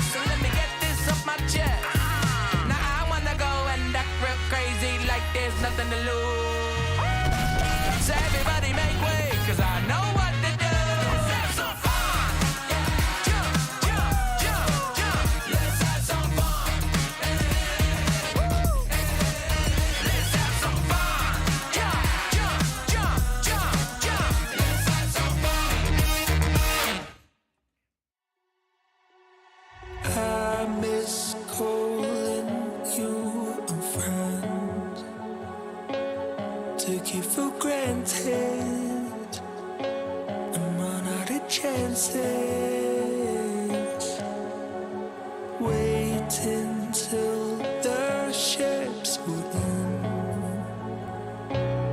I got distracted, now I'm empty-handed.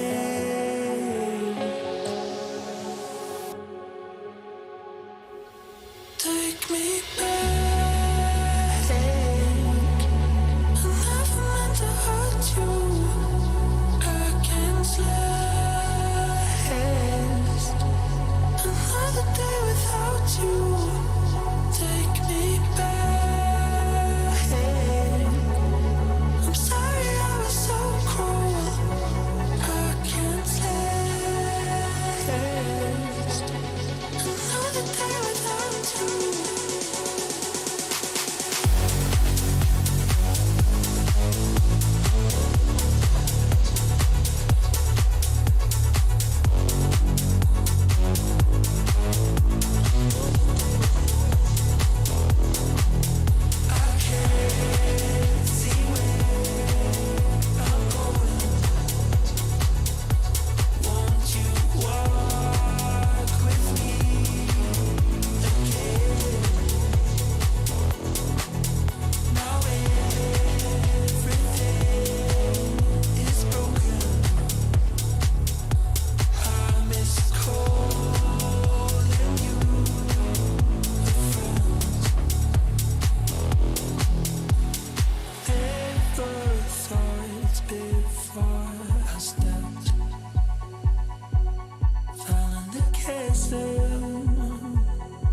It's holding me ransom, left to swim amongst the ranks. I was the captain, now I'm empty-handed. Take me back, I never meant to hurt you. I can't last another day without you. Take me back, I'm sorry I was so cruel. I can't last another day without you.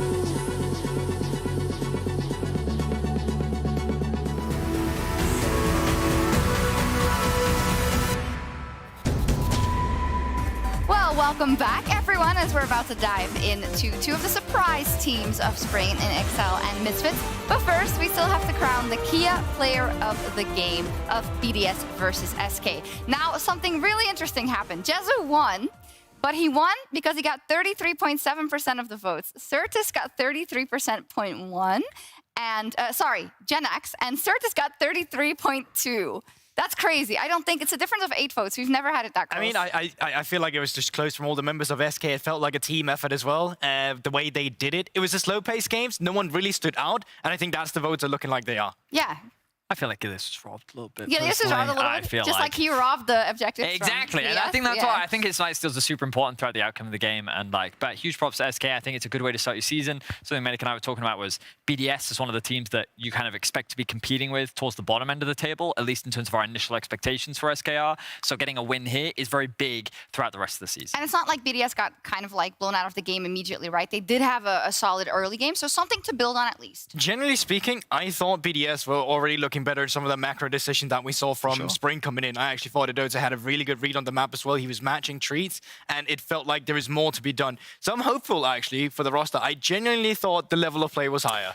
Don't you love the beginning of the season where you're just hopeful of the little things? I absolutely love it. So something we can be very optimistic about is about the two teams on the Rift right now. XL and Misfits are clashing in Game 3, and they were both convincing when it came to the Spring season. First up, XL, they finally made playoffs. If we remember, they went all 5 games with Vitality. Unfortunately, couldn't get past them.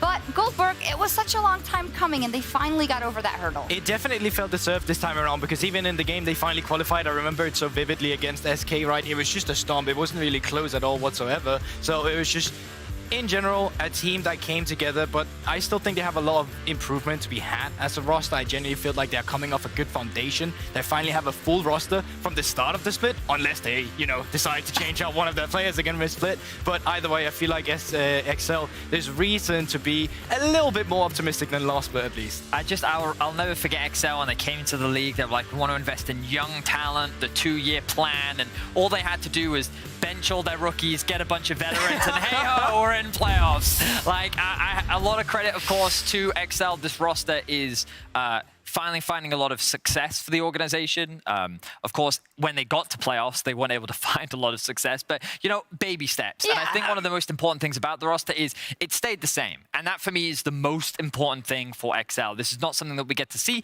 from the org very often, and I'm hoping that they can build upon the development that they started on in spring. Yeah, I was just going to say, I feel like at least they kept Makun, still 19 years old, still a young jungler, still one of our EU junglers we can build on over time if we want to, I know we're clowning a little bit, but you are right, Vedius. Finn, Nukeduck, Patrick, Mickey, they fit around, but they have Marcoon in the mix, who's obviously been playing very well also in spring. But there's a lot of rumble on social media about how excited we should be about this roster. If you look at the way they got into playoffs and the good things they showed from spring, why is that? What is it about this roster that makes you think they could be a contender? Well, I think the veterancy is something that you can't really afford to underestimate anymore. The reality is that Mickey and Patrick should be considered one of the strongest bot lanes that we have in the league. They are a very touted duo that has a lot of experience at this point, and mechanically and both in terms of macro, they're just very good. On top of that, when it came to the off-season, we heard that they got to go to Korea, they got scrims, they didn't just get any scrims, they got scrims against some very good teams. We saw some fun tweets about Nukeduck slapping Faker, and basically it seems that their off-season practice, along with the synergy that they as a team have built, has been very fruitful and productive. So coming into the season, at least initial expectations should be high. Whether they can maintain that, still another debate. That's a different thing from before, because they haven't always been high for XL, but I'm really happy that we can look at them through this lens. Let's look at their opponents in Game 3. Misfits. Misfits made one change, and it was in the top lane. Here it is no longer there, but Irrelevant is now promoted from their academy roster. It's an interesting swap coming into the top side of the map. If you're not familiar with Irrelevant, well, one of his most played champions was Still Nah. I mean, some people see him as a weak sider. I see it more in the sense that he's not really getting too many resources from his teammates, but the champions he's picking are still champions that can get aggressive if they want to. He's quite aggressive, and like Hirit, that can sometimes bite him in the back a little bit if he's too overstepped and there's no one to really evaluate him or actually facilitate him, rather. But I generally feel like this guy leaves more room to build on the kind of talent that Misfits has tried to do as a roster now. I think they are establishing themselves as the organization, that really tries to thrive on EU talent now. Well, in terms of EU talent or younger players, this guy's only been active on the pro scene since 2020, been in the LFL most recently, of course. So, Vedius, do you think that is a good way to go? Knowing that they got to 3rd place in the regular season already, right? Well, I think that I had the opportunity to speak with the Fisher a little bit yesterday, and basically some of the context he gave me was Irrelevant provides a lot more consistency than compared to what we saw from Hirit. He did struggle in spring. His performance was not at the level as what we saw from last year, and I think a large part of that was because the roster made a number of changes, both in support and jungle, and Hirit wasn't able to get the number of resources that he had in the past. And that's why last split, it was very much the VTO show. And so when we look at Irrelevant, he as a player is someone that can provide way more consistency in theory, that just better fits the entire team and basically makes everything a little bit more stable. But I also, in general, feel like it's a player that can open up for other playstyles as well, down towards the bot side instead. As you said with yourself, right, Hirit had a style where he was quite reliant on being facilitated. And even when he weren't being facilitated, he was very adamant in staying at his own style. Yeah. Maybe, and I'm saying maybe because I haven't seen him play yet in this roster, Irrelevant is the kind of guy that can enable a guy like Neon as well, who did have some pop-on performances when he was playing Jinx last spring as well.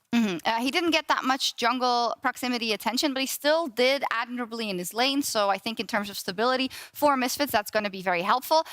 We have a bit of a delay, and that does allow us to breach a little bit of a topic we could not stop talking about in spring, VTO. So he won the spring MVP vote as well. I think that was very deserved. Maybe some people thought, well, he didn't get very far in playoffs or whatnot, Vedius. But how do you see this evolving now that teams still know this, but people have known that VTO is strong for the entire spring as well, and they still lost to him. So well, I think that basically we have to give some context as to why he even got MVP in the first place, because for those that didn't watch spring, he was basically a one-man army, right? Don't get me wrong, there were a lot of highlight moments from many members of this Misfits squad, but when the chips were down and when you needed someone to step up, it was VTO. When the roster was struggling, he was a consistent part that, like, I remember I was looking into the stats, he basically never had a bad laning phase, which when you compare to his previous year, his rookie year, is an insane step up in terms of his development. And so many games that this team should not have won were won because of this guy. His individual talent was just so standout,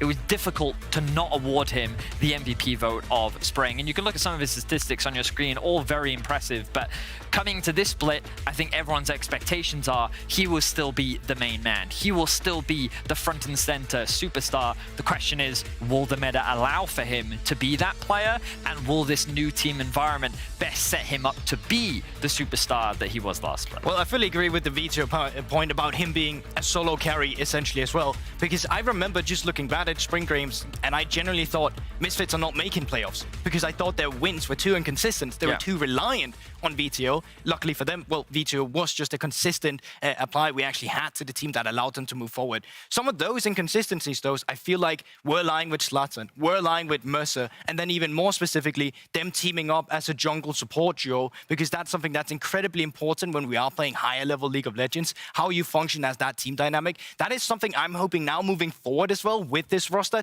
that we will see more with Misfits evolving on, because it can't just be VTO time and time again. We have the European regional talent in the roster, but it also needs to be developed. The thing that I will say is, so far today, we have seen some teams benefit more from the durability patch changes than others. Oh, yeah. And I think that when we look at a team like Misfits, they were a team known for their team fighting. Their early game was never good. Zlatan was not the most proactive jungler, and he wasn't someone that necessarily tried to snowball his lanes, but the team fighting is really where this team shone. And this was even the case last year, right? When they had a very different roster, it was their team fighting. And of course, a lot of that comes off the back of VTO, but the organization clearly knows how to build good team fighting lineups. They know how to draft in a great team fighting way. And if the meta is slower early, smart macro in the mid game, and then ultimately boiling down to a big fight that will determine the game, you could argue that that will largely benefit Misfits, especially early on in the season. And even more so because this meta, as we've already seen with just SK versus BDS now, it gives you more chances to find these team fights. You might mess up one of these big team fights that we're talking about, and then on 12.9, well, that would have been the game over, right? That probably would have been Baron. That probably would have been the last final nail in coffin really needed to solidify that victory. Now you get more chances from the early game to the team fights to the late game. XL also no slouches when it came to the team fights, especially at the latter parts of last season. So I think both of these teams are very keen on proving their strength of their roster coming straight into summer. And as for us, we're going to head over to our casters. It's Cadril and Quickshot. Thank you so much, Berlin! Welcome to the caster desk. It is such a great day to have fans in the studio. It's going to be celebrating Pride Month, and I just wanted to do something a little bit special, you know? Cute little Gnar. It's one of my favorite skins, actually, because the dinosaur transformed as well. And you didn't notice anything? No, I saw your nails looking incredible. Thank you. That was what I was looking for. I like them all. Berlin, are you excited to watch XL take on Misfits? Woo! That was pathetic. Bit louder. That was pathetic. Berlin, are you excited?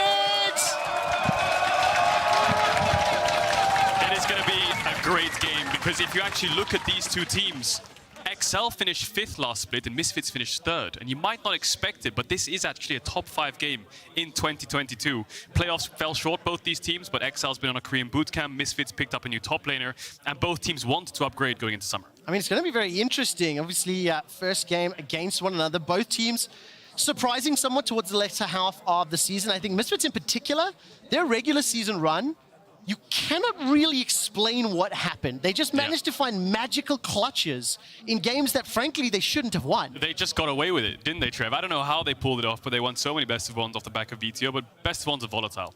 And we saw in playoffs they just weren't at the caliber that they needed to be when it came to playoffs, because teams grow. Misfits didn't really find that next step in the process after spring, and they fell short. Yeah, they really did. Now, coming into today, significant changes, obviously, to the patch. We've seen two very controlled games to start off the day, and I think it's way too early to be making any expectations or predictions on where things are going to land. But I do think I'm interested to see whether or not teams are going to start to diversify, if there's going to be different reads on what you want to debut in your first game of Summer. Yeah, I was speaking to Otto Amne a bit from Rogue about the patch changes, Summer split, Europe in general, and he said it'll take about 4 to 5 weeks for these teams to really show where their caliber is. The first 4 weeks are going to be growing pains for the teams, especially the ones with changes, learning new patches, 12-11 coming in after having scrimmed on 12-10 on the Korean boot camps and things like this. So a lot of things have changed, and all these teams just kind of need to find where they are by week 4 or 5. If you haven't, you're in big trouble. Yeah, definitely. And of course, you talk about those changes. Irrelevant, new player on Misfits making his debut on the stage. We'll see what he can do in a moment as we load up into picks and bans for Summer.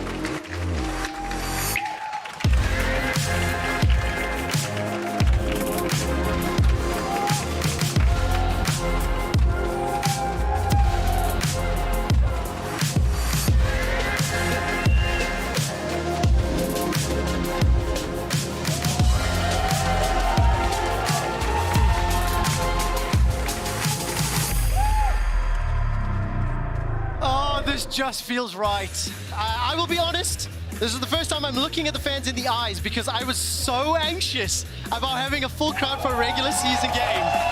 Now with the music, with draft on screen, and 3rd and 5th place teams from Spring some questions to answer. It's great to have you next to me, Trev. So good. As well. This feels awesome. Oh. It definitely does. Straight into picks and bans, though. Interesting ban from XL. Lee Sin taken away from Zlatan straight away. Gangplank ban coming through. A lot of these first picks, obviously, when you're red side, it's always beneficial for you to trade 1 for 2 in the OPs. And XL on the blue side probably want to avoid that. So a lot of odd bans that we haven't been seeing throughout the day coming out, but definitely target bans so far. Of course, what will be the priority then for first pick? And what will XL decide to use? I think that Korean bootcamp and the fact that the roster's stuck together, the fact that they were ramping up towards the end of spring, I think they're going to have higher expectations for their opening weeks. And seeing how they ended the season, I'm hoping that train will continue. Definitely are. I think by week 3 or 4, we should compare the teams that went on Korean bootcamps and those that didn't, see where they are in the standings, see if it actually is worth it. I mean, G2's been scrimming since September last year. Anyway, they were scrimming during Worlds when they were trying out their new roster. So they've been going for a hell of a long time. Renato, Wukong bans coming out to round out the drafts. Things like Viego are up. We'll see what XL want to first pick. Kalista opens, Senna, Ezreal. A lot of these bot laners are what we've been seeing bans most of the time.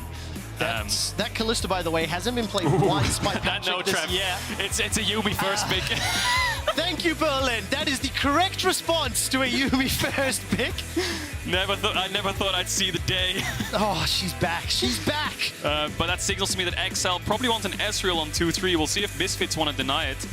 Ezreal can pair with so many different support champions.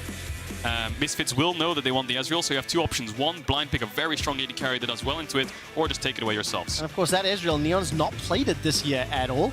Diego will find himself locked in, and the question will be answered in a moment. Do they steal Ezreal or know that it's coming and have an answer to run into it? And there was also a discussion about AD junglers on this patch, because you've got Wukong, you've got Viego, and then you've got Lee Sin perhaps, but after that you slowly fall off a cliff with AD junglers. There aren't that many that are so viable. So that means Markoon may be in a little bit of trouble with the Lee Sin and Wukong already being banned away. And there's one of those champions that could do well. There's Zeri for the second time on the day. Yeah, Zeri, of course, something that I overlooked. Oh, you got it right in the cat! So, they've gone for Twitch. You would think Zeri, you would think Ezreal with the Yuumi first pick, but that's just a Twitch insta-lock there for XL. Of course, you have the camouflage. You can go invisible with the Yuumi on top of you, just pop out with the ultimate and have the Yuumi ult as well. There's a Gwen picked up as well for Finn. How many professional games has Patrick played on Twitch? 0. Correct. This is his first, the beginning of season.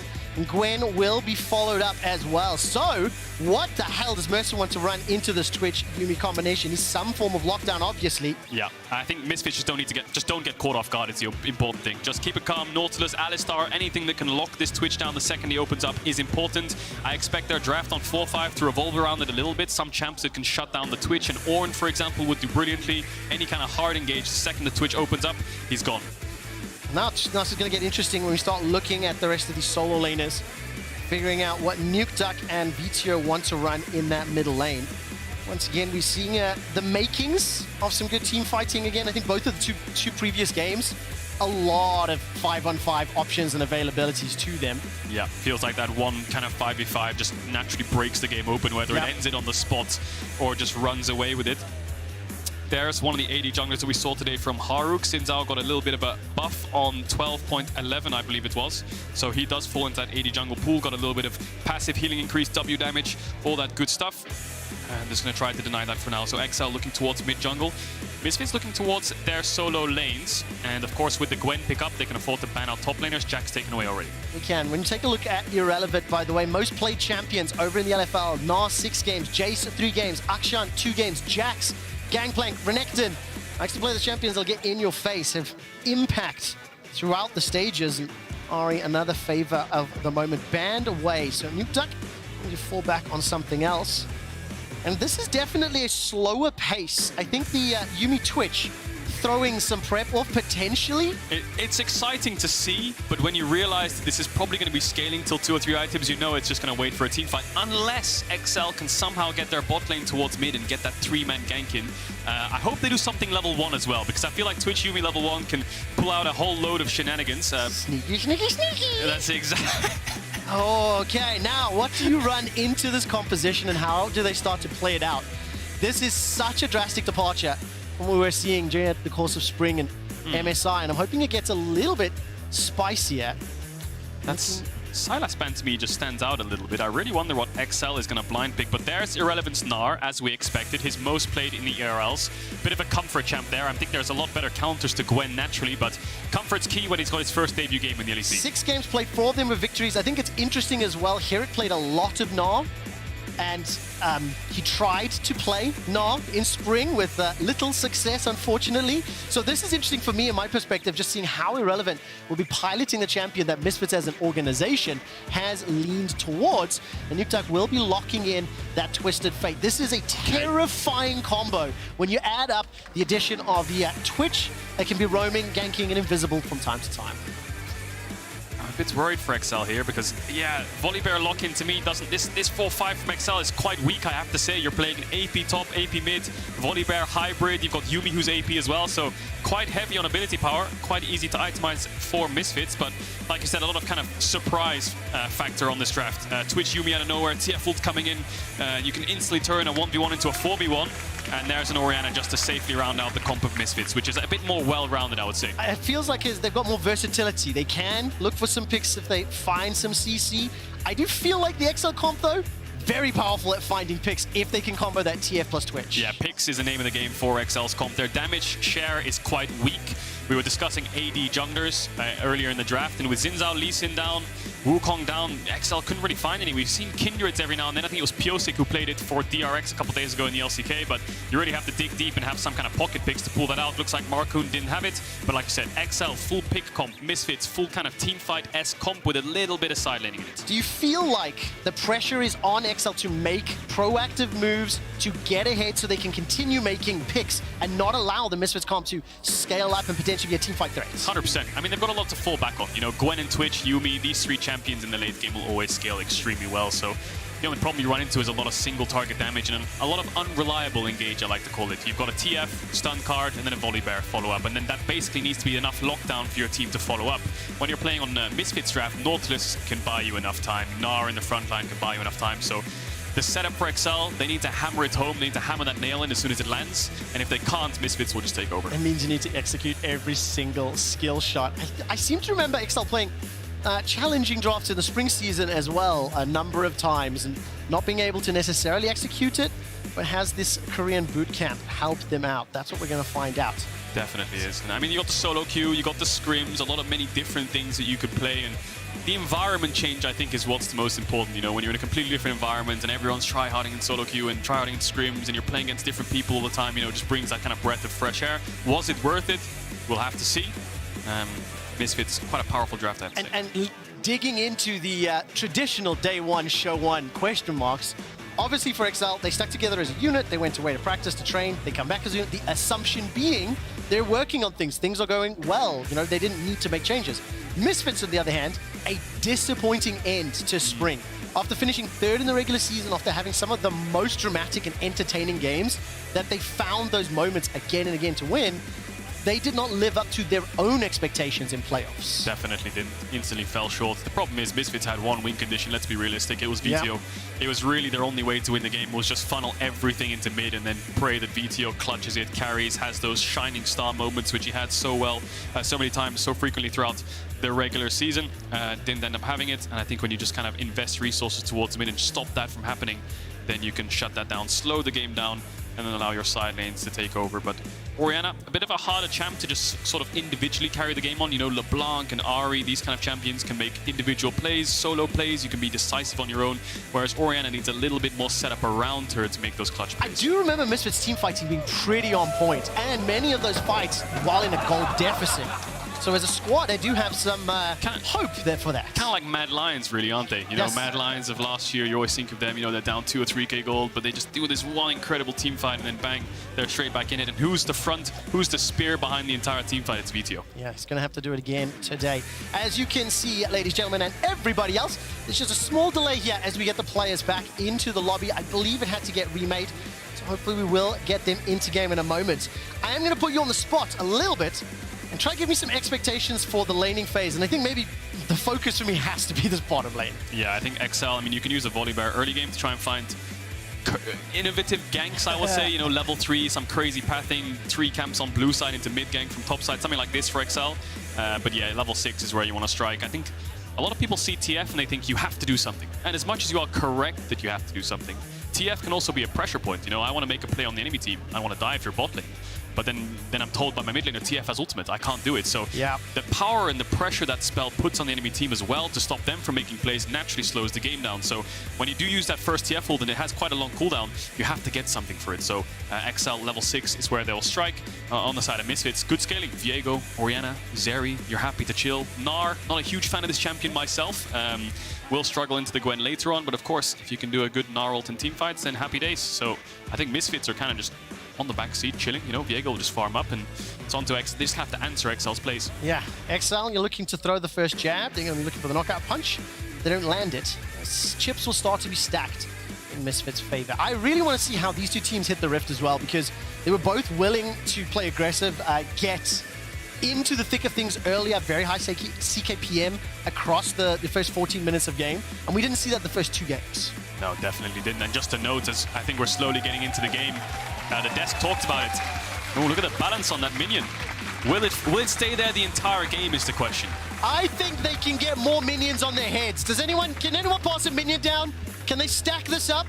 Find us a minion. They've gone already. I started saying that the cameraman ran away. So what you read from that is the producer saying this is not a game we want to play. Definitely not. Mickey, XI. No, what I was going to touch on there is the desk touch on experience. You know, XL had this rookie plan, and now they've got Finn and Nuke Duck and Patrick and Mickey, all these veterans players. But as I say that, we're getting straight into game. Misfits versus XL.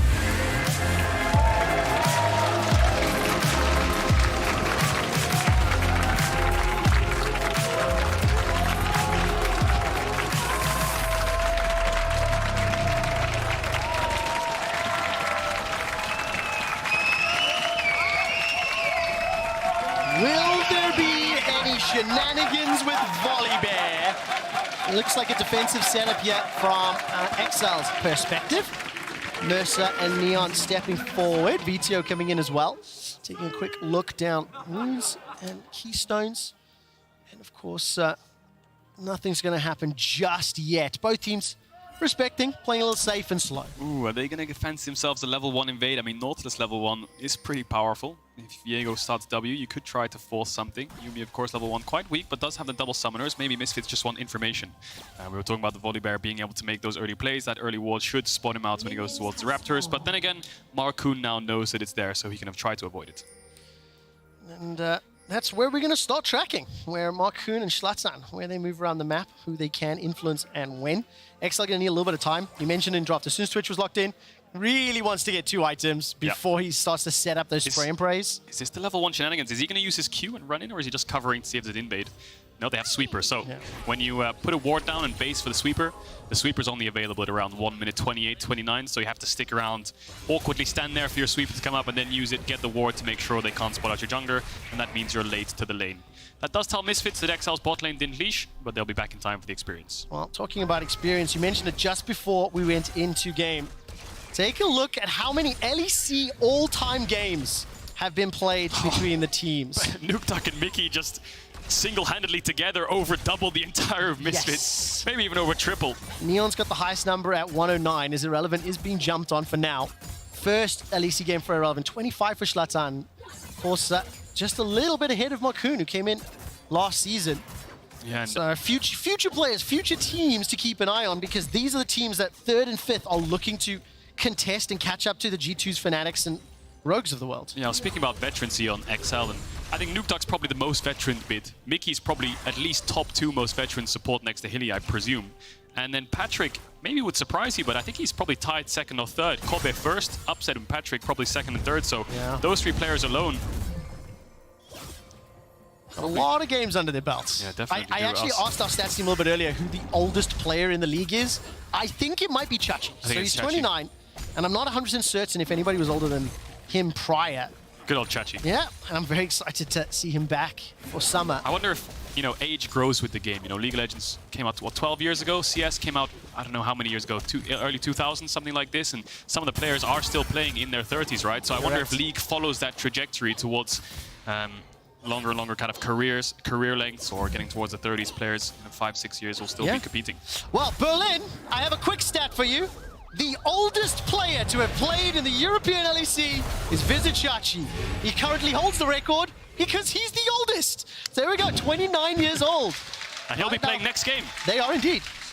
Take a look at this. Markoon and Nukeduck just throwing a thumbs up. Zlatan and VTO dash forward for a little stun. It is replied back. Command Protect doing a lot of work. 200 hit points. Zlatan forced to flash to safety. And he's able to survive. Nukeduck flashes in for the auto. It looked like that was the fight that Misfits started. Nukeduck's got double buffs. Vito's got a master under the tower. Markoon, that was massive. Oh, Markoon's got the mental advantage now. Took the crab in front of Zlatan. Now he took his life as well alongside his mid laner, Vito. I think that's probably one of the earliest first bloods we've had in the LEC today. You need to go back and tell me, what are players thinking when the taunt is happening? It's so clear. It's like, if you want to fight, I can fight. If you want to fight. Yeah. And all of a sudden, Zlatan took the bait. It's the push and pull. You walk up, you're all cocky, you think this is your lane, you're going to push him out. The second they start fighting back, you think to yourself, hang on a second, this is the stupid idea. And XL just kind of punish it in their face. Misfits being a little bit disrespectful there. I think Zlatan wants to contest the wave to secure top crab for himself, but he ends up giving away 2 kills and the crab. So mid-jungle off to a huge lead here for XL. I mean, Nukeduck will get close to level 6 as we look at this one again. Markoon just took the bot crab from Zlatan. Thumbs up, I'm going to push your mid-wave. Top crab's mine as well, buddy. Zlatan's like, no, it's not. Fights him back for it. And then, of course, the early game volley bear and the TF just makes it so Zlatan takes way too much damage. He ends up falling. Now watch Nukeduck's movement here. VTO has mana for 1 single Q. Instead of running back here, he runs forward, so he dodges it. And now VTO can't actually get the kill on the next auto attack. Markoon punishes when he walks up. And down goes VTO. So nicely done in the Unsealed Spellbook. I didn't see whether or not the swap to Ignite during the course of the fight or not. But that obviously helps out. And Misfits can see 2 early kills. They're down 1,300 gold. Neon is also running away from that Prowling Claw, projectile rather. And Patrick, right now, sitting happy in lane. This will slowly push towards Neon, however. Yeah, and it's going to bring up the minimap here for a second, because you look at the top side vision XL have to work with. Finn can catch this wave, push this wave as much as he wants, and obviously when you're playing League of Legends, you can play process of elimination. If Zlatan's not top side, it's probably bot side. Patrick getting a little bit aggressive here. Held my breath for a moment. Mercer gets slowed down. Poison's dropped on his butt. And with the big giant rat head, looking to expunge that. So much damage. That's all from an attempted Q. Markoon was in the area, but that was so brutal. I don't think I've ever seen a level 4 Twitch play that aggressive before. Just walks into Nautilus's face, dodges his Q, refuses to elaborate, and takes half his HP. It is Patrick, though. Patrick likes to play in your face. Yeah. He likes to be an aggressive player. Hello, this is Patrick. XL will take a Drake off the back of that. Misfits can't really contest this. Waves under tower, no vision either. They've transitioned that top side vision that I just pointed out towards the bot side of the map now to free up their bot lane. So wherever Markoon goes, XL own that side of the map. This is brutal start here. XL, they needed to be the proactive team. When we were in draft, we talked about how their champions will want to be throwing the first punch, landing the abilities, and then getting the kills. And once you start seeing Nukeduck and Patrick unlocked, that can accelerate the game significantly. Destiny is available, and the lanes are necessarily set up. Sponge goes out, and Neil's going to dash through the wall for safety for now. Yeah, look at this bot wave. So it's pushing into XL. Patrick steps up. Marcoon is around. Nukeduck has ult. Doesn't have enough mana just yet, but the double ping setup means that they can contest his bot scrap. Zlatan doesn't have the 900 damage smite. He only has 450, so he has to back away. No flash either. Nukeduck could pop the ult on top of him if he tried to get it. So another crab in favor of Marcoon. Will be close to, does get the level 6. Level up now. All lanes going in XL's favor for now. And remember that during the draft, so many junglers that are supposedly higher on the tier list, banned away, removed away. Viego first picked by Misfits. Marcoon does go back to a jungler. He's played a fair amount. I think he's had 9 or 10 games professionally on this champion. But more importantly, the decision-making, where he has moved around the map. Here he goes again. And where he's punished Zlatan has allowed him to extend this lead. Already got a level advantage. The Sky Splits. Stormbringer is available if he wants to jump in. Challenging for the red. Neither lane is moving yet, but top was pushing in favor of Finn. Marcoon's going to steal another objective from Zlatan. This is just brutal. Yeah, this is good proactivity right here from Marcoon. This is just punishment from the early mid-jungle 2v2. I mean, he's a level up on the Viego, and he has a TF ult behind him. Nukeduck didn't have enough mana that time around, but still wins out on the 1v1, so he's just forcing the advantage that he's been given and takes away camps from Zlatan. So that farming jungler of Viego will be on the back foot, should secure a Herald as well. Another early game objective in XL's back pocket. Finn feels confident enough to just start it himself while Marcoon finishes his camp. And everyone's just kind of holding each other's hands, helping each other out throughout this early game for XL. Very happy to see that. Comp needed to be executed that way and has been. Nukeduck off the recall is now making his way down to the bottom lane, clearing this wave out, and maybe the shenanigans are afoot. Patrick is nearly level 6. We'll be able to set up a combo play with anybody coming around. If Marcoon wants to come through the jungle, jump over the trees, that's a possibility. Destiny can bring Nukeduck in, and there's Patrick. A rat and a cat, Tom and Jerry, not going to find the kill this time round. So XL have opted into swapping their mid and bot. I didn't see the waves before. Maybe they were forced into it, but for now, this is the lane state that they're sitting in. I mean, Orianna is a champion that's pretty happy to play 1v2. Incredibly long range, can push the wave in whenever she wants, and is pretty safe in general. Finn, level 7 to level 8, wants to get aggressive onto Irrelevant. And this just means that Irrelevant's freed up because Nukeduck's bot lane. TF ult doesn't reach that far whatsoever. It can barely reach towards mid at this point. So this opens up a bot side of the map here for Misfits to just walk straight into. They've invested the resources already. 3 members inside the red buff. Zlatan looking to reclaim what was stolen. Blast going over the wall. Mickey's attached to Marcoon and waiting to see what happens there. The Gnaw will lock Finn up. Gets chucked by the boulders and he jumps away from the snippity snips. The rest of Misfits have run away. It is when nothing hits. Is that what it's called? We've got Tom and Jerry and snip. Oh, we've got a great game here.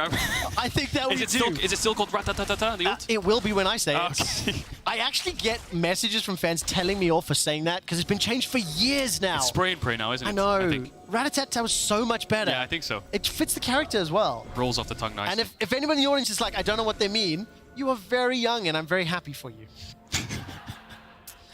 Well, there's Patrick. Are we the zoomer and the boomer? Are we? Well, I'm definitely a boomer. I don't know. I don't think you're a zoomer, I'm afraid. I hate to disappoint you. I look like a zoomer. I worked with the zoomer for long enough. Ender is the zoomer. There is no doubt about it. Shout out to Ender. Yeah. And now XL's bot lane's towards top lane. They have Herald in their back pocket, so I expect this TP from Finn is to commit to the lane swap. Nukeduck's back mid, ready to ult top if he needs to. And now XL probably looking for a Herald top. Well, Misfits potentially countering or hunting themselves. Mickey will have support there from Patrick. The Rat-Tat-Tat will be great in those tight corners, but you're not going to say spray and pray not once now. No. Now it's a challenge, right? Let's talk about the setups for this. Not the deepest vision from XL in comparison to earlier. Just that one ward up top. They're not going to contest and move that one away, but both teams were kind of looking for an opportunity to punish. Yeah, so what XL's doing is they're making Misfits respond. They run top, threaten the Herald, their bot lane has to run towards top side, VTO has to run towards top side, and then what do? They back off in base. Now they're going to go towards bot side and get Dragon. So Misfits are going to have to do the exact same thing, just answer towards the bot side, and Zlatan's already reading the play. Patrick might look to get VTO's flash or ultimate here, but he's a bit too late.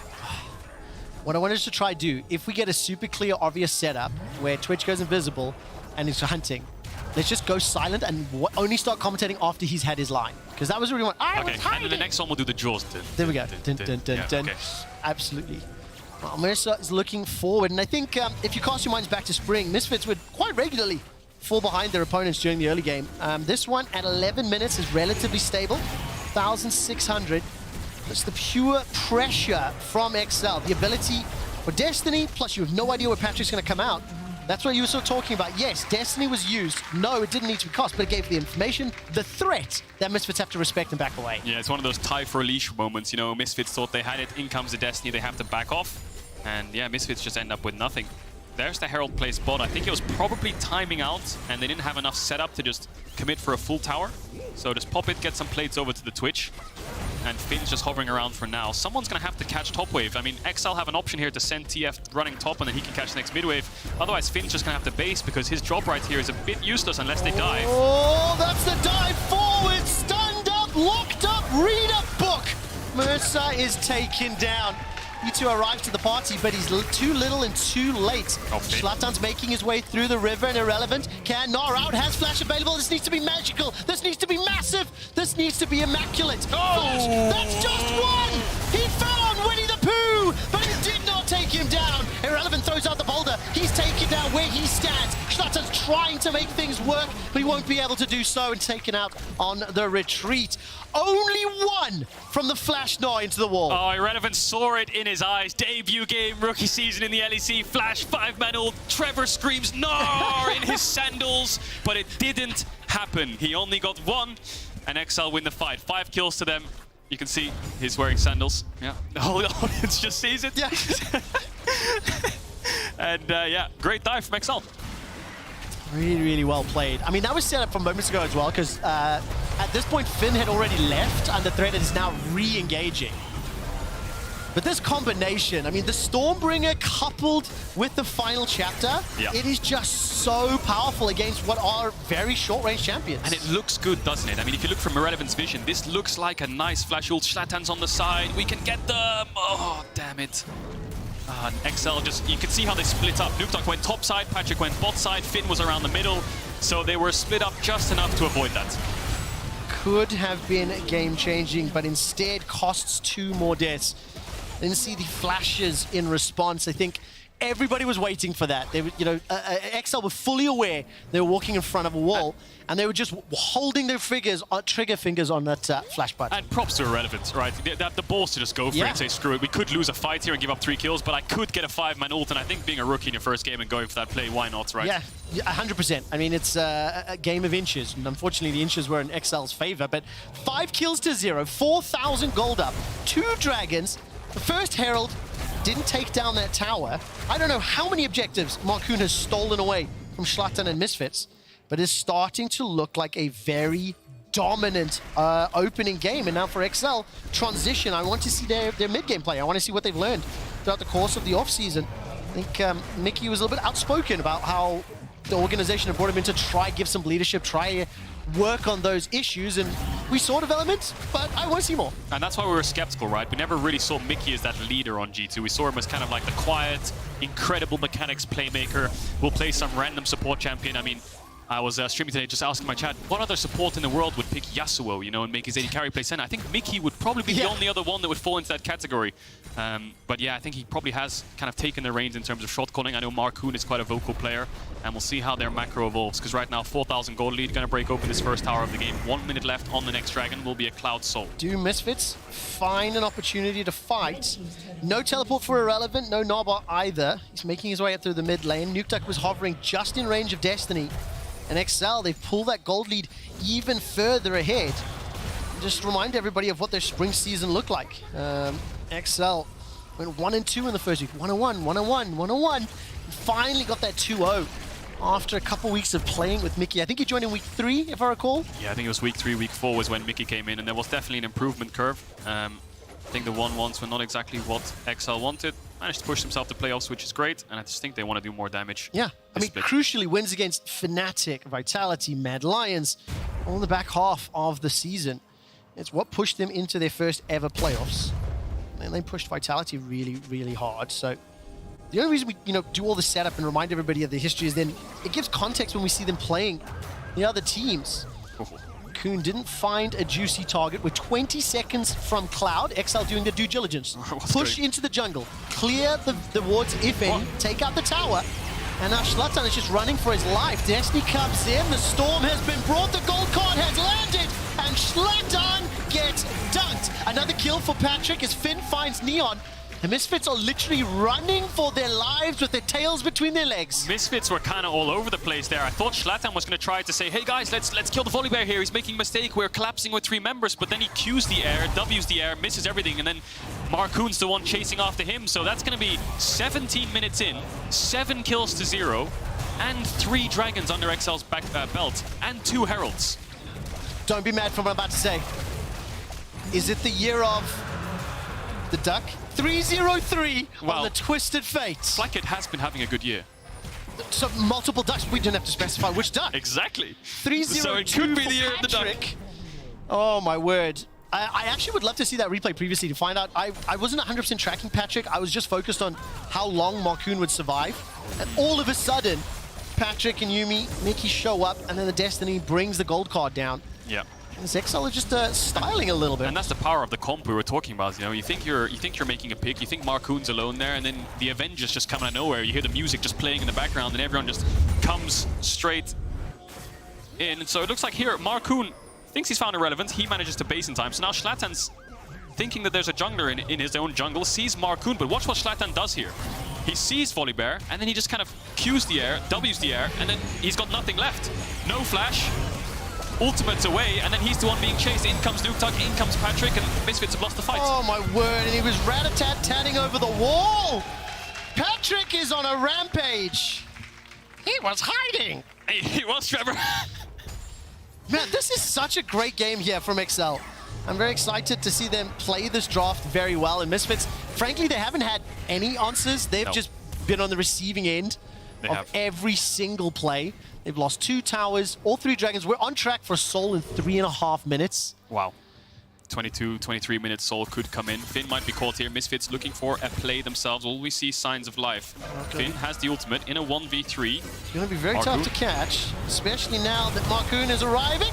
Brings the Thunder with him. No further follow-up. Zlatan hiding in the wings. Patrick can continue if he wanted to. Stepped into the jungle, but has now backed away. And I think when you're in a game state like this, you kind of have to, as a Misfits player, turn your eyes towards VTO. You know, he's up around almost 20 CS. Still even in levels with Nuktuk, which I think the majority of his team kind of behind in XP right now.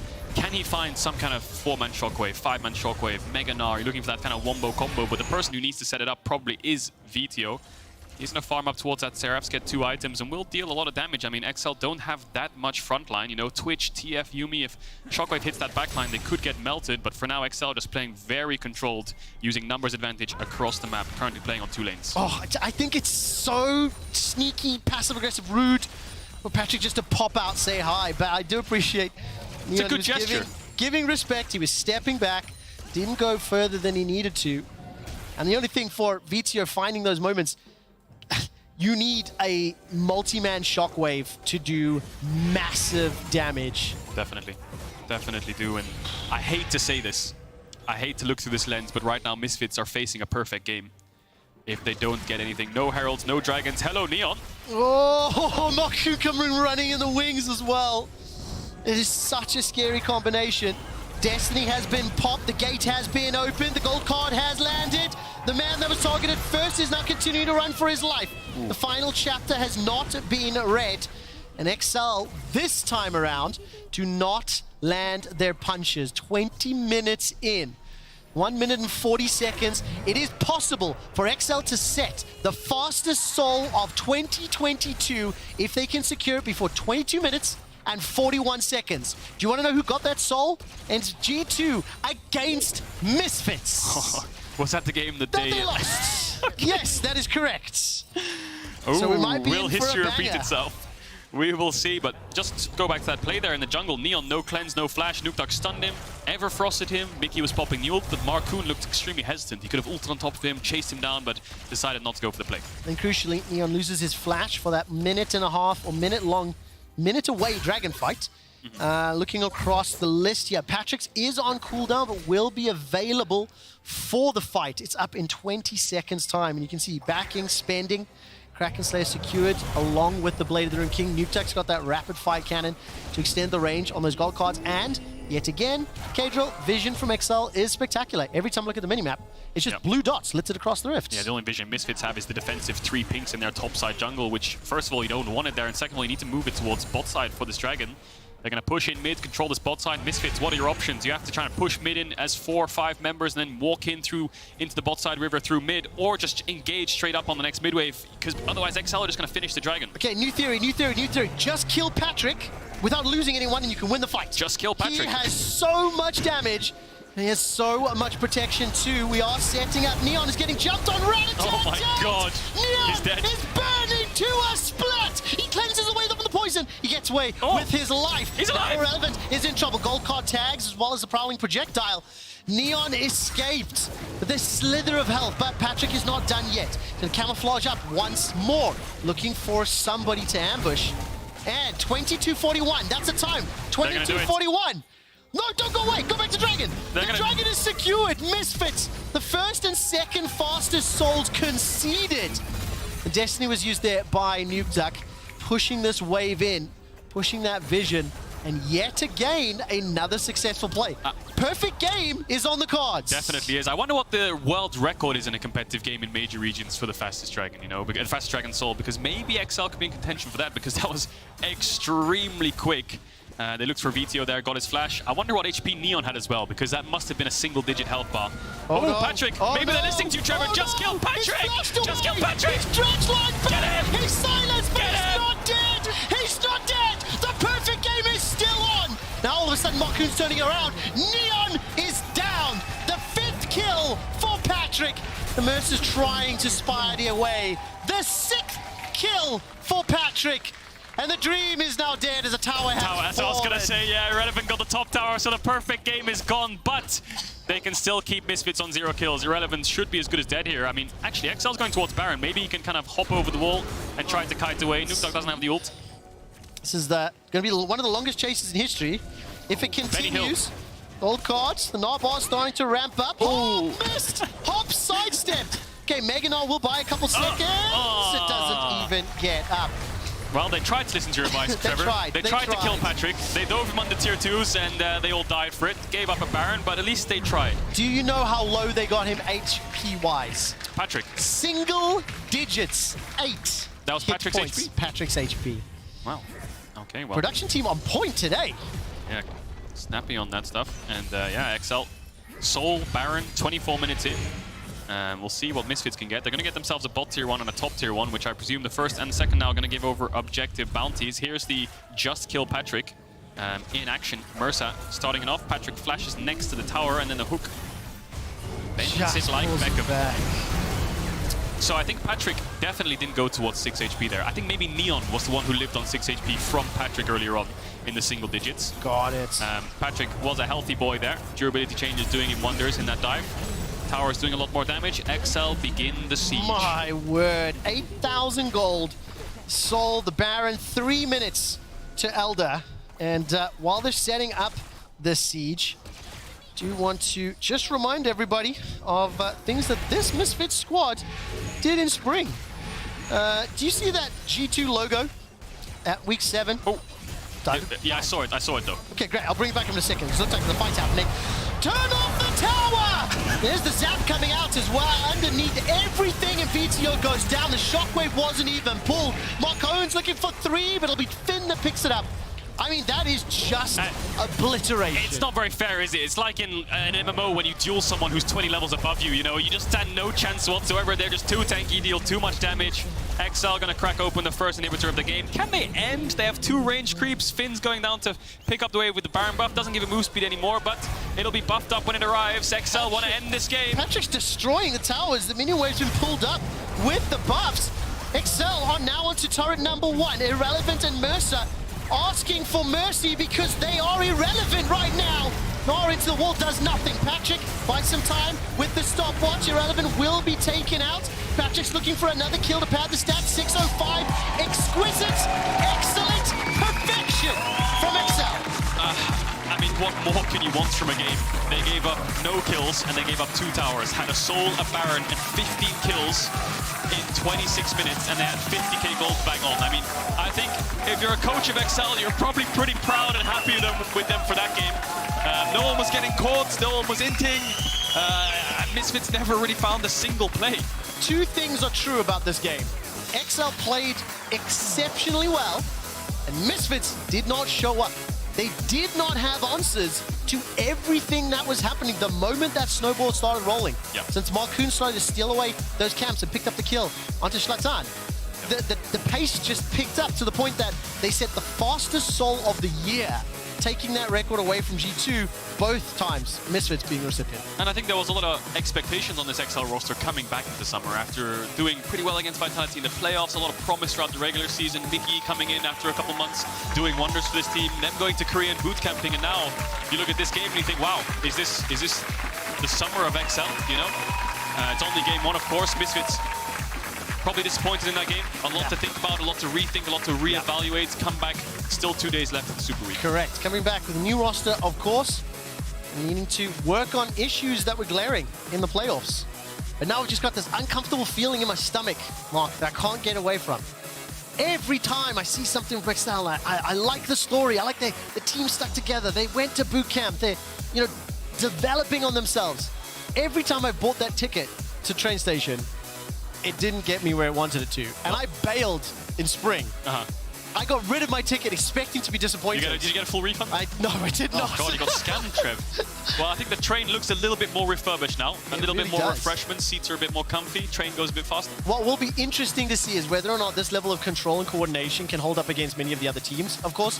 I think it would be fair to say, coming into the season, that expectations were that XL would be growing up in power rankings and Misfits would have been dropping. We'll have a lot of time to discuss that in the future. For now, Kia, player of the game, at LEC on Twitter. Marcoon, Nukeduck, or Patrick? It's actually tough, I think. It is tough. I think if I were voting, and I'm voting for me now, but I don't want to sway, I would probably lean towards Marcoon. I think he was the first man in on so many of those plays, and then everyone else did everything they needed. The thing is, Patrick just had too much fun. His team's winning, he's playing Twitch Yumi, he can run around the map and kill anyone. He shouldn't be on the list. Who would you put? The Yumi player or the Gwen?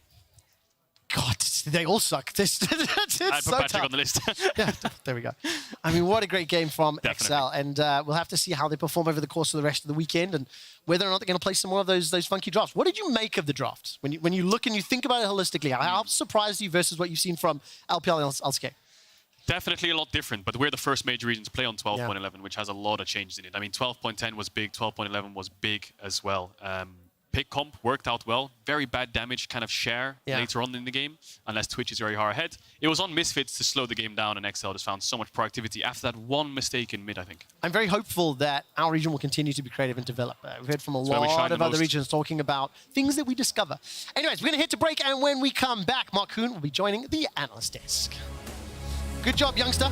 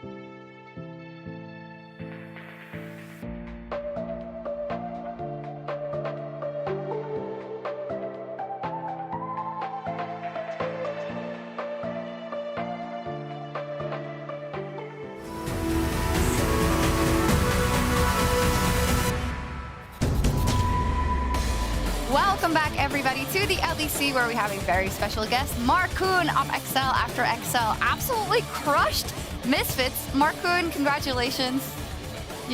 Thank you. Speaking of Mike. So yeah, I think it's a bit hard to talk about that game because it was so convincing. So I'm just going to let you kind of summarize why you think that you stomped them so much. I think they just inted early game, and then we just they didn't really do much, and we just closed the game out. We just took Drake, Herald. It felt very boring to play, but I don't think they just fought back at any point. They just let us kind of win the game. The meta looks to be really interesting when you look at the first rotation you had, especially Yumi, Twitch. We saw some really spicy picks so far. What's your take on what we've been seeing and how wide it is? Yeah, I don't want to reveal too much, but I think the patch allowed for some more creativity in the draft, and I think it's less punishing early game with the tower damage, and also the earlier TP changes from last season also made it that snowballing the early game is very hard because you can't dive, and if you can't dive, I think early game advantages are impossible to snowball. So then you can go for more scaling options like Twitch Yumi. You said it was harder to snowball, but you snowballed pretty damn hard in this game. You're also the Kia player of the game. You won that one. Congratulations. We were talking a bit beforehand about Excel not making any changes. And the fact that when it comes to the experience on the roster, you are the player with the least experience, which makes me think that you have tons of room to grow, which doesn't mean that you're bad now, because that's how you got it before. But, you know, what does that mean for you in terms of your goals for summer and how far you can go with this roster? I mean, yeah, all my teammates are pretty old and they've been playing for a very long time. Not old, experience. Experience, my bad. But I mean, I think for me personally, it feels really great to play with players like this. I think there's some leeway for me because, I mean, I tend to get like a little bit more emotional during scrims and stuff, and having players that they've seen it all, they've been through it all, they handle with me pretty well. And I think it's just, I'm learning a lot from like watching all these veteran players like not play in-game, but like how they act outside the game, and I'm learning from that. So it feels pretty good to have veteran players on the team, I think. In terms of learnings, I know that you guys went to Korea, as every team, basically, to bootcamp, but I think it was your first experience going there. So can you describe me how it was? Because I know that you had some really cool scrims also, and really strong team to face off. So yeah, tell me about this. Yeah, Nelson smurfed pretty hard with the scrims. He managed to get, I think we scrimmed most MSI teams, some good LPL teams, yeah, I mean, honestly, just a huge shout out to Nelson. He just like really set us up well. And with me, Korea was very fun. I actually like enjoyed playing solo queue once again, so it's a big benefit for me. I can just play 10 hours a day.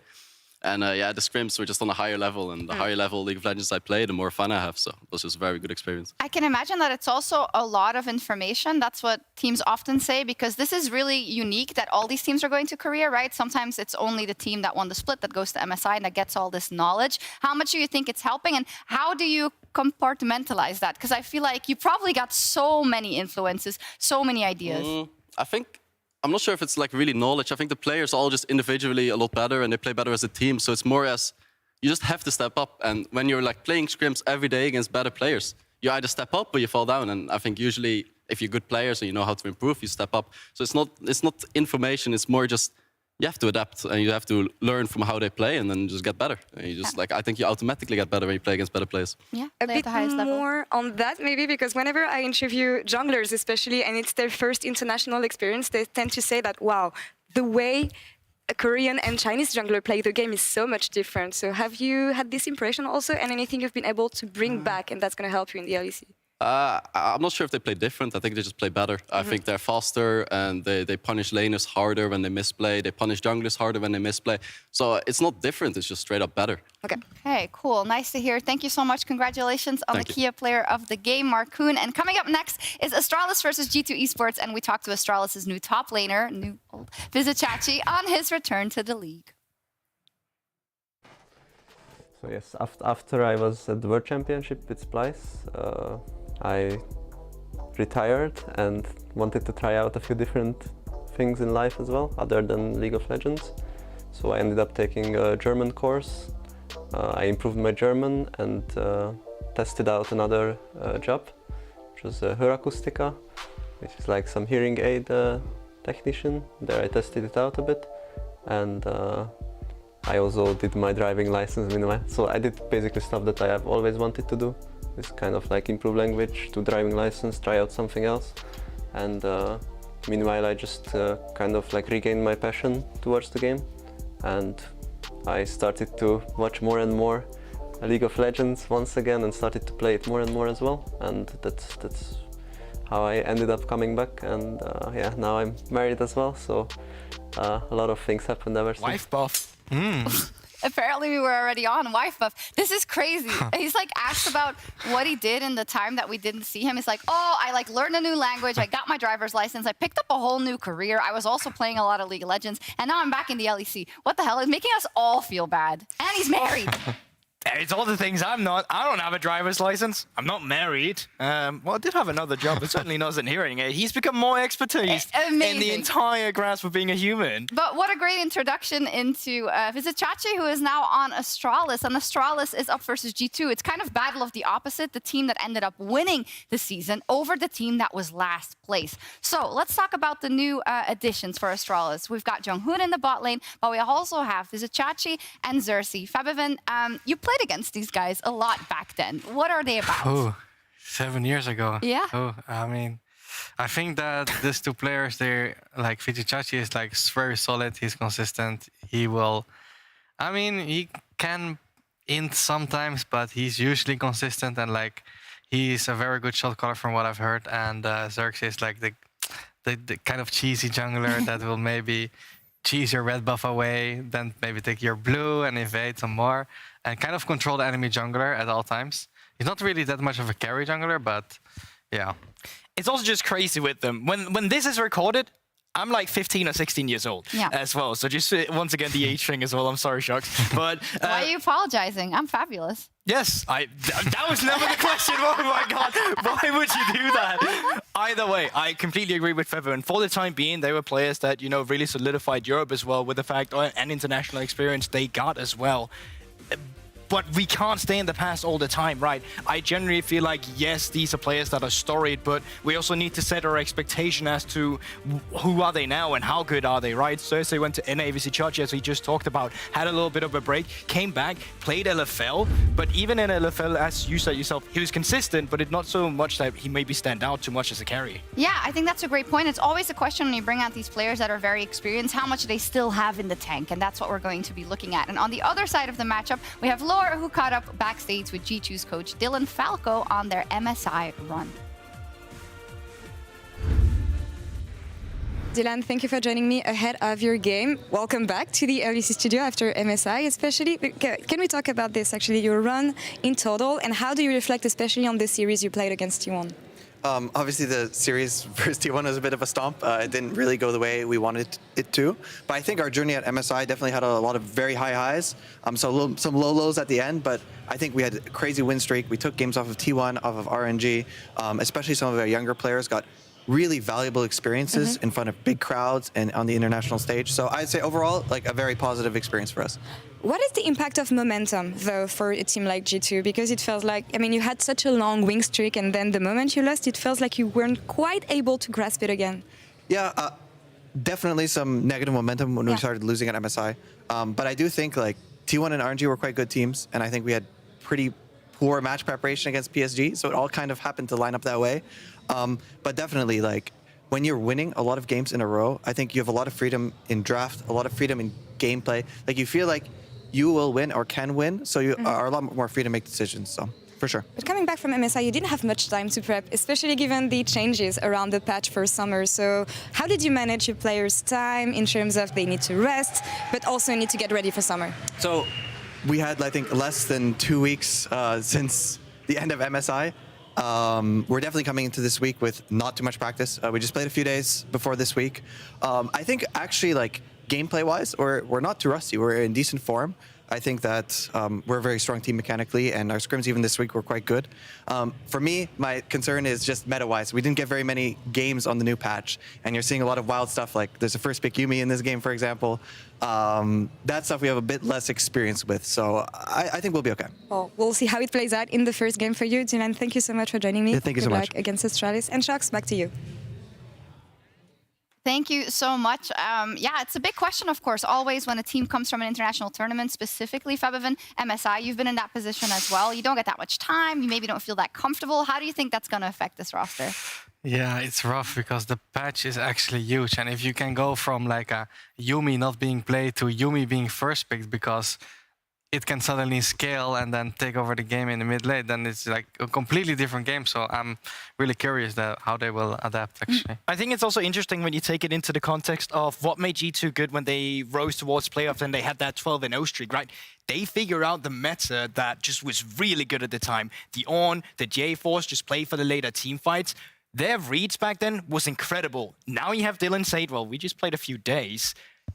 That is a big strength suddenly being taken away from you. And while your, of course, individual talent on the roster is incredible with the players that they have, not being prepared for the patch also plays a huge influence. Absolutely. So it's all going to come down to how do these players feel right now and what can they show? Febiven as a mid laner as well. What have you thought about the fact that Caps, after, I would say, a quieter period, absolutely smurfed it when it came playoffs in spring? Yeah, I think Caps is a huge momentum player. And he's also very...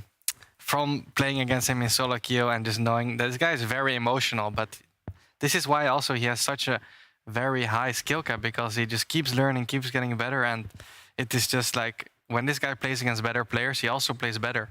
So it's just naturally that I think he will smash it this game. Actually. In this game, it could be a trap game for G2 fans versus Astralis. We'll see what happens. Let's head over to our casters, Kadril and Quickshot once again. Thank you so much, Sharks. Welcome back to the caster desk with fans in Berlin. I am actually so excited for this game. G2 back on home soil after a wild ride at MSI. And frankly speaking, the excitement I have for Astralis cannot be put into words. Vizichachi, the oldest player of 2022, coming back on stage. I have a lot of love for Vizichachi and Xerxes. Some of the most memorable series I've ever cast were with these two players. I know what they're like behind the scenes, but off camera. I have a lot of confidence that they will be able to elevate this roster. You seem pretty high on Astralis now. They're making playoffs. I'll say it now, right? Week 1, day 1, I'm calling it Astralis make playoffs. Wow. Literally, the entire audience's jaws on the floor. It dropped out of their masks. Quick stats, whack statements. We'll see if it lives up. But we are just about ready to jump into draft for Game 4 of Day 1.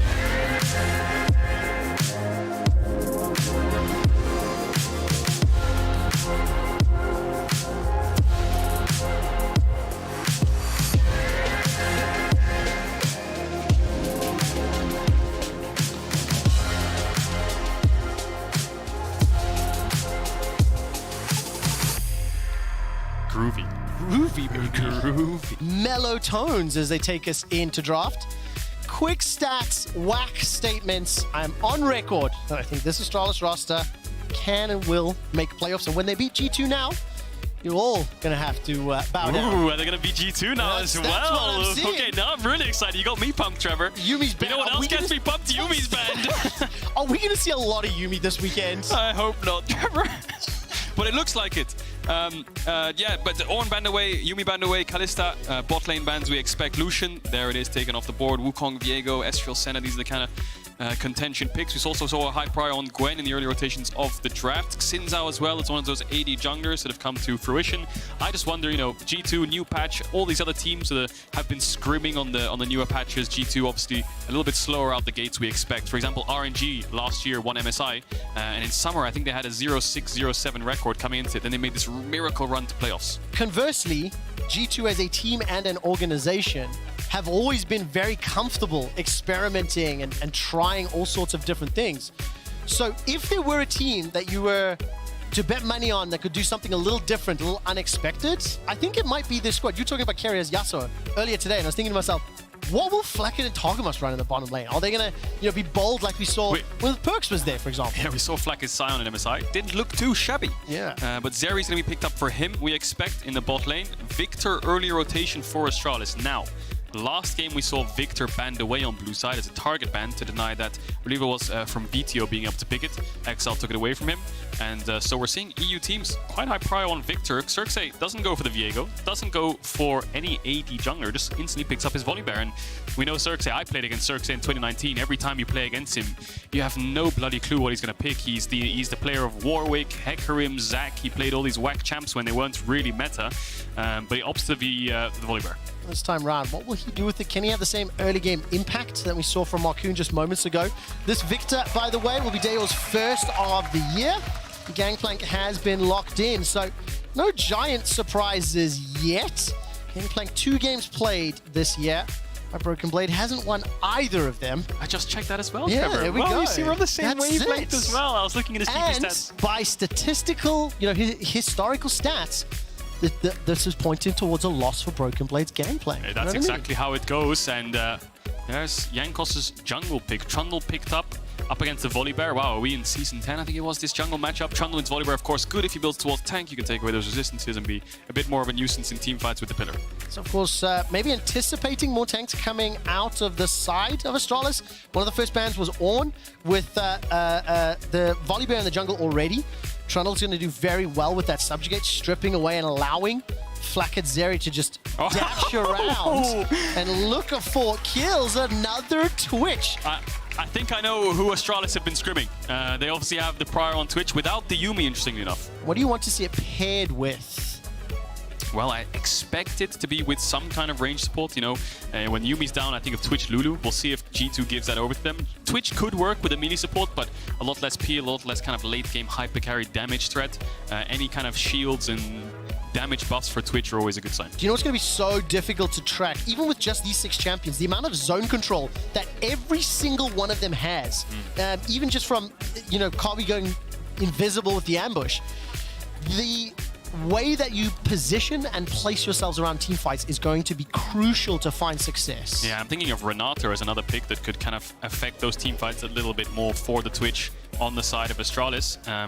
G2 with these champions walking into them. The Renata ult could do a lot of work. We'll see what they opt into, but Astralis for now targeting caps. Azir taken away, maybe an Orianna ban, some kind of control mage is what they might want to take away when they're playing for this Victor, but no ban from Astralis. I think I see Jonghoon laughing a bit, so maybe they just missed that one by accident. Does seem to be the case. Maybe some nerves here on the stage. For the first time in Summer, we'll get confirmation on that a little bit later. And for G2, they've already banned away the Lulu. Do they take away another support pick from Jonghoon? And instead, it will be a top lane. So Na has now been removed. And we'll start to get a bit of feel of how these compositions will shape up. You've already got a fair amount of team fight power. So we got some very loud G2 fans here in the audience. I'm just looking at Chachi's champion pool from Spring, because of course he played in the LFL. Gwen, Poppy, Ornn, GP. After that, it's just 0% winning on everything, and there's the Gwen. So by process of elimination, that's exactly the conclusion which I expected him to come to, just pick up the Gwen. But now Astralis, similar comp to XL in that they have a lot of magic damage, right? They need to be very careful here. I wonder what they're going to pick up for support. Could be a range support. Karma, Renata could go for engage. G2 rounding out mid and support here themselves. I think some kind of engaged support blind would do very well. Something that can jump on top of the Twitch, Nautilus, Alistar. I mean, I think the same statements could be true for Jonghoon. Because when you look at this Astralis squad, there's a lot of conditional engage. On the side of G2, some pokes, some tools. The Pillar of Ice, the Sleepy Trouble Bubble. Is Targamas giving long range. Shout out to Keria there. He's just like, you did it, I want to do it as well. Hang on a second. I'm holding my breath because we don't know what direction this is going. Hang on a second. There we go. There we go. You wanted the hard engage. You wanted the tools to do so. That was going to be one of them. Instead, it's going to be the counter-engage tools. Oh! And Soraka insta-look. Oh, okay. Wait. Okay. So, Soraka instantly picked up as an answer to Renata. I mean, this is something that they must have had sort of pre-planned, ready to go. Picked up a lot. It will be a lot of healing for the team. Again, a lot of AP for Astralis, so I'm a little bit worried for that, but okay. Soraka into Renata. We'll see who gets to push in this lane. Before we get to the lane, zoom out and tell me how these comps are supposed to work. Well, I think we have a lot of team fight on both of these champions. I mean, G2 maybe could get a little bit more side lane depending on which top laner is ahead, but that won't be the real main kind of crutch of both these comps. I think both these comps just want to play for team fights. Zoe has a little bit of poke, Twitch has a little bit of surprise factor. Astralis lack a little bit of engage, whereas G2 can kind of drop a GP ult on top of Twitch, which I think is just so powerful. You know, Senna, Twitch, these immobile AD carries against GP struggle so much, and they want to secure that for themselves, as well as the Trundle pillar. Of course, we need to see how well these teams play out. The compositions, drastically different looks across the 4 games that we've had today, as is to be expected. New season, new players, new approach to the game, but then also 2 gigantic patches that teams still have to adapt and learn. It'll take 2, 3, 4 weeks before we start to see some trends coming into place. I'm scared that Yuumi has already showed up several times, but I'm excited that Twitch is making his way into multiple games. This Cobby's definitely going to want to emulate performance. Oh, and Echo. Echo. Yeah, I was just going to say, looking at the patches, Grievous Wounds got nerfed, Soraka's heals got nerfed a bit as well, but game 4, we're ready to go and get onto the Rift.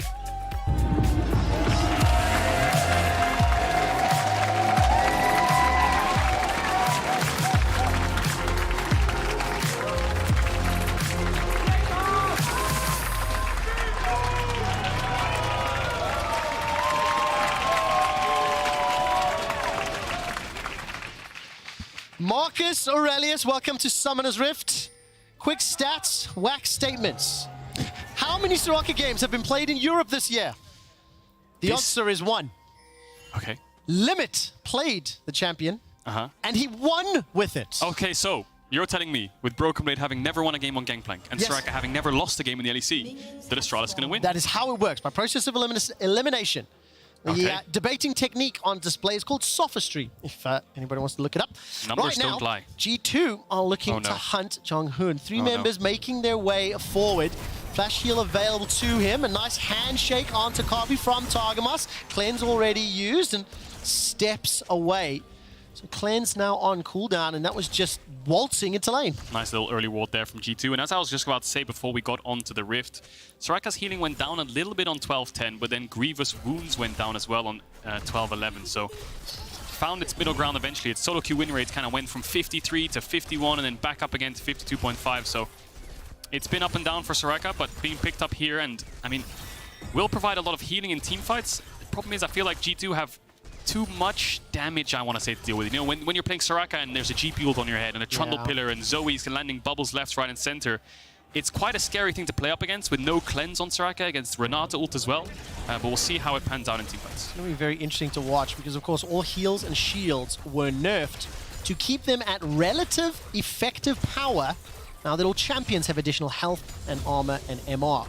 Obviously would have buffed that one up. Both of these duos fishing for trades, stepping back and forth, looking for auto after auto, and currently Flackhead's got a minor CS advantage as he was obviously able to push Kabi back and force that cleanse out. I love how the camera's just stuck on bot lane. We're just going to watch this range support matchup, see who gets the push, because for now it looks like G2 are the ones being able to dictate the way of the wave state. We'll see if Kabi tries to push back. Both junglers pathing towards the bot side. Crab up in around 25 seconds. We'll see who gets there first to contest it. It looks like G2 will be the first ones to move into River. Jankos should win out on the 1v1. If he finds Circe, it's just a case of who collapses first. I mean, Flacket, when he hits level 3, could jump straight over the wall. Oh, remember, it's so difficult to get away from that pillar. Caps throws all in, Paddle Star, Auto, Ignite, 150, 100, the shield comes up. Now Caps is running away. Tayor survives thanks to that shield. And while he's under pressure, Jankos and Xerxes are trading blows. Jungho and Kabi stepping forward. Flash is available for him. Targamas is nearly in range. The heal comes out. The shield buys time. And all of a sudden, Jankos cannot turn it around. That's a defensive flash from Targamas. And Astralis get first blood. TSM chance coming straight out. As Jankos goes for an invade, and we just talked about who collapses first. Astralis' bot lane could just walk into their own jungle. The Yor was hovering around. Bit of a confusing play there, but now Xerxes wrapped around. No flash on G2's bot lane. Kobe has double buffs. Here he comes. Can they get themselves a kill? They're going to focus Targamas. Seal silence into the root. Xerxes, he may go down first. Needs the healed, and Targamas will be taken out. Jonghoon gets the kill. Soraka, undefeated in Europe, gets the first kill and first assist. How's your prediction rate, Trevor? When you normally predict teams to win, are you just 100% profit mode? Because right now... Only when I'm on broadcast, because that's got to be real good feeling. A 1.2, 1.3k gold lead for Astralis. Jankos now running towards Xerxes' Krug respawn. Will be able to take those away from him. But that's kind of like a consolation prize. Xerxes base with 2 assists. Astralis' bot lane now ahead, and they're sitting pretty comfortably. Dayor also going to TP back to lane. Didn't lose too much to Cap so far. Kudos here to Astralis. They have dealt with the pressure, remembering that Kobe lost his cleanse very early on in that lane. And with Jankos making his way forward, it looked like things could get hairy. Astralis, however, fended off the pressure and then punished Jankos' invade because they were able to collapse first. It allows Astralis an 800 gold lead, and despite the fact that they have been pushed around in lane a little bit, they are the ones that have got the first few kills, and crucially one of them on Kobe's Twitch. Definitely isn't.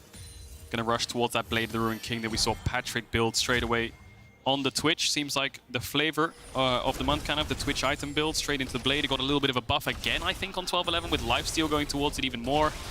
All in all, quite a powerful item right now. Still has those double buffs, will fall off in a second, but Flacket, no flash. Maybe Astralis want to walk up here and try to poke them out. The important thing here is, of course, the Soraka has so much sustain in the lane phase with the W. If Kobe takes a bad trade, it's probably a good trade because Jonghoon could just heal him straight back up as he looks for some deep vision next to Xerxes. Jungle support coming together. Jankos might try to take the fight, but there's a support here. Ooh, all of a sudden, Caps is trying to find a paddle start. He pushes it onto the wave instead. Dayor, once again, very quick to move.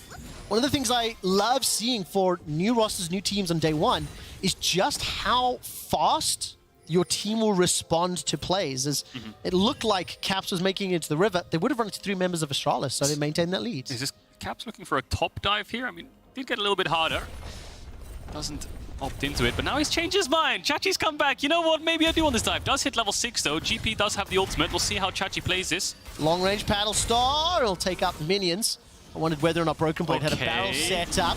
That's barrel 1 going down. Dragon has been secured. A dash away from Chachi. Needlework is available. Fight away. Chachi's going low, and that was well executed from G2. Yeah, it definitely was. I was a bit scared there for a second when the bubble missed, but they have enough damage from the Zoe W that Caps can just take him down with the electrocute as well. Ignite popped. Chachi is dead. Good dive there. Allows Broken Blade to push in the wave. 2 plates already in his back pocket. Will be able to base, and it helps Jankos out a lot as well because he died in the jungle early on, but now he can catch a full mid-wave from Cap, so a little bit of resource in his back pocket. Let's take a look at how this duo plays together, because I'm wondering whether or not that cask from Twitch will provide enough slow to allow the Equinox to root. When you think about how annoying that is, the slow, the silence, and then potentially a root, it looked to me like Kobe and Jonghoon tried to throw that out a couple of times, but hadn't necessarily successfully landed it. Not just yet. Small CS deficit in the bot side, but the kill should easily make up for it. Xerxes farming towards that level 6. GP ult being down helps Astralis' bot lane out a little bit, not under threat of that global. But it looks like Caps is the one dictating the pace of the game for G2. Every time he gets that mid-push, he's always trying to look for somewhere to roam towards. And that's normally wherever Jankos is invading, because it has felt like Jankos is trying to pitch a tent in Astralis' jungle. Still lingering there around the red buff before he finished the recall and backs out. Currently level 5. Xerxes has 6, and that's the Rat-a-tat-tat. Looking for the Contaminate, won't be able to do it. I think that used to be called Expunge as well, actually. And there will be a zap in return. Here comes Jonghoon. Equinox, gonna silence, but not root. On point with all the summoner names. I'll tell you, Trevor, honestly, I've been a pro for 4 or 5 years. I still don't know half the spells' names. Equinox had me confused for a second until he told me what the ability did. The difference there is you actually know what to do with the spell. I just know what it's called. Okay, small difference, yeah. But if we come together, we form a great team. That's it. Because I'll use the spell and you can say it. The most useless team member ever.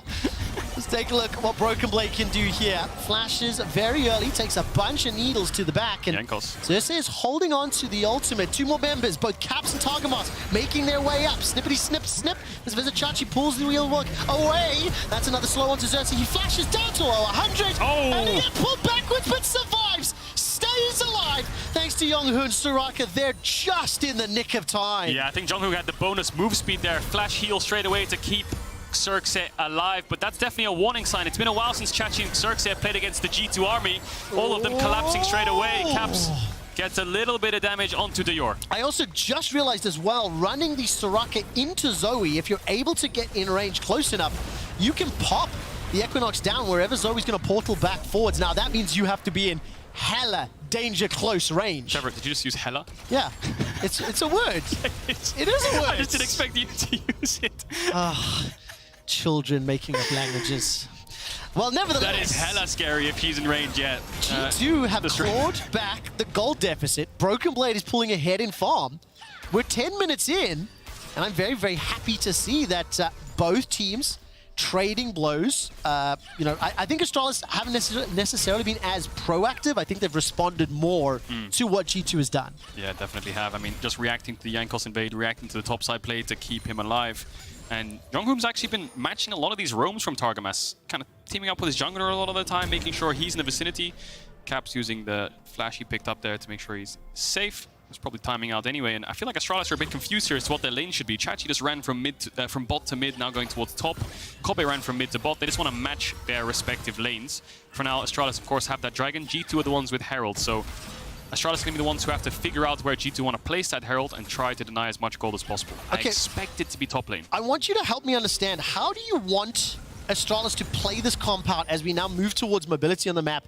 Because they don't have a traditional engage. I mean, you got flank options, I guess, with Xerxes or Chachi, but they don't have that really hard engage tool. So how do they get fights started? I feel like it's going to have to be a pick from Kobe maybe, or some kind of front-to-back team fight where they have some kind of setup before they walk in. Walking in against Around an objective, maybe? Yeah, around objective. Walking in against GP Zoe, there's no chance whatsoever if they have vision over a dragon that you're going to find your way in, especially with no hard engage.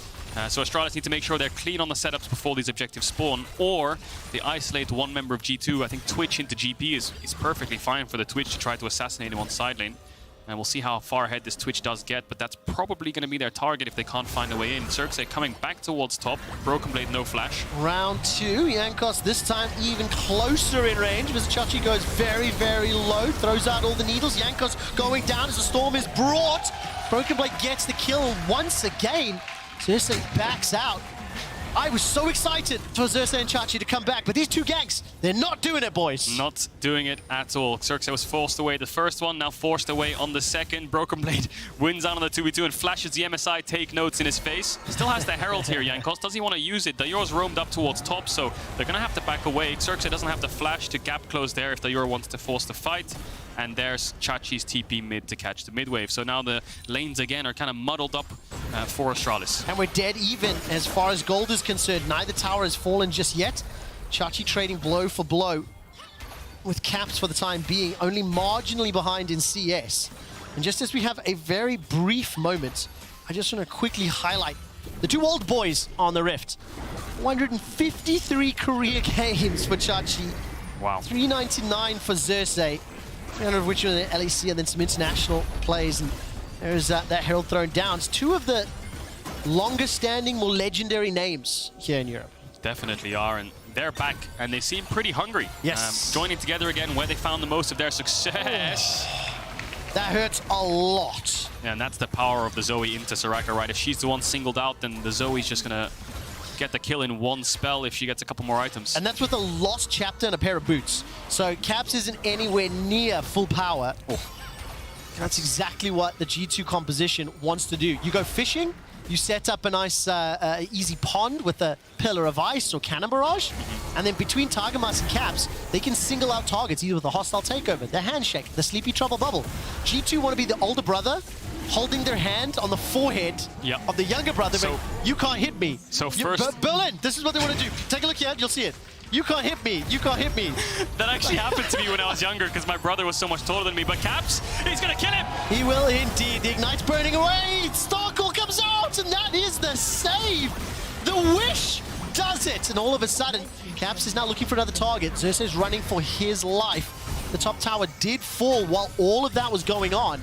And for the time being, Junghoon Soraka has saved his team's lives. It has not put them in an advantageous position, though. Has been the ambulance Soraka to keep them in this game. I mean, the gold is slowly going in G2's favor with that Herald played mid. They took a full top tower, so G2 running away with it for now. But I guess the good news for Astralis is they're able to hold on. We'll see what damage they can do when Kobe gets 2 items, when Dior finishes his Mythic, because they're going to need to find some kind of team fights. Right now, this Gwen in a side lane is going to get demolished by Broken Blade, so Chachi needs some help soon. The other thing that's going to be really difficult to deal with is just the amount of mobility on the side of G2. The fact that Cannon Barrage can impact anywhere on the map, that Zeri will be able to hop, skip, and jump over walls to get to different places and apply pressure. Either visit Chachi or Deo, whoever's going to be holding that lane. So Kobe also needs to be aware of where G2 may be moving, because you can counter it with that Twitch. And Kobe for the moment, 1-0-1, Blade of the Ruined King completed. Thrift jumping for Flacket, he still hasn't got his Mythic. And Astralis are starting to fall behind, 3k gold. Yeah, you got the Dragons though, so that's good. Some good late game insurance. Unfortunately for them, it's a Cloud Soul. They have a bot wave coming in. Jankos is making his way. Silence is out. Rat-a-tat-tat. Bring the storm, Xerxes. He decides to drop the lightning and walk away. Deo's coming through the river. Jankos is on red. And Caps will just continue putting pressure on the tower. I mean, Kadril, 15 minutes in, this has been non-stop. Both teams fighting for kills, for positioning on the map, and for objectives. Junghoon gets crunched down. I think he was subjugated as well. Jankos starts to step forward. Caps still not left that mid lane. Both these teams really want to pull the trigger and fight. They just need to find the right angle. Kobe could get flag hit here, but he's going to jump over the wall. Now Chachi's fighting Broken Blade. Action everywhere. Man, Cannon Barrage has been dropped. Parlay to the face. Flash forward. Another barrel drop. Needs to chain them up. Oh, will be able to. Not yet going to do it. Chachi escapes with his life. Doesn't get the barrel combo to get the slow, so he can't follow up. I wonder if he had his passive there. I think Broken Blade tried to flash auto to get the passive proc for move speed, but in the end it didn't work out. Astralis going to get this bot tier 1, get their first tower of the game, but right now the pressure for G2 is in this top side. Caps and Broken Blade, the solo lane slowly getting ahead. This is huge though, Astralis. They are keeping the goal difference close. They've opened up the map. They've got 2 dragons to their name, and crucially, they're not just letting G2 run away with the game. Xerxes is looking for opportunities. I would not say all of them have been very successful. No. But that's going to be how this team needs to get themselves back into this game. I do think Xerxes or Chachi are going to have to be one of the players that at least pulls focus to allow Kobe to unload. Definitely will have to be, and I think just punishing G2's mistakes. Knowing when they're overstepping is important, because yes, they can get ahead and yes, they can start moving into your jungle, but you have to realize at what point are they just getting a little bit too cocky. When Jankos goes for your Gromp at level 3, you have to just punish it straight away, and they did. So we'll see if they can do that later on down the line. I think Astralis probably want to contest this next dragon, and the benefit for Astralis here is they could fight this next dragon, or they could just give it up, because G2 are 4 dragons away from a soul. That's, you know, upwards of 20 minutes game time that they could have to just buy time and slow the game down. And we always remember fighting in a chokehold. Oh, there's a Chachi. He's going to get caught out. That is gigantic pillar of ice. Junghoon and Xerxes making their way forward. Wish is still available. It's on cooldown for now. Equinox is dropped. Leonidas is who Astralis need to channel right now. Find a choke point. Use your AoE. Use those shields, because once you do combo, all of the area of effect damage from literally every single one of the damage dealers, if G2 are ever grouped up, they can get melted. Definitely can. We'll see if Astralis can find that angle. For now, they're just trying to push in mid, get some pressure on the top side of the map. 48 seconds on that dragon. To me, it looks like, given this map state, Astralis is just going to give it up, but then you have to ask, what are they going to get it for? Dior cancels his base top and does an on-the-way ping top side, so he probably wants to push for this tier 1, but G2, of course, our spring champions, know exactly what Astralis are doing. They're going to keep going bot. Oh, look at that. Onto Chachi. The Herald will come through. So this is now on the retreat. Kobe's waddling his way forward. 4 towers secured. 5,000 gold is the lead. And I'm going to go back to that question that I asked, how do they play this comp? Because in draft, we were kind of hoping for some sort of support with initiation, something maybe could start a fight. I just don't see how Astralis can consistently and successfully start fights. Yeah, I mean, the Soraka pick is keeping them in it, yeah, but it's never really giving them an angle to try to turn it. So, I mean, the problem is G2 are just showing a masterclass on macro right now in the early game. They're playing on... The important thing here is they're playing on 2 lanes every single try at a time. Oh, my word. If they try to do anything. Caps is just playing dodgeball with Astralis right now. Oh! Star is not going to be followed. Caps, you have to press R first, then it'll go further. Didn't manage to make that one work, but G2 will be able to secure the Dragon. The amount of highlights Caps has done in that specific position against teams like Fnatic as well is incredible on Zoe. So you thought for a second he might go for it, but he didn't. G2, like I said, just playing on 2 lanes. Mid, top, mid, bot, top, mid. They're always making sure that every single time Astralis are playing for one objective, they're playing for 2. Question now for you. For G2 Esports, when we take a look at the statistics on your screen, during the regular season, they went 11-7. You take a look at First Dragon, 38%. First Herald, 70%. Goal different, 200. That changed a little bit. They prioritized First Dragon a higher amount. They had a, on average, higher goal difference at 14. Crucially, just looked more coordinated, or like they had a game plan, if that makes sense. Yeah, I feel like their drafts and their meta read was also quite important. I mean, they were drafting comps that scale a lot better, and they were playing for more teamfight orientated style, so that's probably why their Dragon percentage went up a little bit more, because that's where their focus was, and the early games weren't so much their target. If they can get a free Herald, they'll get it. If they can find a good fight, they'll get it, but they're probably happy to give it up with the comps that they were playing. Now Astralis, 5-man mid to get some push. There's no objectives on the map just yet, but maybe they just want to get some control on the map. Oh, Death Ray goes out as well as Gates. It's a little bit of silence being dropped into Jankos. The pillar throws Jonghoon back. He's got no flash, remember. Stormbringer used defensively. Chachi steps forward with the needles, and they're doing work. And Targamas is down. Astralis have found themselves one. The needles are not yet done as Chachi keeps snipping away. Flack is trying to get into the fight, but he can't. Dayo's now caught and burning. He's run away for his life. Jonghoon's still got Wish available, has still got heal available. Oh my God. Jankos is looking for something more as Xerxes. The lightning comes down. Caps over the wall. Paddle. Star's going to fall short, but the CP Trouble Bubble does not. And that is one tired bear. Astralis pick themselves up a kill, get away, and they still have the win. This Soraka is like a restoration druid, and wow, just so many hots on everyone. Heal, heal, heal. No one's dropping. They still have the ultimate as well. Dayor went down to 10% in that fight, went back up to 80 almost. And Chachi was just trying to try to zone them away. He didn't have that much damage to find a kill, but bought enough time so that Astralis could kind of recollect themselves after killing Targamas and find some kind of positioning. I really hope every single team fight for the rest of the game is like that, because that was so fun to watch. And the Astralis are still 4,000 gold down, so maybe they can start looking for some bounties a little bit, because they're going to have to try claw back those deficits. It can get to the point where G2 just hit them with their wallets. Yeah, so 2 things to look at here for Astralis. One is Chachi and one is Jonghoon, because you can see the amount of healing coming out from Jonghoon when G2 try to look for that target. Here, Jankos pops the pillar on the Soraka thinking that's the target, no flash, but there's not enough gap close. Now, Cap's playing over poke, but he might be caught here. Has flash? Has flash available. Xerxes flashes as well. Rat-a-tat-tat! The expunge not needed. A handshake pulls Kobe backwards, and he stays alive for Wish just a couple seconds longer. It's Targamas that picks up the kill and finds another onto Xerxes. The poison's not ticking just enough. Chachi is trying to run down Jankos and flashes over the wall. Astralis ran headfirst into G2, but got kicked out the back door. Yeah, it's 2 for 1 in favor of G2. A lot of summoners burned on the side of G2. Flackhead. Oh man, he's looking for Chachi. Zapping over the wall. Just firing out all the bursts. Vizichachi dashes off, gets one more heal. More he gets taken down, and now Jonghoon is dead. The healing is great when you have teammates to heal. Astralis bit off more than they can chew, literally there with the volley barrel. We'll see if they can find Dayor, but he has flash. They might turn towards this Baron. No TP on Chachi. Kobe just respawning. As I say that, Jankos moving towards the top side, looking for red, as every jungler does when you're ahead. You look for those buffs, and if you can't get them, they're just going to back away and catch waves for now. So, not the nail in the coffin, but Astralis getting a little bit too ahead of themselves. I mean, when you look at the minimap, Targamas and Jankos were so close by, and Broken Blade as well. That's a bold move into darkness. Yeah, and look where Kobe's positioned now. He's gone so deep with no flash. He's on top of Broken Blade, and Jankos, barrels coming in. Broken Blade almost dies here, but the heal comes through from Flacket to keep him alive. From the poison, Jankos flashes out, so Astralis can't single out on that one target. And Jankos, with his experience here, says, what is this Gwen doing? Trying to take the pink in our face. Let's just collapse on him. Flacket gap closes.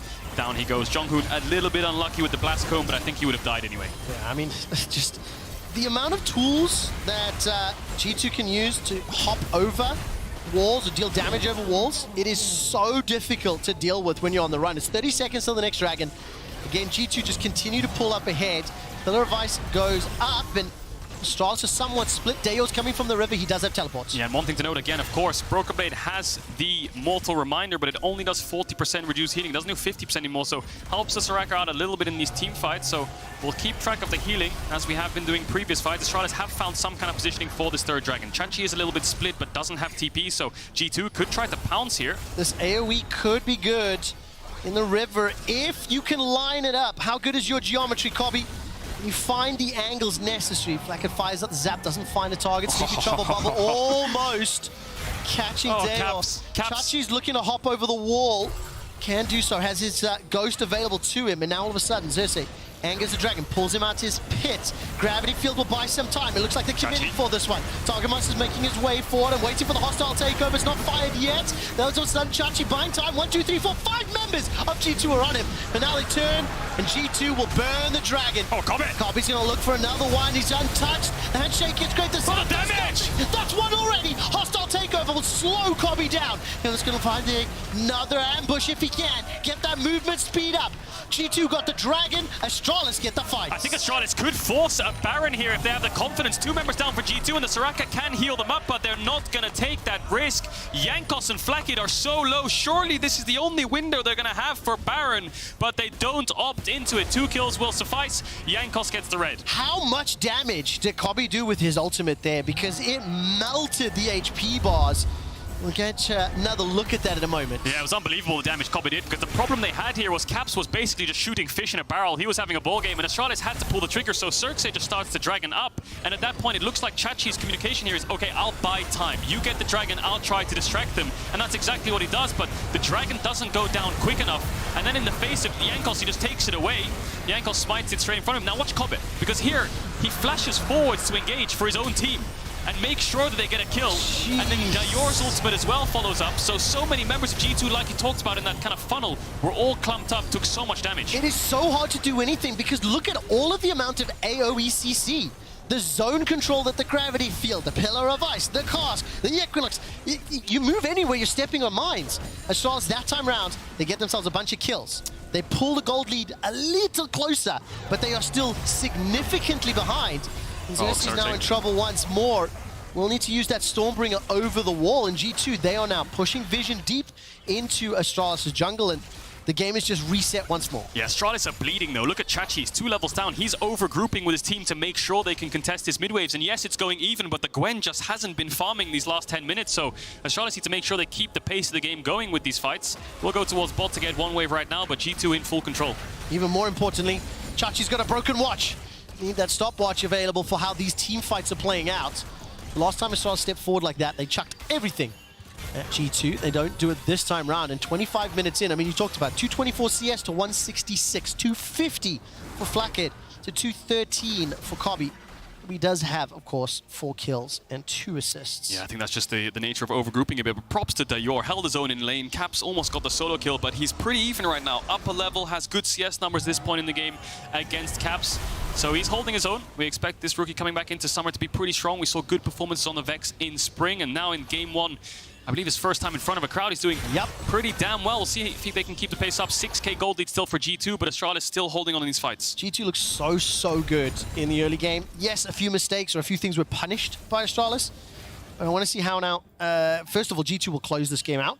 And secondly, how the Soraka will continue to develop. It's a surprise pick. I almost want to ask you to rate its impact on the game. Oh.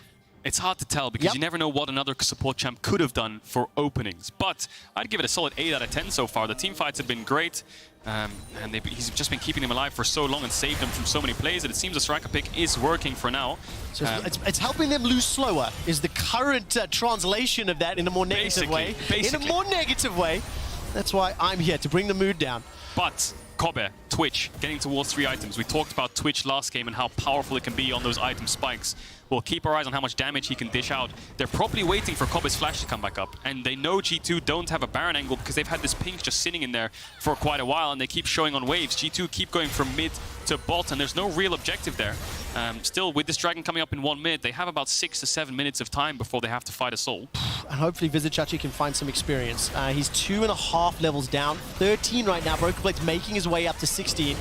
The dashes over the walls, remember, the Sleepy Trouble bubbles, the paddles, the zaps. Teleport has been channeled here as Vizichachi is looking for potential flank.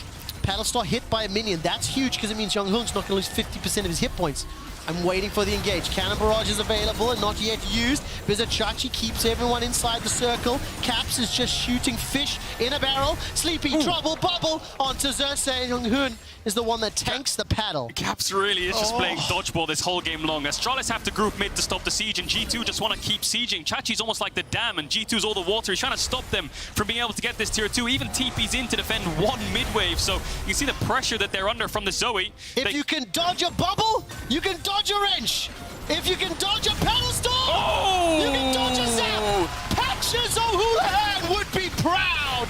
Caps goes fishing and finally finds his targets. Can they go towards Baron now, G2? They have a member down, or they just want to keep poking. Just go fishing. This is a game of dodgeball, ladies, gentlemen, and everybody else. And right now, G2, the Purple Raptors, are pushing into Astralis. The problem is Astralis don't have a ball. They have more of a shotgun, so they can't really get in range. They need to make sure that Kobe can start hitting.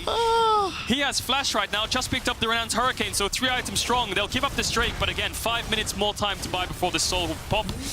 Will come up, sorry, and Baron's still up, so there's no real threat of Baron minions just yet. Put yourself in the shoes and the minds of this Astralis roster. The new players taking to the stage, old players coming back to the stage, and literally dealing with skill shots that are not in your lane. And our former champions. And former champions. Like, and Caps. I mean, I legitimately want to go back to all of the spam from both Zeri and from Zoe that was going through the walls, and just see how many screens away they were from danger. Yeah. Need a like a 72-inch monitor to play against these kind of champions. So you're now caught out. GP ult popped. That's a handshake backwards, so Xerxes will be pushed out. He'll surviving a very long time, trying to get something back from the Targamas. Will it survive just long enough for the rest of the team to arrive? Hostile takeover will be traded for the Wish. It's now a 5v4, and look at that! Once again, through the wall. I did not know wall hacks were in this game. As all of a sudden they continue to push. Where is Caps? I'm waiting for the next one. Another shot! 1,500 damage combined. My god. And the GP as well. Like, we can see the Zoe and the Zeri things, but the GP ult is doing so much too with the barrels, the Trundle pillar. Like, G2 are just farming damage down at this point, and now they're starting up the Baron. Xerxes has ult and flash to get in. He has full vision of this Baron. Does he get it? Do you believe? No, I do not believe Baron secured. Storms in, flashes out. I can't believe G2 expand. I can't believe G2 just finished Baron when there's 3 pinks in the pit. They didn't really care at that point. Dayor gets caught out, and for a second there it looked like he could live because Young-hoon is sprinting his way down here, and when he pops the stopwatch in just a second, it looks like the striker's in range, but in comes Broken Blade, manages to take him down, and from there it's a 4v5. Now Caps. Chachi does have Ghost available. That paddle goes missing. Excuse me, teleport's now coming in. Flash forward, and Chachi's already dead. Well, Dayor TP's in, but Jankos is there with the pillar. Here comes Kobe! Here comes Kobe! Another one! And watches another one bite to dust! And another one down, another one down! Astralis are running for their lives! Jankos is taking a lot of damage, but Young-hoon is now the target. Kobe continues to fire, but there's too many targets, there's too many hit points, there's not enough lifesteal! Oh, double kill for Flagging! And Astralis are aced! 40 seconds respawn timers on Kobe and Xerxes. Dayor's laughing it off, and Caps. A lot of fancy feet, footworks there, and the Ghost on Chachi bought him enough time for the rest of Astralis to arrive, but they arrive to their own funeral. They get taken down. G2 aced them clean, 5-4-0, and they should be able to end. By my statement that this Astralis team will get better throughout the year. Take a look at their spring, summer placements, 9th, 7th, 8th, 10th. This roster will outperform all previous. Today, however, they have been destroyed by G2. G2 were looking for the Nexus kill. Vizichachi is going to be able to hold it with all of that AoE. Baron and Power Minions looking on the bottom lane. 14,000 gold up. In 1 minute and 40 seconds, they'll be able to pick up their 4th Cloud Drake. But so, look at that. Yeah, I mean, Caps here finds a pick onto Chachi. The problem is, you know, you're like, oh, I can help, I can TP in, I'm coming to help you, we can maybe win this 2v1, and then Jankos comes in, and then the rest of your team's like, oh, we can come, you know, we can make it a 5 versus 3, and then by the time you arrive, you realize, wait, this was the worst idea ever, and the int chain is just way too long to recover from. Yeah, Cap just managing to live here by picking up that Zhonya's from Dayor. That kind of paid back so much. Astralis collapsing here, looking for the fight. Jonghoon just instantly dies to Flacket, so he can't dish out as much healing as he might want, and then it's just all down to Kobe. How many times we said it's just Kobe back against the wall, see how much damage he can dish out? Not enough, and Broken Blade wasn't even there. That was a 4 versus 5. Yeah. Oh, imagine if that was an Ornn in the top lane instead of a Gwen. Ornn was banned first round. Front line means Kobe has no time. Nexus or the inhibitor turret is once again being focused. Kobe actually eats a close range paddle star. Caps was interrupted. Hostile takeover will buy some time. There's on a berserk and he's dead. He's dead with the barrel of the parlay. Another one will fall as Vizichachi's taken out. Kobe almost sneaky enough to take Caps down. 3 members defending a Nexus turret. Jankos throws out the pillar of filth underneath the steps. We will slowly turn their attention to the Nexus turret. Zeri, as well as Zoe, having such a huge impact on this game. There's G2 now, starting to style this one out. Looking for another kill onto Xerxes. The old boy been taken out by the old man. Broken Blade goes unstoppable. Stopwatch is popped there by Kobe. Caps is unstoppable. Another ace at the base, and G2 are on fire. Well, a bit of a class performance there from G2. I mean, their comp was pretty obvious in what it wants to achieve. I think they had a lot of fun playing it. Skill shot galore for them, tossing them across the walls and landing. And then that's their opening. G2 looking pretty crisp, I have to say. The early game macro was good, but then it descended a little bit into madness, where there was kind of signs where Astralis had some kind of comeback, but it was all under control, the G2 way. It is the G2 way. Descending into madness is the G2 way. You know, very, very entertaining game, but I really think that it is obnoxious to deal with. You know, Astralis fell too far behind to put any vision in place to get within the range of that poke. Yeah, they needed more gap close. They needed more engage, something that can get the Twitch in range to actually dish out damage, because, like you said, they have so many kind of balls in the dodgeball game, and Charlotte, poor them, never really anything. All they have to do was just catch them, and half the time they were getting hit in the head. I have to ask Dylan Falco if they watched Dodgeball over the course of the holiday or the break. Because that comp definitely had Dodgeball vibes. They lined up in a row in front of a tower. They lined up in a row in front of the turret and just kept firing shots until Astralis break. And props to G2 in general. I mean, coming into this split, there's a lot of changes. You haven't scrimmed too much on this patch, you presume, but Dylan always has a plan. He always has one comp, one direction. His drafts were quite good in spring, pretty much phenomenal throughout playoffs. Good at MSI. Everyone was praising the G2 drafting, and you can see it here. Pick an easy comp. Executed well. Well, that was definitely the case. Key player of the game nominees at LEC on Twitter. Broken Blade, Caps, or Flacket. This is super tough to figure out. I want to give a shout out, of course, to Astralis. New players making it to the stage, missing a ban for the first time there. My assumption, a little bit of nerves maybe. Depends. You have to want to wonder. see where they go. Yeah, what happens there? Yeah. It was the facial reaction that made me infer. It's one of those moments where you just kind of have to laugh it off and be like, oh, well, sucks, but it'll be fine, right? But I'm very interested to see what will happen with the likes of Astralis, SK, Misfits, when you see the teams that were falling towards the bottom of the table. I mean, Misfits was a huge, surprise in spring. Who's going to shake things up? Who's going to look to upset the big boys? Yeah, you got a fresh slate in summer, right? You start 0-0 again. Super Week could be so important. Momentum is so important. So SK winning their first game, does that help them in day 2, day 3? Astralis falling short. We'll see if they can bounce back. Yeah, definitely. We are just waiting because the second oldest man on the planet is currently getting makeup, and he needs a lot of makeup. So while we keep an eye on the makeup artists, man, they are just putting the powder on. They're just not stopping. I mean, good old Jankos. Jankos is just, it's a lot. Are you guys ready? We're going to find out. He is a handsome man, there's still more. They still need more makeup. I mean, I wish you guys at home could see what we're seeing in Berlin. They're just caking it on. Okay, makeup off, makeup off. Thank you. Over to you, Lord Jankos. Thank you so much, Jankos. Thank you for joining me. That was wow.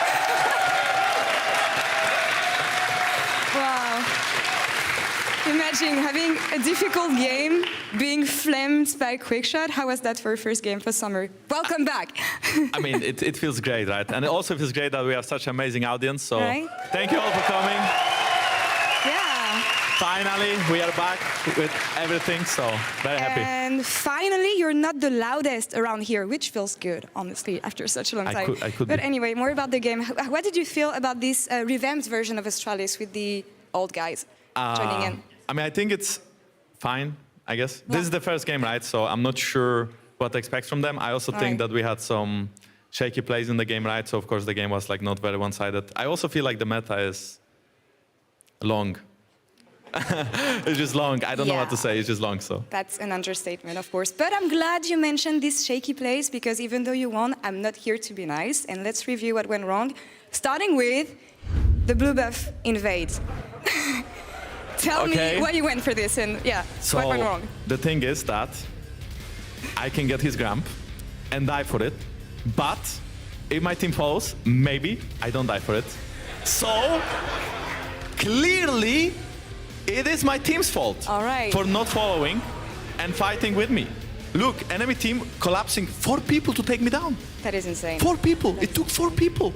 If this would be 3v1, I'm sure I would deal with them. And but they brought 4. And for once, we have a jungler blaming the rest of the team. I mean, that's new in the LEC. Second play, I want to show you 24 minutes in.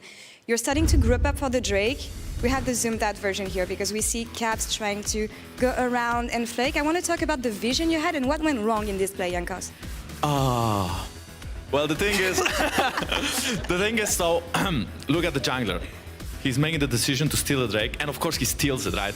But his team, I don't know how they lose the team fight. But anyway, I mean, I think the bubble was very good from Caps, right? But we couldn't really go on Victor, so we were not able to kill him. And then as soon as Twitch opens up on us and we stack up, he kind of one-shots everyone. So at this point, I think the fights are actually quite difficult for us, just because they have a hyper carry that's so fat. We need to wait for more items on Zeri, and we need to land the poke, unlike which they can go forward. We have to play it patiently and slow. I think the team comp for them is honestly easier to play team fights than for us.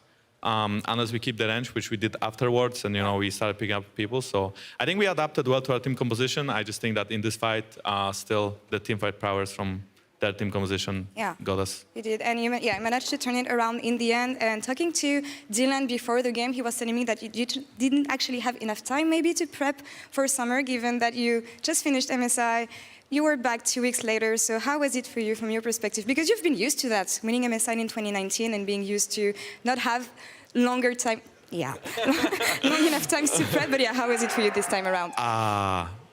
So I think it's nice that we had time off. I'm really grateful to the coach because, of course, as the coach, he decides, right? So he could have chosen to not give us any free time and we would be practicing extra. And the thing is, the season is very long and there will be a break in between playoffs and regular season, blah, blah. So I think we have time. I think even if we don't go 7-0 before the break, or even if we don't go 3-0 in the opening weekend, it will not matter as long as we make playoffs and we have like a decent seed. So I'm still glad that we won Astralis, and tomorrow we have a banger coming up against Rogue, after which we face Excel on Sunday. So I think these teams had a little bit more time playing on the patch. I know that Excel was bootcamping in Korea. They were warming up against us during MSI. So I think that we can take them down. But of course, they have a little bit better meta read. But at the same time, I think we are just better team, so it's fine. Ooh, better team. Well, exciting matchups to look ahead. Jankos, thank you so much for the interview. Good luck on the rest of the weekend. Thank you. And we are going to take one last break before heading up to the next matchup of the day, Rogue versus Fnatic. Don't tell anyone.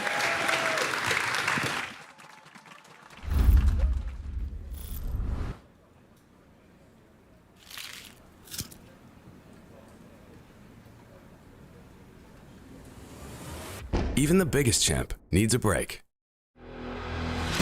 G2 versus Rogue. Our first match of the week. A rematch of the spring finals. Comp keeps it going. Plays just outside of Caps' range. Comp, you absolute madman. He goes golden, but he's got so much damage. The stacks are still there. He's like lightning. But when it matters. For those who watch, for those who move, for those who play. Look at the smite. He's done this before. Now it's your turn to move to the big stage and play the match of your life.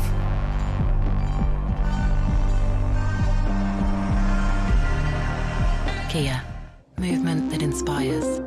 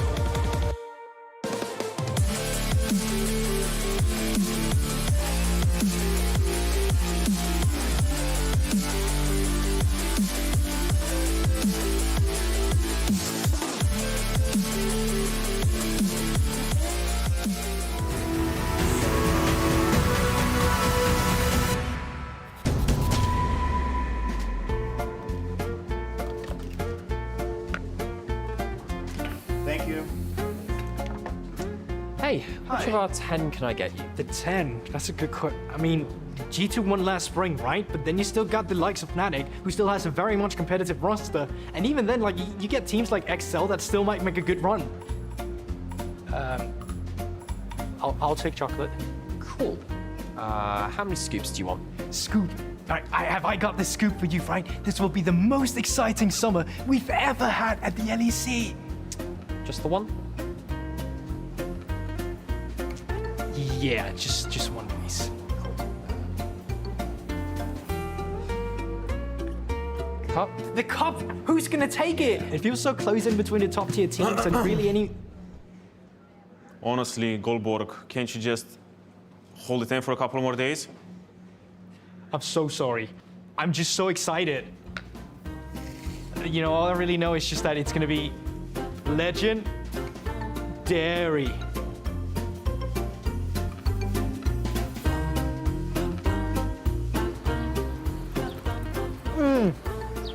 What's up?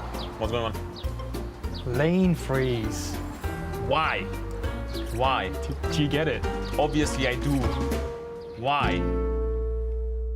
Welcome back, everyone, to the LEC for the final clash of the night between Rogue and Fnatic, two of the best teams Europe has to offer. Also, fantastic intro video there by Goldberg. You are a great actor. I don't even think Odo is acting. He's just always... No, definitely not. No. That's just how he was in set, and I'll tell you what, he was so tired at the end of the day by me just saying dairy at least 40 times. He hated me. Well, let's talk about these two teams and see if they hate each other as much on the Rift, and talk about just how impressive they were in the spring season. First and second teams out of the regular season, eventually second and third after those playoffs. And I think even though they weren't able to win the championship, either of them, we need to give praise to where praise is due in terms of their regular season performance. I think that when we look back at their expectations, it was high for Fnatic. Everyone believed that they would be finals contender. Everyone believed that they would be fighting for the top. Rogue, many doubted as really even just barely qualifying for playoffs, but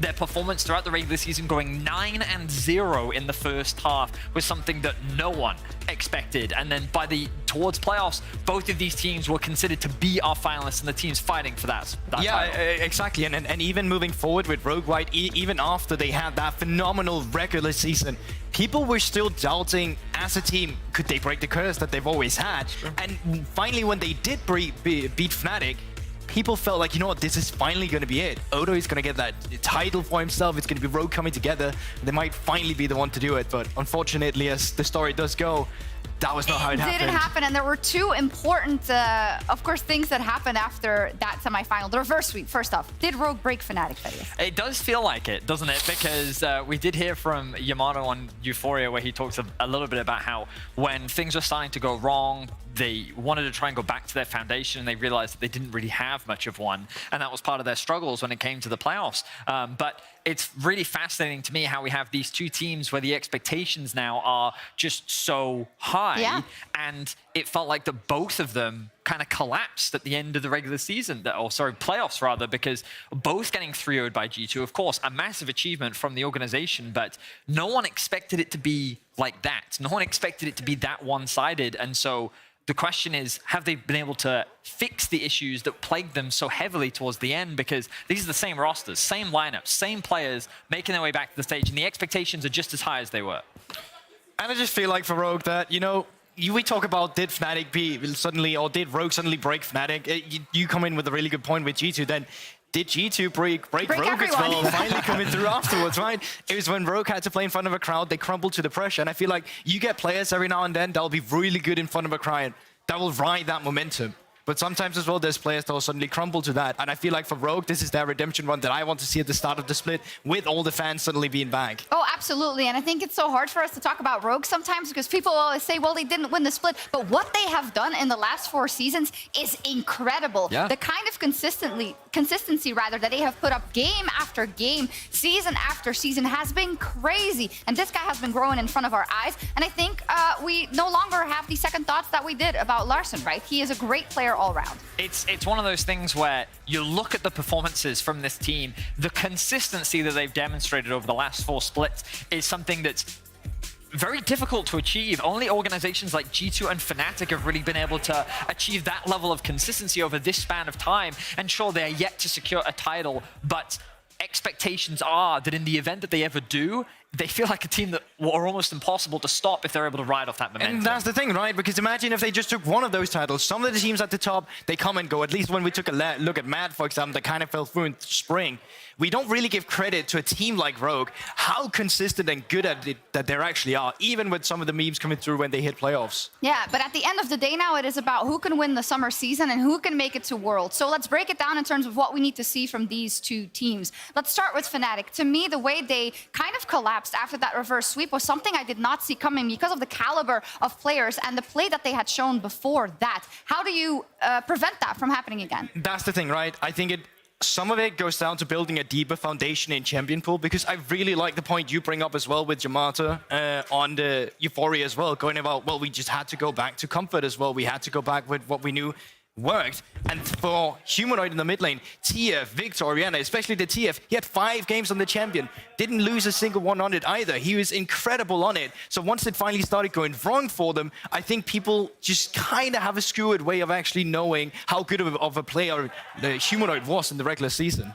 I think that Yamato had the opportunity to talk a lot about what happened with Fnatic, and he gave us a great insight into basically making sure that, number one, there was way more communication within the team and making sure that there was more trust and that greater, as you mentioned, foundation to be able to build upon. But I think for me, it's about being way more diverse in terms of the options that you have. Okay. Like, it comes in terms of champions, but it also comes in playstyles. When we think back to Fnatic last split, they seemed to be quite a flexible team that then became very narrow in their approach to become a very bot side focused team. Okay. Rogue became a very teamfight focused team, and like they were very reliable and consistent in their approach, but the moment you started finding holes in the draft, a team like G2 was able to pick you apart and punish it. And I think that both of these teams have so much of the core that they already need to be successful teams. It's already proven. They've already demonstrated they can be among the best Europe has to offer. The question is, do they have everything that they need to not only be a title contender here in Europe, but then make that a name for themselves at the World Championship, because that is ultimately what a lot of these teams are fighting for as well. And that is so interesting when you take it into the context of the patch as well, right? Because while we had a really good explosive style from Fnatic, where the early game was really where they found their strength, Rogue was a team that was very known for being an intelligent team instead. They had the macro aspect on their side, and as you say, the team fighting. We've already seen that on this patch. That is something that benefits you heavily, and Larsen back in the day was known as a control mage guard, so that's something in the mid lane that might benefit him quite a lot as well. And I think this mid lane matchup is largely where we draw immediately 100%. Towards at the beginning of this map, because mid lane seems to be like a very diverse pool right now. We've seen success with Twisted Fate. We're still seeing the return of Ahri. We even saw a priority on the Victor. But these two mid laners have been recognized as two of the best that the league has to offer right now. Heavily contested spots last split. VTO also getting his name up there. Remember, Caps and Perks are also still in the league too. Like, the mid lane role in Europe is always a contested one, and these two are the top 2 that come to name immediately. Look at the top there, 18 wins, 17 wins. Of course, they are kind of like the pedigree mid lane matchup that we have here in Europe. They are. They certainly are. And it's strange how Humanoid came in, a year later Larsen comes in, and they kind of like rose to prominence together. You know, we had that new era of mid laners fighting for the top spots, and the fact that both of them were convincingly ahead of Caps during the regular season last split is a big accolade. The question is, can they do the same once again? And what a fantastic matchup. Of course, Fnatic will want to win this one 100% after what happened in the playoffs, but Rogue are not going to let that happen easily. And I think Quickshot has something special prepared, so let's take a look. Hell yes, I do. Could I ask my analyst and lovely host to join the crowd? You at home will see why in just a moment. I'd like to give Sharks, Verius, and Gulborg a minute to step past. There's some shrapnel. Unfortunately, some like hobos sitting on the floor, on the stairs. Berlin! Thank you so much for coming back to enjoy the regular season with us. It has made my day. So I wanted to make sure we were ready to chant nice and loud and try to figure out where the bias lies today. So I'm going to ask a question I think you'll know the answer to. Berlin, what is your region? Oh my word, you're out of practice and that sucked. So let me simplify it. I expect you all to practice at home and do better next time. So let's listen, crowd. Make some noise if you're here to support Rogue. It's better than I was expecting. Not bad. It's better than I was expecting. I think this next one should be a little louder. Who's here supporting Fnatic?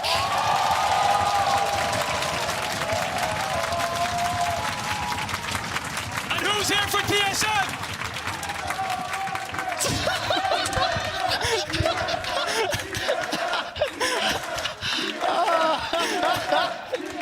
Thank you so much. A little bit more earnestly. Thank you to everybody watching. Thank you to everybody for supporting. But it's very, very special thank you to everybody here with us in Berlin. And G2, thank you, G2.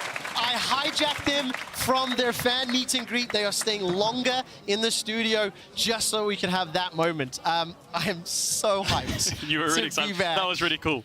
And now we can start to zero in. Oh my God, the lights are on gone. Rogue versus Fnatic as they face off for the first time this summer, and we'll round out our day.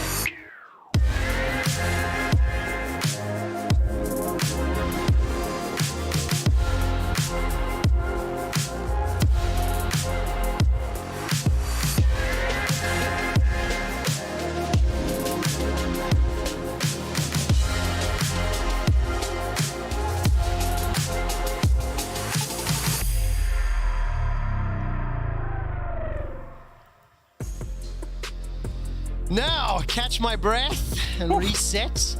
This game feels serious. This game it's personal, doesn't it? Feels intense, especially because these teams were supposed to have been our finalists. We're supposed to be the ones competing for the title, and they both got supplanted by G2. And these are the two teams that represented us at Worlds last year, right?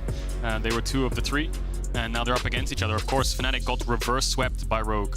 AD was touching on it a bit. I think it felt like that best of 5. When Fnatic lost that game 3 to Rogue, Fnatic just felt broken from that point onwards. Yeah. You saw it across social media, you know, Rogue broke Fnatic. We'll see if this one game can turn it around. I think it will be a great starting point for Fnatic, who left a lot to be desired in that playoffs after losing that series. And then Rogue, of course, who fell short in the finals. Bans coming through already. 3 AD carry bans targeted at both these AD carries. Upset, of course, and Hilly, one of the best spots, if not the best spot in Europe, of course, in lane phase. We've seen it in the regular season, what they can do. And Corki taken off the board away from Humanoid. Is Wukong going to be the last ban here for Fnatic, I wonder? No, it's going to be the Yuumi. So junglers are up, and we'll see which way these teams want to go towards. Could go for a Gwen, could go for an Ezreal first pick, could go for a jungler. Kalista, of course, as well. You talked a lot about the Kalista earlier being banned away, removed from the pool. Something that Comp uses exceptionally well. And I'm wondering to see, once we get deeper into the drafts, whether or not it's going to signal any sort of early aggression. So these teams very happy to fight during the early stages of the game. And we've had 2 fast games, one-sided, and 2 fairly slow ones. And as we see more games get under our belts, we're going to get closer to understanding some of the power picks. Another volley bear, this time in the hands of Razorki. Played 5 times in Spring, won every single one of those games. Yeah, definitely a comfort pick for him. Razork offering TF here. If this gets locked in, I don't even want to open social media because everyone's going to be making some memes about it. But it is a humanoid comfort. It is a Fnatic comfort. We had Yamato on Euphoria, and they said their only real comfort in that series was a TF. But Upset showing us some confidence of his own. Draven.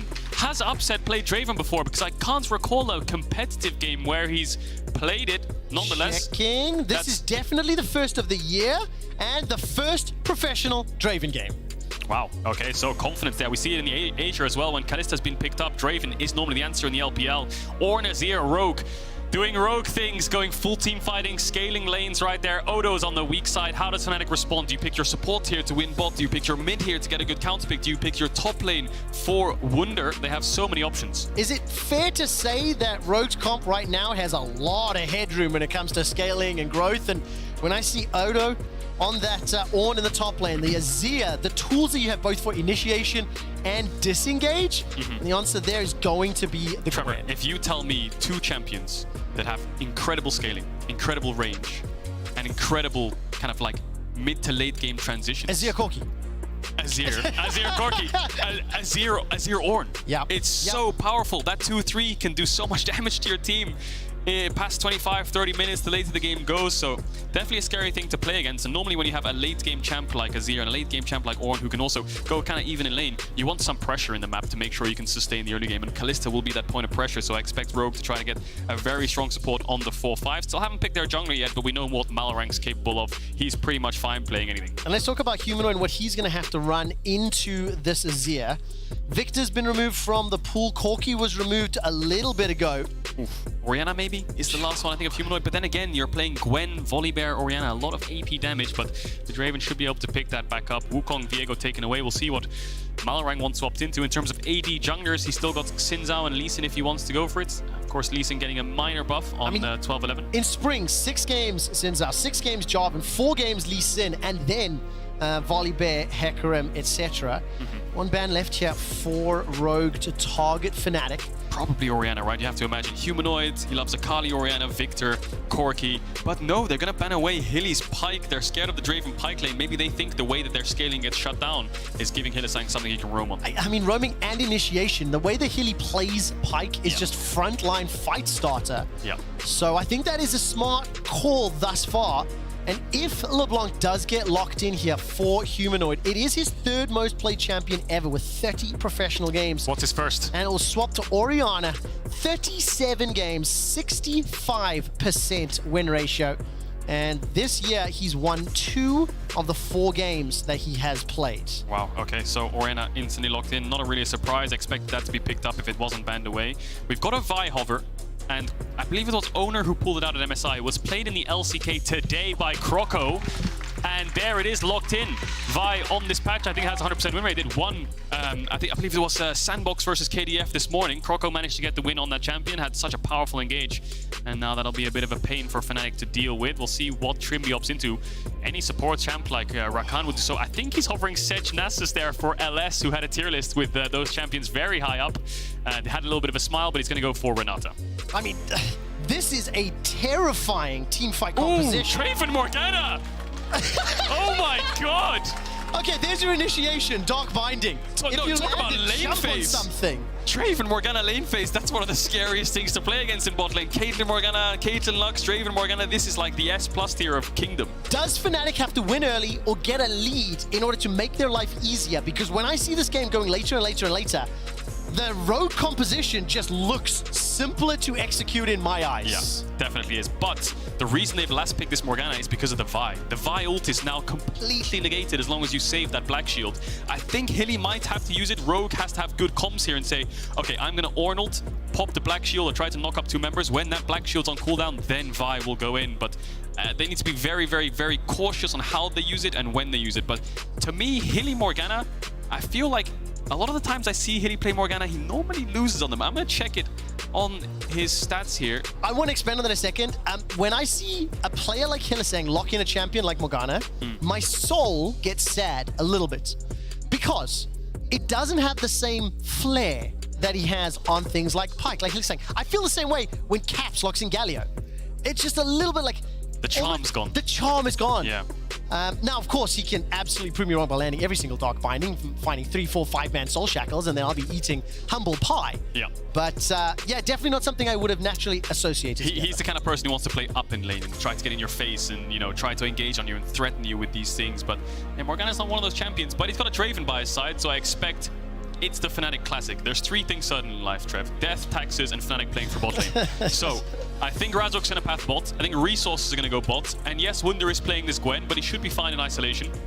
But I think the interactions, again, we have to keep around is the Vi, the Ornn, how they use their ultimates in fights, how the Black Shield's used, and can this Draven get ahead? Because it's a very volatile champ, but they did do a change to Draven, where I think it's the ult does kind of damage based on how many stacks he has. So if that does stack up a lot, the ult is going to do a hell of a lot of damage. All right, you double check the numbers on that one, and I'll let the fans at home know.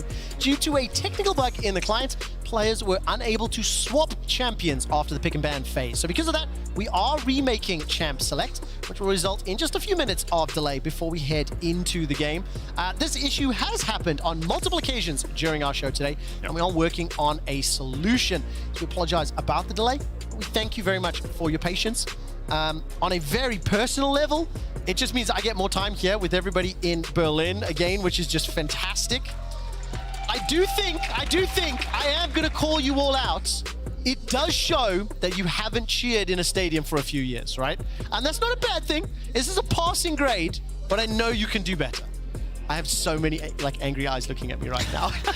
Thank you so much for coming. Right, while the players are getting in, let's zoom now out. they're going to show you up. Let's zoom out and look a little bit now at how the early game is going to play out. Draven Morgana should have a lovely time in that bottom lane, but I want to see how much of an advantage or how aggressively they push it. But they're against the Kalista Renata, which is also quite a powerful lane and has a lot of kill pressure, and if it gets ahead, can run away with it. So bot lane will be both where both these teams focus. Just going back to that Draven point, yes, and as also they added that now his gold per adoration stack is 2.5 instead of 2. So instead of getting double, he gets 2.5. So a little bit more gold when he gets that reset, just the case of whether he can get it. So yeah, I think both teams playing for bots, lots of resources for both sides. Rogue don't really have the option to play to the other side of the map. You know, you've got Ornn, you've got Azir, getting them ahead. Yes, it's great and all, but the Ornn getting ahead won't win you the game, and the Azir getting ahead is so difficult unless you can find picks on the Orianna because it's control mage. So yeah, I think this is just everything for bot lane. And of course, for Rogue, every single fight they want to start, they have arguably the best tools in the business to start and engage if they are able to set it up. So I want to look at vision control as well. What sort of impact can Marang have on this Vi? Will he be able to set up wards and vision to allow Targamas to actually make some plays? Yeah, just looking at Draven, it's been picked around 7 or 8 times recently, most notably in the LPL, the likes of Jackie Love, Wink, Huangfeng. These kind of players have been playing Draven. One of them into Kalista was Wink, and it's not had great success, only has 1 win so far. Majority of the games it has been losing, and I guess it is in that volatile category of if the Draven dies at around 15 to 20 minutes, your late game insurance is gone. But if he gets a kill, then you could run away with it. So yeah, a lot of pressure on both these teams to get either their bot lane ahead or in a stable position moving into mid game. So tense. It's also one of those things where we give you Kalista, but we're going to pick Draven into it. So a lot of confidence from Fnatic. Yeah, definitely. And Fnatic players and organization and their coach fully comfortable leaning into a challenge if they believe they can pull it off. Ladies, gentlemen, and everybody else, Rogue Fnatic, let's hit the rift!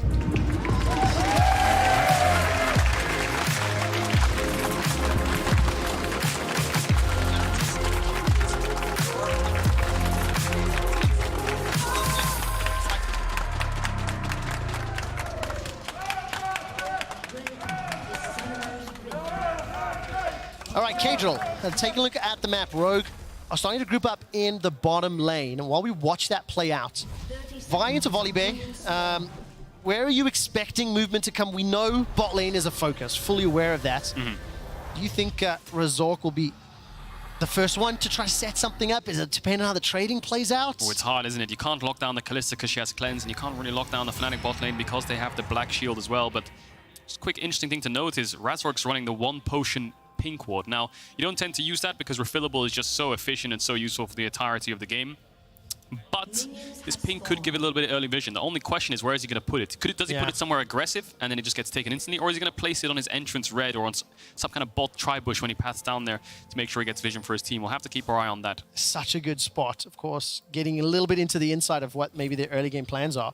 And just while we're setting up, I just want to make another whack statement. Neither Rogue or Fnatic are winners. I'll let that sink in for a minute. Neither Rogue nor Fnatic are winners. The last time Fnatic won an LEC season was in 2018. And when you look at the last 2 years, these 2 teams have finished 3rd and 2nd, 2nd and 5th, 3rd and 2nd, 2nd and 3rd, 2nd and 3rd.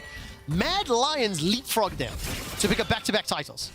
And when we were preparing for this game and coming into it, Kadril and I have said consistently, like, it has the feelings of a final. Yep. With the way that Spring played out, with the way that their stories ended. Oh. Damn it! You had it so... I was so bought into it. Your voice was majestic. The narrative points were fantastic. And you're so close to it. But then the Fnatic Rogue pause comes in. I don't know who has the issue. But you're completely right. I mean, you saw it on the graphic there. They're kind of head-to-head, 2-to-2 in terms of the last 4 splits of placement. You know, Rogue ahead of Fnatic twice, Fnatic ahead of Rogue twice. So it's actually a pretty... I won't say important split again in terms of a head-to-head, but I think there is a bit of a grudge going on here, especially looking at that spring playoffs. I can boil down what Fnatic and Rogue winning a season means to one line for each. For Fnatic and for Fnatic fans, about goddamn time. Yeah. For the organization that dominated and controlled Europe for so long to be supplanted by G2, Fnatic fans just want to see them back on top. And for Rogue, it's 3 letters. O-D-O. I watched that teaser video where the shot's talking about getting so close, failing in the face of adversity. That's your voice. Not making it when maybe you are good enough to make it, but just not on the day, not at the time. And I genuinely got goosebumps and teared up because, you know, I've had the pleasure of casting Odo for such a long time. And this roster, this Rogue, was very different to last year. They felt a little bit more diverse. They felt a little bit more... we saw more development coming out of them. We didn't quite necessarily have 100% script that was the 2021 version. Definitely didn't. But just going back to Fnatic for a second there, I think the Rogue point's so true. Odo is in chase for style. It's been many, many years, but you said 2018 was the last time Fnatic won a title. Yep. That was 4 years ago. Yep. It's been almost 4 years coming into the summer split that Fnatic have not won a single title. I can guarantee you there'll be fans in this pressure. audience that were not watching 4 years ago. Yeah, right? It's a lot of pressure on these players to finally bring them back to where they kind of belong in a sense. They had fantastic runs at World Championships, almost taking down top esports in that time, you know, getting reverse swept, all the shenanigans, almost making it to a semifinals. 2018 was the year when they made that World Finals, right? And it's just been kind of a slump from there. We'll see if this summer they can pick it back up because they have the remnants of it over the last few years. It just hasn't come together. Yeah, not at all. We are still waiting on whatever the cause of the pause is. It is just really great to be back in the studio. It's really interesting to see how this new patch is going to develop because I think the majority of discussion in Chatter Online is leaning towards positive and the frustration undertones are just like, there's so much. Yeah, and a lot of the complaints were like, including my own complaints, were slow games, low kills. But so far, today's not been too bad. We've seen Zeri's hopping over walls, doing incredible things. We've seen Yumi first picks. Yeah. But we've seen Draven Morganas, you know, these kind of things. So there's actually a lot to be excited about in terms of what these teams are prioritizing. And I wonder if that's because of 12-11, right? The Zeri changes on 12-11. The way the meta is kind of shifting, AP items getting changes, Grievous, all these things were getting changed on 12-11. Maybe teams are leaning towards different kinds of champions. And I mean, the LEC is the first region debuting on it, and definitely a lot different. Yeah, very different indeed. So far, just still kind of waiting for an update. I'm not sure who it paused. I think the referee's around Rogue, so I presume it was them. Trimby's kind of looking at us, giving us a wave, kind of shrugging his shoulders, not too sure what's going on. And of course, it is good to note, in these pauses, the players can't talk. They're not allowed to talk about anything in-game. I think after around 10 to 15 minutes, they're allowed to talk, moderated by a referee, but not about the game. I had a pause in 2019 where Mickey had a Silas bug, and we had the chrono break, so that took around 30 minutes, but hopefully it's not going to be that bad. I think the technology in terms of chrono breaking and stuff like this is a lot better. Why do you have to taunt it? Why do you have to taunt it? You're just what's it, Murphy's Law? Murphy's Law, just summoned it. Yeah, well, no, the last time Fnatic was in a pause was the Rise bug. Do you remember the Rise bug? The Rise bug. Oh, Razork's tossing up his thing. Every time Razork throws up the hand warmer. Oh, that looked like he's good to go. He just tossed it to the side. All hands and all fingers and keyboards and mouse are going. Now, does that mean he wasn't focused? He wasn't serious? Was he having too much fun? Can we read into that? He heard Yamato's voice echo in his ears. Razork, focus. Best voice in esports, no doubt about it. Oh, it's unreal. So, Berlin, have you had fun today? Now that volume I liked. That volume I liked. They're all warmed up now. You've got them all warmed up. Is everybody coming back tomorrow? Okay, half the crowd. Yeah. That was a bold question to ask, I will admit. That was a little short-sighted. We'll be back tomorrow. We will be back tomorrow, indeed. And of course, we'll find out whether or not Rogue or Fnatic will be back victorious tomorrow. It does look like they're going to be going in game. So crowd, let me hear you one more time. Fnatic versus Rogue! See, when you're looking at a screen, you don't make that much noise. That was bad again. Now, ups and downs. We'll find it. Stepping all the way forward. I definitely want to keep my eye on how Trimby uses that handshake to pull Draven around or move Morgana. And of course, the Black Shield can help with that too. Definitely can. Looks like for now, Rogue actually have the bot push. We'll see how Fnatic do with a couple more levels. Rogue getting a little bit of mid push as well, but looks like Wunder has the top push in favor of them. And as we were talking about before this pause, Razork with the pink ward, both junglers pathing towards bot. Which jungler will pull the first move? Because in 15 seconds, bot crab has spawned. And I feel like the last couple of games we've been casting, Trevor, all these teams are fighting around this bot crab. Oh, indeed. In the mid lane, Lawson is just bullying Humanoid for now. Hasn't impacted the CS too much, but those Sand Soldiers doing a lot of work. Catch an eye there on Malrang, making his way towards Razork. And as a refresher for the viewers, don't forget he's got that pink ward. We want to see what Razork does with it. Gone. Loses out on the crab, but Razork's on a full clear. Malrang had to skip camps. Upset's going on to Comp. Comp is trying to chase backwards. The handshake blocked. Dark Binding lands. Comp's in trouble. Flash forward comes out from Razork. Flash defensively from Comp and Trimby. Malrang arrives to the fray. It has he charged the Vault Breaker. Looking for the binding. Looking for the binding. And it connects. But nobody else can follow. It's really on a knife's edge, isn't it? Upset could flash forwards and try to get the kill, but then Malrang will get the kill, and whichever side gets ahead is just going to dominate and dictate the pace of the game in the early stages. Both these teams so hesitant to commit. Razork tugged back, and the Black Shield will allow Razork to walk away. A slow, calculated approach to that engage, and a lot of HP lost, but all 4 summoners for Rogue. Yeah, exactly. Let's take stock. All 4 summoners used for Rogue, but Upset a little bit low on HP and mana. Maybe he wants to get this bot wave in and base. We'll see if Razork sticks around to cover, because he might be in trouble if Malrang decides to revisit. Hilly gets pulled into the tower, but with that ward in the tri-bush, Razork feels like his bot lane's safe enough for him to back away. But they're recalling on a ward. Trimby won't let them get out just yet, so we'll see if the binding connects and they want to turn. Will miss. Upset. Now your choice is, do I base and give up a little bit of this wave, or do I stay and give Rogue full bot lane pressure, because they're going to fast push this. We'll see what Upset does. Looks like they're going to stick for now. While that's going on, keeping an eye on the middle lane, both junglers making their way towards Humanoid and Larson. Arise and the conquering shifting sands threatened Humanoid's escape. That's a nice slide, and the Vault Breaker dented back of Humanoid. One more Sand Soldier forward. Come on, Protect buys just enough time for a quick look backwards, and that was beautiful. Yeah, great setup there. Humanoid was trying to run towards his jungler in hopes that maybe they could turn the 2v2, but Malrang gets another one off, and we saw it all throughout spring. It was the Malrang show in the regular season. So many creative ganks and just pulling them off non-stop, where you expect a kill shouldn't happen, but he always seems to do it.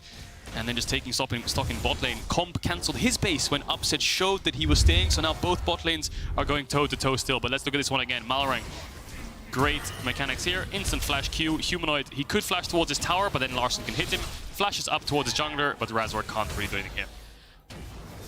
And Rogue getting ahead in the mid-jungle in the early stages. Ahead in bot as well. No one's base just yet. I mean, the range difference is going to continue to be pivotal throughout the course of the game. Gwen, Volley, Ori, Draven, relatively speaking, lower range. So when you consider that Malrang can engage from so far, Call the Forge God can do similar thing, Hostile Takeover, similar thing. It's going to be a challenge for Fnatic just to close the distance without taking too much damage. Yeah, we'll see how they use their kind of peel tools, the Gwen W, the Black Shield, to stop that from happening. Communication there from Fnatic's bot lane was Hylissang saying, I'll hold the wave, you go to base, and we'll come back and it's frozen, and we should be alright. Down a little bit of CS right now, but should have a good wave state for when they come back. So a lot of kind of thoughtful plays happening in bot. A lot of explosion at the start, but a lot of kind of decision-making going on to decide when they want to base and how they want to control their waves. Thoughtful plays is, I think, the best description for Rogue as a team. And I'll finish that thought in a moment, because Trimby is going to waltz right into Razork. Here comes Comp as well, landing a couple shots. No flash for Trimby. That's a drop down from Razork, and easily secured. Now all of a sudden Comp's in trouble. Razork's down to 300. He brings the lightning down, the crunch, the chomp, the flash, the dash. Ooh, a kill. And the spinning axe for Upset. 2 easy kills. Trimby just walked right into it. So, all the thoughtful play that we were talking about ended up in a freeze for Fnatic. So what does Razork do? He puts a pink ward in the river brush and just sits there and waits, because he knows Rogue have to push the wave out, and they have no summoners. They end up dying, but now Odoamne looking for Wunder. Malrang's around. Ultimate whiff, though. Dodges away. Anyway, Wunder is now going to deal with the threat of Malrang. Assault and Battery's not available because Malrang's level 5. The Ghost is going to allow Wunder to escape and to dash away. He's going to just yet, and Wunder makes the escape. Yeah, skips and hops his way out. The Ghost on Gwen, just proving how powerful it can be. Just runs rings around them. Odo a little bit low on mana now, doesn't have the TP. Both these top laners have used it, and Malrang showing top level 5 just shows how far ahead Razork is right now. Coming out of base, will start his full clear again. Going to talk about 2 thoughtful plays. So first of all, that control ward that was picked up by Razork used to perfection. And allowed him to pick up the first and follow-up kill. Secondarily, Malrang, with a very good pathing on that Vi, he picked up his first blood of summer. And in the 30 games that Malrang played in spring, he secured or was involved in 14 first bloods. Wow. I mean, that is shockingly high numbers when you think about it. Now, all of a sudden, Zork fancies a shot here. Odoamne does have his flash available to him, and instead, Razork will just clear out the ward and now turn his attention to Malrang, who is still level 5, by the way, does not have his ultimate available. Yeah, but Humanoid just based, so this is a 3v2. Razork knows he can't take the fight, and they're just going to have to give up the Herald, which kind of stings a bit when you have good bot push. Mid lane, yes, you're a little bit behind, but top seemed okay. You're going to just sneak away a Herald there. Rogue in the face of Fnatic. Upset and Hilly on the bot side here, trading aggressively. You can see whichever one of these bot lanes has to push means that they can play aggressive by staying in the wave and just trying to trade auto attacks. Of course, every single time that handshake goes out, Black Shield as well, what options are available. Odo does so much damage to Wonder. He's down below 200. Malrang's Assault and Battery is available, but not in range. He's going to be able to slam that face down. Oh yeah, he definitely would have, especially if he had Flash, he would have full committed for that. But Wunder, I think that's 2 or 3 ganks now he's been a victim of. Will be safe for now. Has the TP coming back up soon if he wants to base and rejoin top after catching this wave. Bot lane still pretty even. Humanoid will pick up the blue buff, and have to criticize Humanoid a little bit because in that series against Rogue, he was falling short to so many ganks from the enemy jungler, and just throughout playoffs in general, Humanoid just seemed to die to almost every single gank that junglers threw his way. We saw it again from Malrang, and as the desk touched on their head-to-head, these two go back from the Mad Lions days of Humanoid, 18-17 in favor of Larssen, because they were 15-15 going into that series together, and of course 3-2, Larsen's 1 win ahead. I mean, at different stages over the last couple of years, you could have made a defendable argument that one of these two players was the best performing mid laner in our league. Yep. Those times were, relatively speaking, brief when you consider they both live in the shadow of Caps.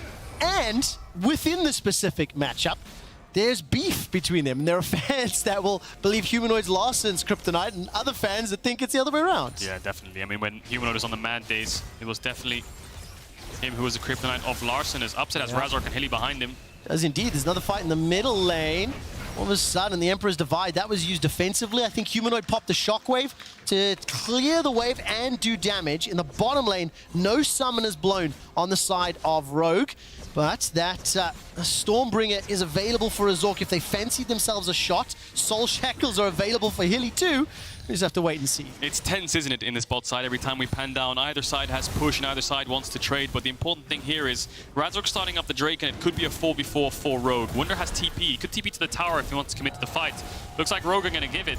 But Fnatic know that Malrang has Herald, and they have to match wherever he places it.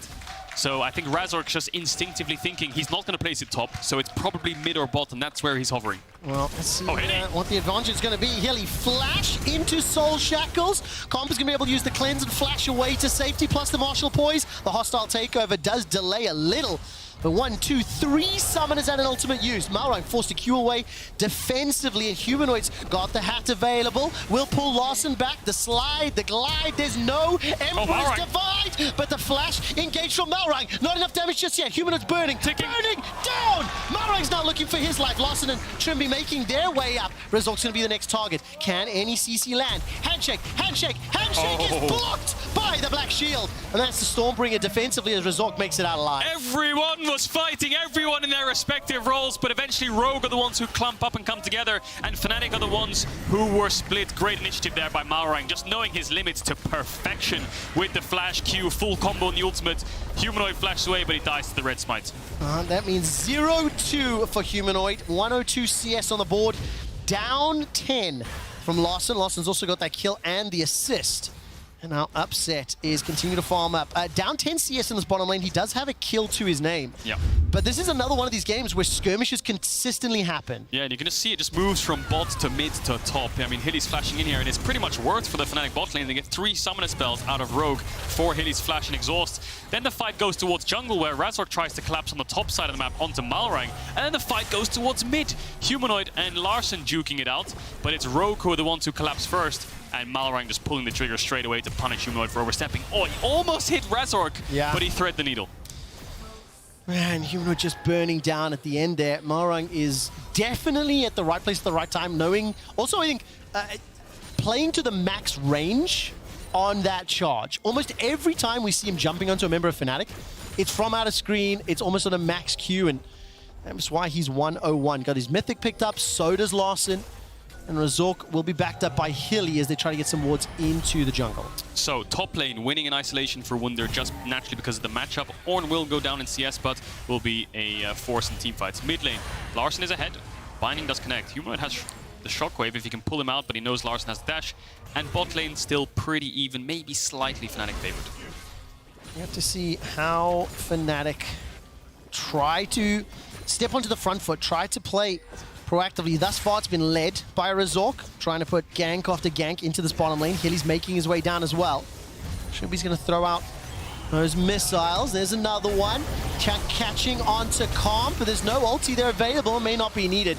Comp will go down. There's a couple extra shots out, but look, it's a lot of ultimates used, but there was almost no risk. All information about where the rest of Rogue were, and Fnatic picked themselves up another kill. And that's all because of Hilly, who flashed in earlier on. Now Malrang's looking for a dive onto Humanoid. No flash. Larssen can commit as well. We'll see who tanks it up. Humanoid knows something's odd here. He's calling Hylissang, saying, hang on a second, I think there are junglers around. But he's going to lose his tower. Azir tower will come down. And Rogue winning through mid, Fnatic winning through bot for now. Oh, this is just going to set us up for some crazy team fights in the mid game. I mean, one dragon secured at 14 minutes, a minute and a half to go. And right now, some vision from Fnatic has been set up just behind that tribush. Both teams starting to reset. Mythic's coming in pretty much across the board now. Humanoid a little late to the party. Another Rift Herald will be started off here, and this one will be secured by Rogue. Uncontested once again. So it does feel, I think it's fair to say that Rogue have been dictating the pace of the game a little bit more than Fnatic. Around the map, Malrang in particular, just having a great moment as Wunder will get knocked up into the air. And immediately, the rest of Rogue back away. Fnatic were making their way up, but I don't think they would have been able to save him had the dive taken place. Yeah, Herald in Rogue's favor as well. We'll see if Fnatic can trade that for a bot tier 1. Fnatic could move towards the Dragon right now and pick that up for themselves, but they're scared of a Herald top, so they want to defend it. Humanoid doesn't have TP though, so it could turn into a 4v4. Tail being summoned, handshake onto Razork, Dark Binding goes wide, the Needlework does a lot of damage, but the God of the Core Forge is thrown out, and that's just to delay. Razork jumps forward into 3 members of Rogue, Wunder stepping forward too, Dark Binding goes awry, Herald taken up by the tower, and now Fnatic are regretting their choices, or are they? Upset's got so much damage, that's a killing spree for him as he takes down Malrang, and the hostile takeover is used defensively. It's really difficult for Fnatic to break through. It takes a long time to get the kills, but they eventually do.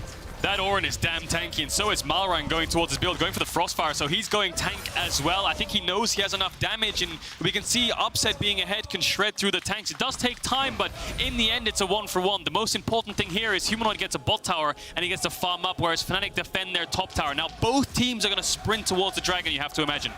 Does Fnatic have enough damage to deal with this Rogue comp as the game plays on? We're on pretty even footing, and it took a long time. And it's going to take a long time the later this game goes on as well when Odoamne gets those tank items. Upset needs to make sure he gets an early Lord Dominic's, otherwise he's going to struggle to get through the front line. Razork, a lot of confidence. Look at Malrang, the Black Shield's used instantly in the same split second, goes on to Upset, but not enough follow-up. No Callisto, that's on cooldown. Call of the Forge God already used.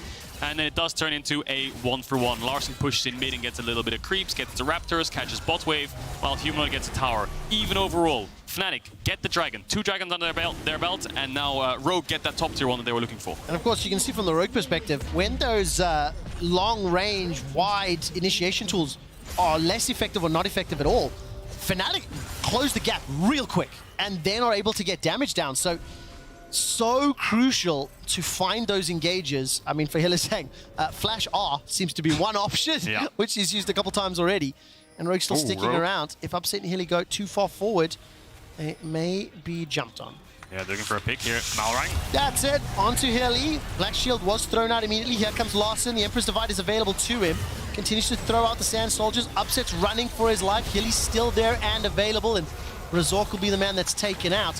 While that's going on, Humanoid is pushing that mid lane, picking up some of that CS that he dropped earlier in the game. Yeah, Razork's ultimate was 5-6 seconds away from being up, so he couldn't dash out. Malrang had the ult, so he gets locked down and kind of pays for Fnatic's bot lane sins by trying to push that wave too far up. I mean, they're on their own side of the map, but Rogue were just overstaying looking for a pick. It looks like they're holding it for now, but they want to play for that top tier 1. The only danger is they don't have a tower behind them when they step too far forward, so nothing to fall back on. But like you said, a lot of trading going on the map. If they overcommit one side, the other team gets to push and get towers or gold or experience and on creeps on the other side, and that's kind of what we've been seeing, handshakes across the board. I really want to see how Fnatic can set up a play themselves, because they consistently are being jumped on. Hex gates are a thing. Malrang is rooted in the Q charge. All of the Forge Guard, Black shielded onto Upset, but he's taken so much damage. Those Sand Soldiers are destroying him, and Hylissang gets popped by Comp. Those Hex Gates allowed that to happen. And that's exactly what I was just talking about, overextending to this top tier 1 when you don't have a tower behind you. No tier 1 to fall back to and cover you for any kind of overcommitment from the enemy team. Smart play by Rogue. They put a ward in the lane. They saw Fnatic's bot lane overextend again. They all come in and they punish with the TPs, which, of course, past 14 minutes, they can use on those wards. So good overcommit from there from Rogue. I wonder, look at this bot tower. He's going to get a lot of damage onto it. He could commit and die for it, but is it worth it? Odoamne doesn't have the ultimate. Wonder's got Ghost available to him. Has popped that one out. Larsson's making his way forward. Does have the ultimate too. And Fnatic, look, all credit to them. While they are on the receiving end of a ton of plays, they are finding little bits and pieces across the map. They are finding kills. It's a 2,000 gold difference at 20 minutes, which relatively speaking is not so significant. Yep. The only thing I am nervous about is how this Rogue conversation will continually scale and build up. And here we see the play again. Hex gates used, TP used, Upset trying to push out top towards the tier 1. Instant collapse. Hilly dies as well. No summoners for the Fnatic bot lane. They get punished, but as you can see on the minimap there, Humanoid and Wunder have the mid and bot push to get a couple creeps to deny from Rogue. Now we've got a blue buff contest. Humanoid pops the shockwave. Oh, Trimby's come through the portal. Malrang jumps back in. Larsson dashes right back out. Teleport being channeled, and the whirling death does not death any worlds. Larsson is now running for his life. This time round, the Hex Gates, they come back to bite Rogue. Wunder is snapping, slicing Malrang. And Larsson will be taken out in just a moment or two. Trimby's running for his life, and Wunder's not done just yet. Fate's Call is thrown back up. Baron's on the cards. Rogue have to force something here. Oh, Call of the Forge God catches 3, but there's nothing else to follow. You can't run into 5 members of Fnatic. Just like that, the gates are open, and Fnatic set their sights on Baron. Let's see what happens, though, because it's a 3 versus 5. Rogue have no ultimates to work with. Malrang's in 10. I think they have enough damage to commit this Baron. We'll see what Rogue do. They're going to try to contest it. No smite on their team, of course. Comp's on the way. No hostile takeover. No Fate's Call. No Forge God. What can these 3 do? 3,000 hit points on the Baron. A Rogue Q gets chucked out, and it is secured by Fnatic, as well as additional kills. That's another one to Upset. And Wunder gets himself the 3rd. The swing of 4K. Fnatic are in the lead. And we see the punish, the overextension. Rogue's trying to contest Fnatic's blue buff at 25 minutes in the game. Double shockwave comes in. TP behind from Wunder. Look where Comp is right now. He just finished his base. He's running out of base, and his team's fighting a 5 versus 4. Odoamne is way too far away. Larsson and Malrang are dead before the rest of Rogue can arrive. Trimby survives, yes, but in that 3v5 exchange, he goes down. So disaster strikes for Rogue, and it might strike again. Oh, man. Now Odo's the next target. He's got his flash available. Here comes Razork as well. Flashed over the wall, sure, but at what cost? There's no ways he gets away. There's no ways he gets away. There's no ways he gets away! Bring the lightning down. Odo sidesteps it. Oh, he's out. How the hell did he get away? Oh, no. Make sure he survives. So that helps Rogue out a little bit. Of course, 40-second roughly death timer would mean that Fnatic would push onto this mid and bot tower. I think they're going to get this bot tier 2 anyway. Oh, man. And they're going to get themselves the 3rd dragon. So that'll put them on soul point. Larsson's pushing in top to try to trade some gold back. But you can see these 2 teams just going nail to nail. I asked you earlier, what about scaling? Does it favor Rogue? I asked you earlier, do Fnatic have enough damage? A Hextech Soul will absolutely help on both of those fronts. Wow, gets some air miles there for Humanoid. Knocked up. Does he get one back? Able to shuffle out and gets himself one more under the tower. He got the wave as well, so they can't push for the tower. And here comes Hylissang. Oh, my word. No flash for Malrang. The Dark Binding connects straight through the wall. Malrang's taken out. To Fnatic are just gifted 2 more kills. It's Razork getting the dragon. Is Rogue going to be able to stop him? This is really important. So the dragon's on 5k HP. This is the 3rd dragon. You can see all of Fnatic just sprinting towards this dragon. Can they get there in time? Rogue don't have a smite, but they have Comp on the Kalista. Can Razork steal it? Upset's running his way in. No! Secure it! Rend is too powerful. Now Comp is running for his life. Hexgates are so influential this game. Wonder dashes into 3, drops the circle, and Upset stepping forward with that black shield. He gets himself 2 hits for the kill, and the needlework almost takes out Comp. He's trying to hop, skip, Marshall poise himself away. Odo uses the ult to try and save his comrade, but it simply did not matter. This game has gone wild with fights across the rift. It definitely has. In that case, Rogue dies, but they die trying. They deny the soul point for Fnatic, so that buys them a little bit more time, roughly 9 minutes, if they give up the next one before the next soul comes through. So Rogue just want to buy time as much as they can, get the Azir a couple more items, play some front to backs, and Malrang. Oh man, he's jumping onto Resort. That Dark Binding will land. There's no ultimate available here. And wow, that's actually a lot of damage from Upset. Working towards his 3rd item. But if you can hold Ornn in place, you can pick up the 13th kill of the game. 7 kills secured, 3 assists. 10 out of the team's 13 is in Upset's hands. The 3 rules of the world: death taxes, and you gank for the bottom lane in Fnatic. Yeah, it's paying off. It definitely is paying off. And Larson was the one who got ahead of Humanoid, but now Humanoid's the one who's caught up. They're pretty much even at this point, and still a top tier 1 up for Rogue. That's going to get taken down. A lot of standing gold on the map falling in favor of Fnatic. It doesn't matter the year, it doesn't matter the players, it doesn't matter the meta. Any team that gets pulled into Fnatic or G2's chaos tends to be at a disadvantage. As this game unfolded with Rogue starting that Hexgate play that got them a few kills, I was like, okay, this is the beginning of the end. Now they can like slowly push, and they step 1 foot too far forward and get pounced on by the exact same play. It's the Fnatic way, isn't it? Hylissang leading the charge, the last kind of standing member. Normally Bwipo was the one by his side, and then even back further than that, you think back to the 2019 finals when it was a 5-game series and it was just a bloodbath non-stop. So the spirit still lives on. And of course, they played for bot, they played to look for kills non-stop, and that's what they've been doing. Punishing Rogue, who have been falling a bit, I would say the ones kind of taking the fight to Fnatic a bit too much. Going for their blue buff when Baron's up, trying to contest his buff for Larson, all dying, giving it up. So a little bit too deep there for Rogue. They've tried to stabilize the game. They're down around 4,000 gold now, 4,500 gold. So they're just trying to stabilize the game as much as possible, get the next item onto comp. Okay, so do you think we're only going to get big fights around the objectives? Well, no, I take that back. Fnatic are just shoving their way in, setting up wards. It's 2 minutes 20 until the next Hex Strike. Looking at how Rogue are playing right now, how safe they're playing, I think the comms are definitely, guys, they've got around 7 minutes before they can get a soul. Let's give this Drake up. Let's just protect Baron and fight the next Drake. Scale as much as possible, get as many items as possible, and try to avoid any fight. But it's Fnatic, Trevor. You're just talking about a TP top, 4 members collapsing down. Odo's just going to TP out. Yeah, TP out. It's not going to be available for the next few minutes, but when it's 2 minutes to Dragon, it just means he'll be the one pushing out that bottom lane. Larson has got a TP available, so they can just swap who's controlling which lanes. But if you take a look at the itemization here, Essence Reaver, the Shield Bow, as well as Infinity Edge for Upset. He's sitting on a Zeal waiting for next. Malrang can dunk. Malrang can dunk. Where's Hilly? And he's waiting out of sight. We'll pop that shield on. Looks like Fnatic's next objective is this top tier 2. Wunder was pinging it and pushing in the wave, but it looks like Fnatic want to back off. Larson was trying to put some counter pressure on the other side of the map, looking for a bot tier 2 if they overstep for it. And Humanoid's going to go catch that wave. He has TP. Hylissang's going to base and refresh his wards. 30 seconds till Baron. This is such a tense game.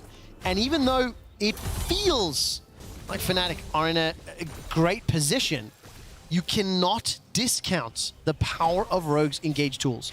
If they are not caught in the jungle with the pants down, they can really easily set up an easy way to pick up some kills, but it has to be controlled, it has to be calculated, and it cannot be chaotic, because that's where Fnatic comp is going to shine. Yeah, I think they need to find one target with the Violed and just single it out. Use the Ornal to bait out the Black Shield, force Fnatic back, Violed to find one single target. Doesn't matter who it is, it just needs to lock down anyone so that the Azir and Kalista can start to move forwards and hit. Once that first member's down, then they can start to move forwards and play the front to back that they desire. I mean, 38 seconds on this Dragon. Expectation, Rogue give it up and threaten some kind of Baron start. They have incredibly fast Baron with really good secure on Kalista. So Fnatic need to be very wary of this and say to themselves, do we want to contest this Dragon, or do we want to be the ones being the one in kind of dictating this Baron start?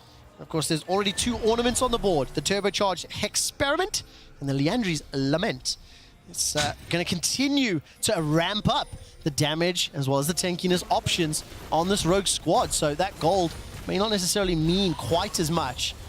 did look like Rogue were trying to set up some sort of Baron bait had Fnatic gone south, but they didn't. They pushed the wave out. They're doing the objectives by the numbers. Yeah, and what they're doing is they're just having Wunder solo the Dragon while all the Fnatic are pushing Rogue into their base. So instead of going to Dragon and giving Rogue a window to start Baron and having to face check them, they're going to control Baron, push Rogue back, and let Wunder solo the Dragon out of vision without Rogue knowing.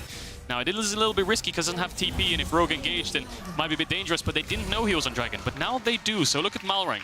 We saw him do this in spring on things like Lee Sin and Jarvan. Look for these creative angles. Can Fnatic flush him out? Humanoid's going to go for the top wave. Razork's being his bodyguard everywhere. Hylissang is holding hands with Razork and Humanoid to make sure he's safe. Shurelya's Blessing. Chase, chase, chase. I'm waiting for the binding. That's the slow from the lightning. Flash traded for Malrang's flash. That is invaluable to help keep distance, to minimize the range that Malrang can use. Lawson ignored the bottom lane, is now making his way up top, and Odo does not have TP available. So if Fnatic were to start this, it's going to take time before Call of the Forge God. This is just gone. They're going to be too late if Fnatic stick to it. Yep. It's being melted, it's being burned, it's being destroyed.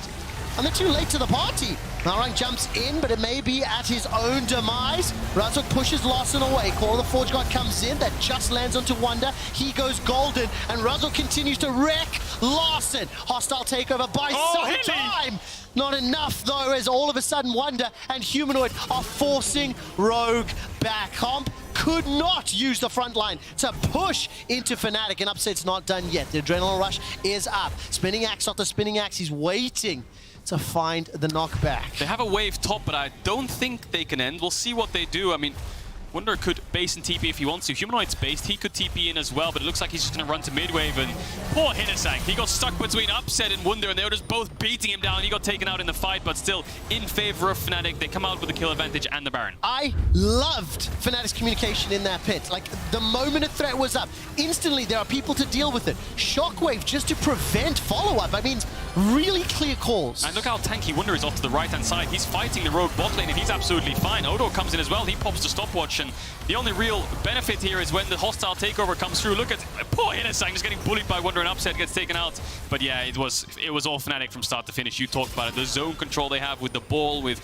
Hilly walking up, threatening the bindings. There was no real way Malrang could get into that pit. And of course, because Rogue were separated, they were late to the party, they couldn't initiate a fight on their terms. So all of the initiation tools on the planet don't matter if you're not shooting at the same target. Yeah.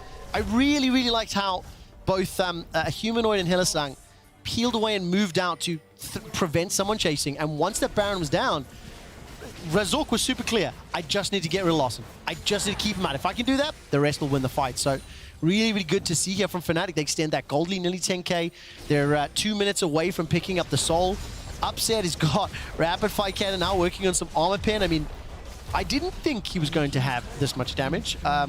And he's making this work. He's almost got his 6 items, and you can see, I think Rogue want to slow it down a little bit longer, try to get Larsen's Rabadon's death cap. I think that's the next breaking point for them. Maybe a Frozen Heart on Odo, and then they're probably good to go. Last stand defense, but till then, they just want to stall. 1 minute 50 seconds on the Dragon Soul for Fnatic. They're going to have those items before that spawn, so they're probably funneling gold into Larsen. Odo's holding the push from Wunder.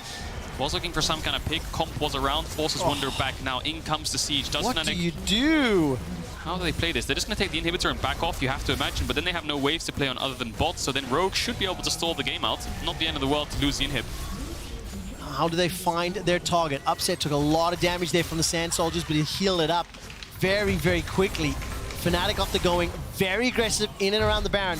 Slow it down, control multiple waves. They get their objective and they get out. I mean, push that lead even further forward, and now the only risk that Fnatic will be exposing themselves to, ignoring mistakes, is when they do step into those inhibitor stairwells and into the entrances in the base, they are at risk of being caught. So they really need to make sure that they either don't clump up or play multiple lanes. Definitely do. 1 minute on the Dragon. Look at the amount of gold Upset has. Does he have the full? Yeah, he has the full item in base. 100% critical strike. I mean, he has the total gold of the game, presented by Santander. But I mean, that's ridiculous. An Infinity Edge difference. But this is it. This is the last fight we'll get. Rogue are going to contest this dragon. Fnatic are going to contest this dragon. Larson has Rabadons, 5 items strong. Odo finished that Frozen Heart. Comp picked up the stopwatch. Potions a piece picked up. Yes, Fnatic have the gold lead, but Larson has incredible amounts of range. I think the X factor in these fights is going to be Wunder. He looks incredibly strong as well. 100 CS up almost. He can melt through the front line and buy a load of time for his team. Mid-wave contest coming in. It was not a slip of the tongue. Larson does have a lot of rage for how the early game started. Wunder's coming in from behind. Ghost is available. He's so far threaded the vision until he's just been spotted out. TP coming in here from Odo, who joins the fray. 7 seconds before the dragon spawns. Wunder is still outside the lane. He just used his ultimate to try to catch out Wunder, but they've just ran away from it. Now Fnatic are on the dragon. They need to get in, but Humanoid can zone them with the ball. This dragon soul is gone. I mean, it feels like you're chasing a loss when you're using a Fate's Call on a singled out target. The shockwave was fantastic. Wunder steps forward. He's already taken down Trimby. Turns his needles over to Comp, who's forced to flash away. Now Odo's running for his life. Dragon Soul is up, and the Flash Dark Binding won't even be needed. It secures a kill anyway. Now Humanoid continues the chase. Flash is available to him.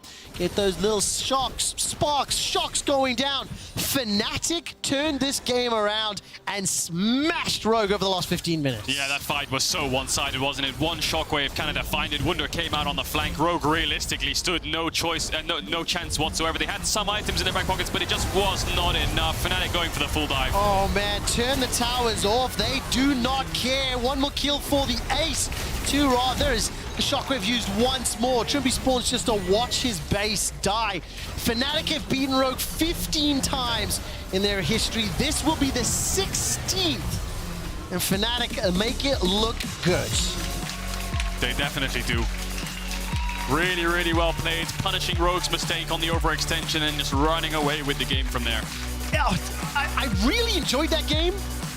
But those 2 team fights around the hex gates sort of sealed the deal. Yeah. Had Rogue not done that first one, maybe they would not have overextended and allowed Fnatic back into the game. Yeah, I mean, both teams showing a lot of good things and a few questionable moves. The game plans are pretty clear, and like you said, those 2 kind of picks that they made on the top side with the hex gates, Rogue picking up Fnatic's bot lane time and time again, felt like it was in their hands, and then just a 1 overextension, and they just ran away with it. Yeah, the Baron going into their hands, winning out when Rogue tried to contest, and from that point onwards, you know, they just dominated the map. There was nowhere that Rogue could really run and find any positioning. Hylissang's Morgana. I did not think it was going to look the way that it did. No. He just plays every champion like it's Pyke. Yeah, I mean, he plays every champion like it can 1 versus 2 the enemy bot lane, walk up and still win. Oh, what a stellar game. So much to unpack, to think about what went right and what went wrong. The Vi pick as well definitely found some early advantages, but insignificant. That last pick, Morgana, the Dark Shield, Black Shield, just completely removed his entire pick. It's been quite an odd day one, hasn't it? Yes. You know, Fnatic taking down Rogue throwing the game, then Astralis being a little bit competitive against G2, G2 running away with it, Dodgeball, Comp, Straven, Morgana. We've seen a lot already. Vitality falling short to Mad, Nisqy coming back. It's been a great day one. It really has. All right, next up, Kia Player of the Game nominees at LEC on Twitter. Wunder, Upset, or Hylissang.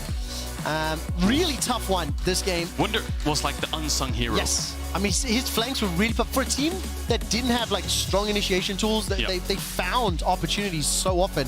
And you were saying, it has been an interesting day. The first days of any season are always interesting for different reasons. Yeah. But I'm going to be very intrigued to see what the total number of unique champions were from our 5 games today. I want to look at what that was, say, spring day 1 and then summer day 1, and then see by the end of the weekend. The reason I'm interested is we haven't had a patch this significant in a while. In the middle of a season. Right, and we've seen a very varied approach, especially I think in the bottom lane, a lot of different champions.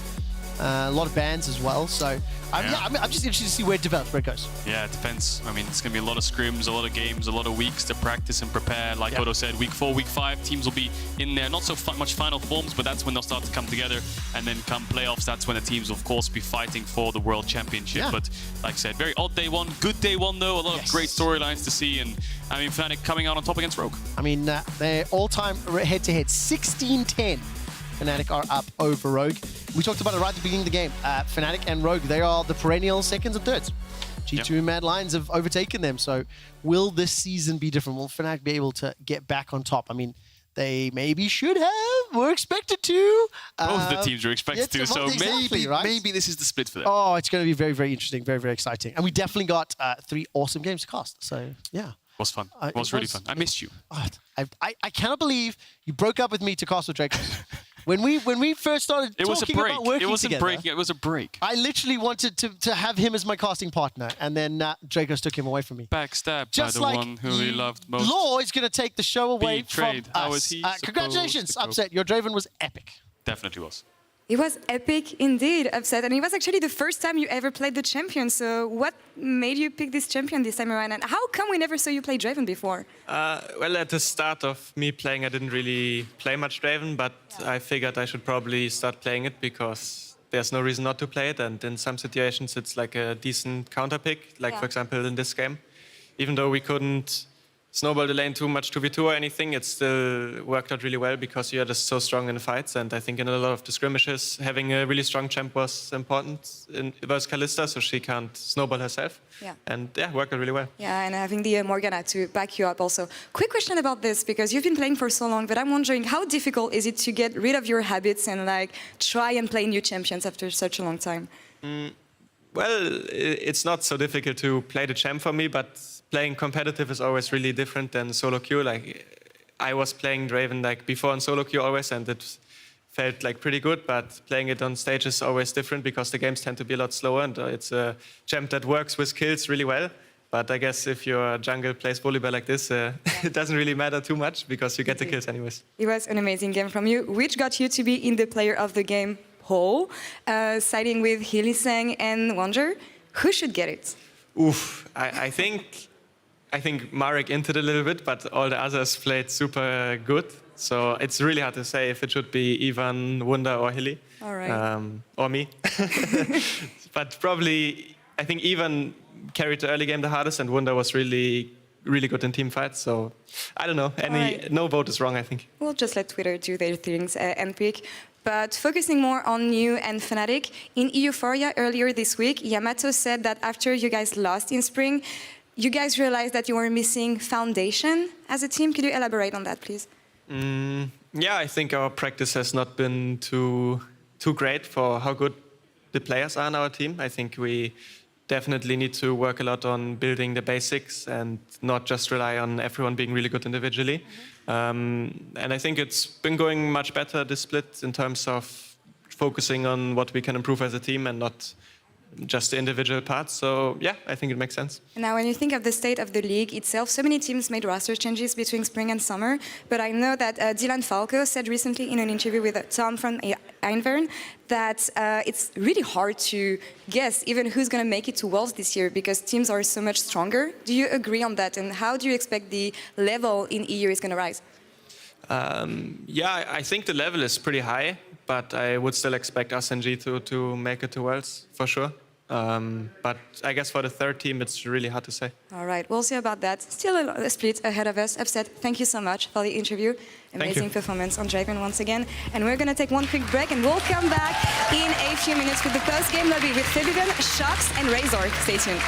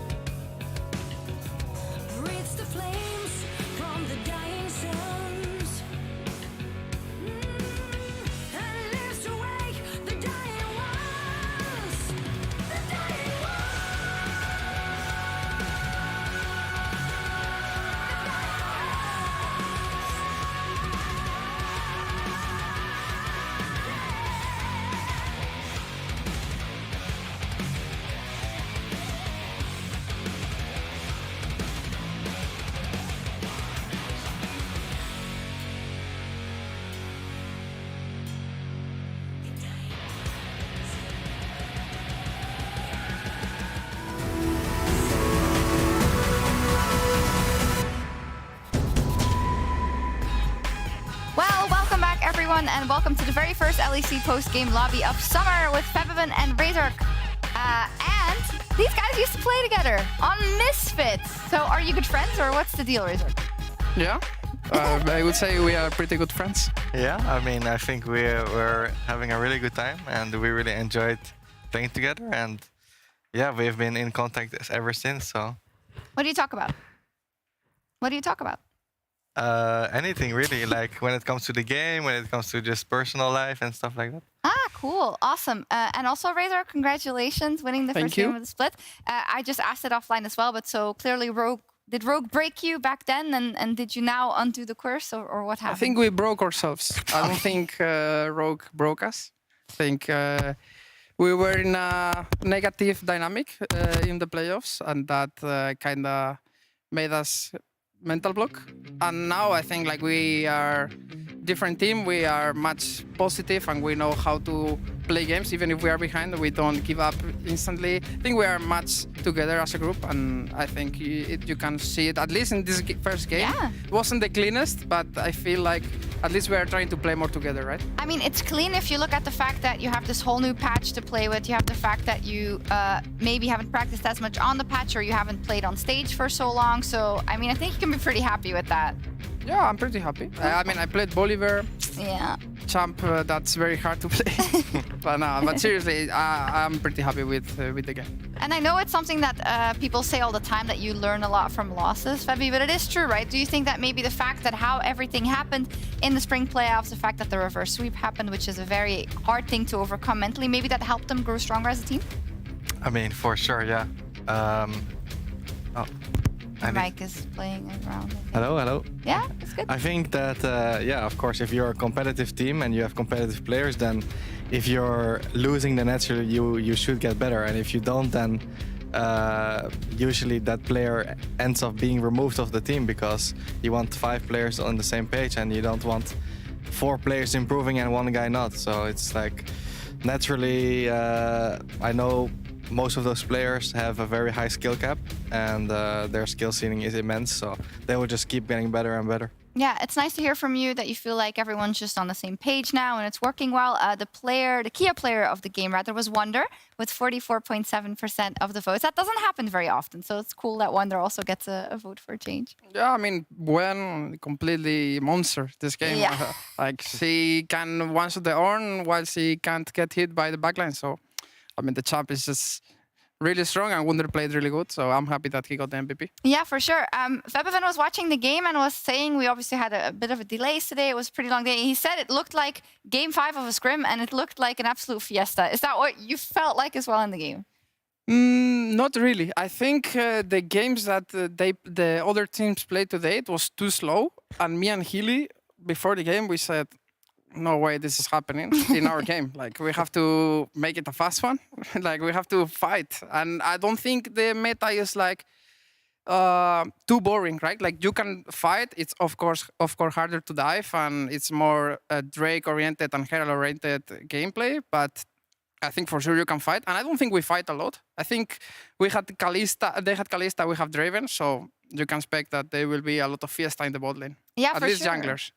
For sure. Fabi, you said you weren't impressed by the Kalista, right? I mean, not necessarily comp, but just in general the pick in this game. No, I'm not really against what Fnatic had, because they had a lot of long range, and I feel like Kalista, every time she would walk up, she would just be a minion, actually. At least that's what it felt like. And what do you think? Yeah, I think she has a hard time playing against the Gwen and the Rihanna. It's like really hard to position. If she has no flash, she can't really hit anyone in fight. And I think Asir was the one who should carry the game, even if they could win. But against Gwen, I think it's pretty hard. I think Orianna puts so much pressure on both carries because they are immobile. So in fight, they're really hard to fight. Yeah, I think it's cool what you said about the meta, because we've seen in a couple of other regions, right, the LCK namely and whatnot, that generally the combined kills per minute are down. The games are not necessarily longer, but you see that sometimes the teams don't do as much in the early game. I like that you said, oh, we just thought we were going to fight anyway, and it doesn't mean that you don't have a plan. It just means you pick your times to fight, right? And it's not like it was against a lower placed team. Rogue is a fantastic team as well. Do you think more teams should take a page from your book and approach the meta in a different way? I don't really think that they should play more aggressive or try to focus more on the early game. I just think like they should play their drafts, and many people today drafted for late game, which is good. And more if you're playing stage from a long break, people are usually afraid to do plays and they're more passive. But I think that you can also play these champs like Draven, Kalista, and fight around bot, and it's a snowball game. Fabi, you agree? Yeah, I mean, if you have a very strong bot lane like Draven, Morgana, and then on mid you have an Orianna that just is incredibly well scaling, and then you also have a Gwen that is also like insanely scaling, then you still have your late game insurance, but you also still have the power, right? It's not like the game changed in a way where Herald is completely deleted from the game. It's still like, okay, if you get this Herald, you're gonna probably get, you know, maybe a full tower, and then you can swap, and you're still going to be stacking Drake. So the game hasn't really changed in that sense. It's just that I think it's harder to maybe kill people because they are a little bit tankier, or people are, as he said, like the first day, people are going to be more scarce. So I don't expect that much change. But for sure, when the teams are back on stage, they're going to pick more scaling because people are just naturally more defensive when it comes to playing in front of crowds. Yeah, hard to kill. Rogue, they got killed a couple of times. Yeah. I mean, it was a late It's almost midnight, actually. That's a great point. Let's take a look at the standings and maybe overreactions. Only one day of games, but Fnatic's #1 racer. Let's go! Holy, you're so insane. Amazing. So obviously, I mean, there's not much to say. This is just how it goes on the first day, right, Fabi? Are there any big takeaways you have from day one? Well, I was very surprised by XL. I think that from playing solo queue a lot, I feel like this is the team that will rise up. I feel like Finn, Markoon, Patrick, even Nukdog and Mickey, they're like spamming solo queue a lot, and it's like almost no games where there's almost no time where they're not playing. So it's like that is really cool to see, because especially with big patch changes, that is needed, and it showed in their game. So I hope that they can. I would like to see more of those games, because it was just good snowballing League of Legends, and that's just nice.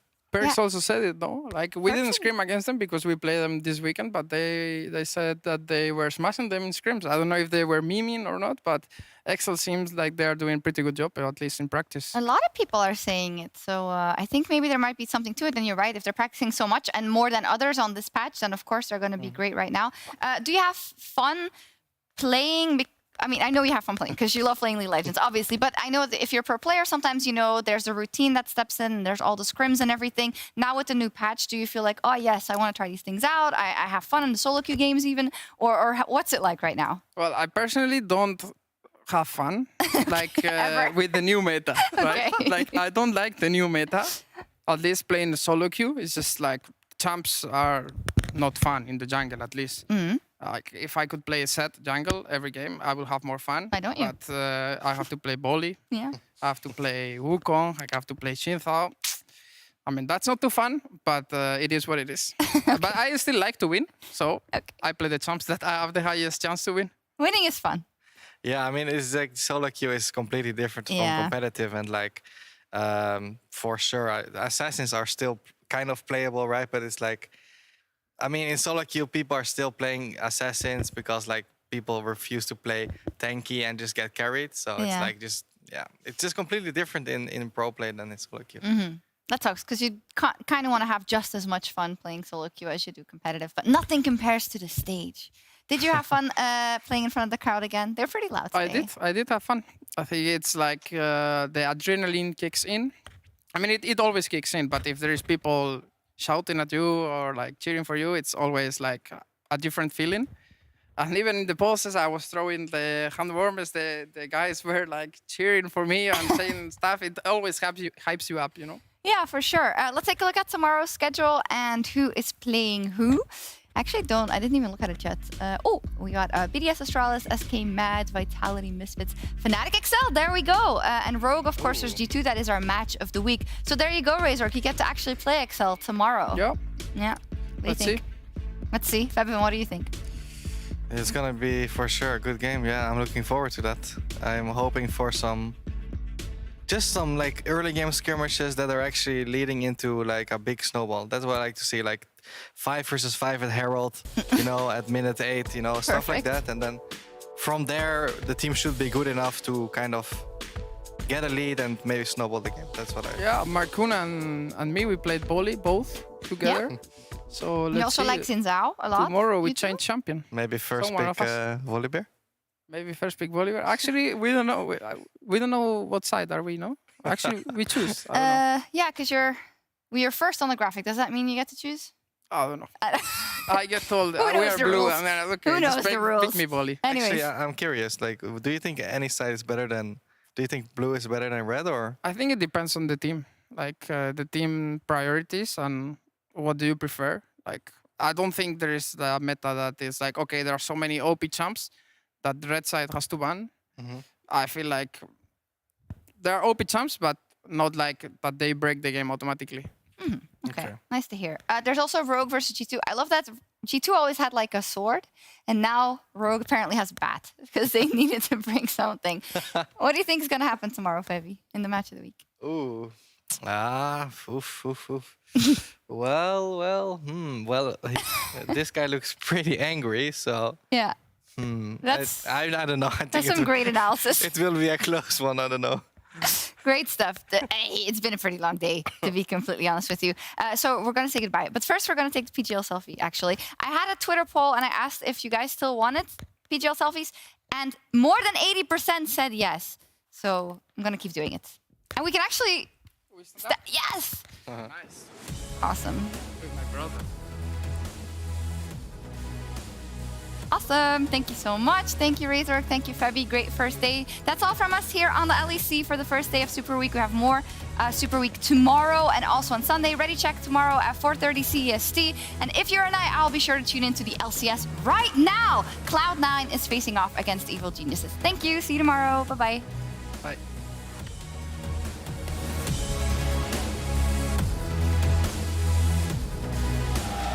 Hello, everyone, and welcome to the 2022 LEC Summer Split. Thank you so much for coming back. We have missed you so much. Good look for the Glacial Tomb. Chucks it out, hits Alioya, who's already used the dash away. There's the bubble follow-up. First blood for Vitality. Back in the pit as well. Treats will fall. Oh, great snipe. Great snipe onto X-Maddie. No mana on Alfari either.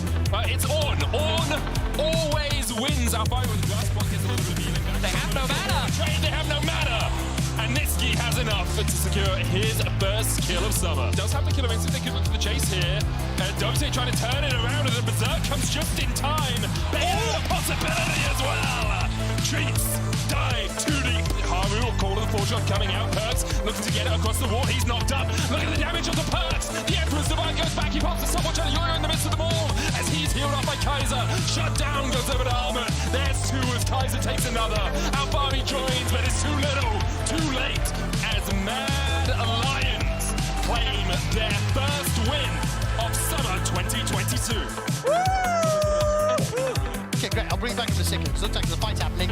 Turn off the tower! There's the zap coming out as well. Underneath everything, if VTO goes down, the shockwave wasn't even pulled. Mark Owen's looking for 3, but it'll be Finn that picks it up. I mean, that is... Larson is now running for his life. This time round, the Hex Gates, they come back to fight Rogue. Wonder is snapping, slicing Marai. And Larson will be taken out in just a moment or two.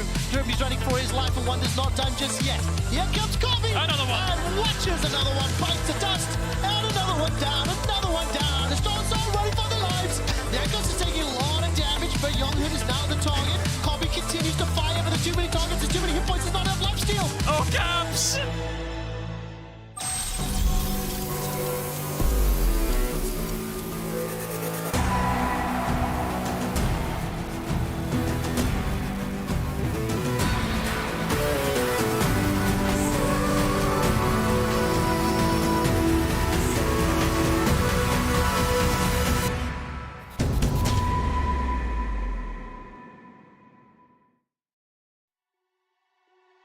I miss calling you a friend. Took you for granted. I'm run out of chances. Waiting till the ships would end. I got distracted. Now I'm empty-handed.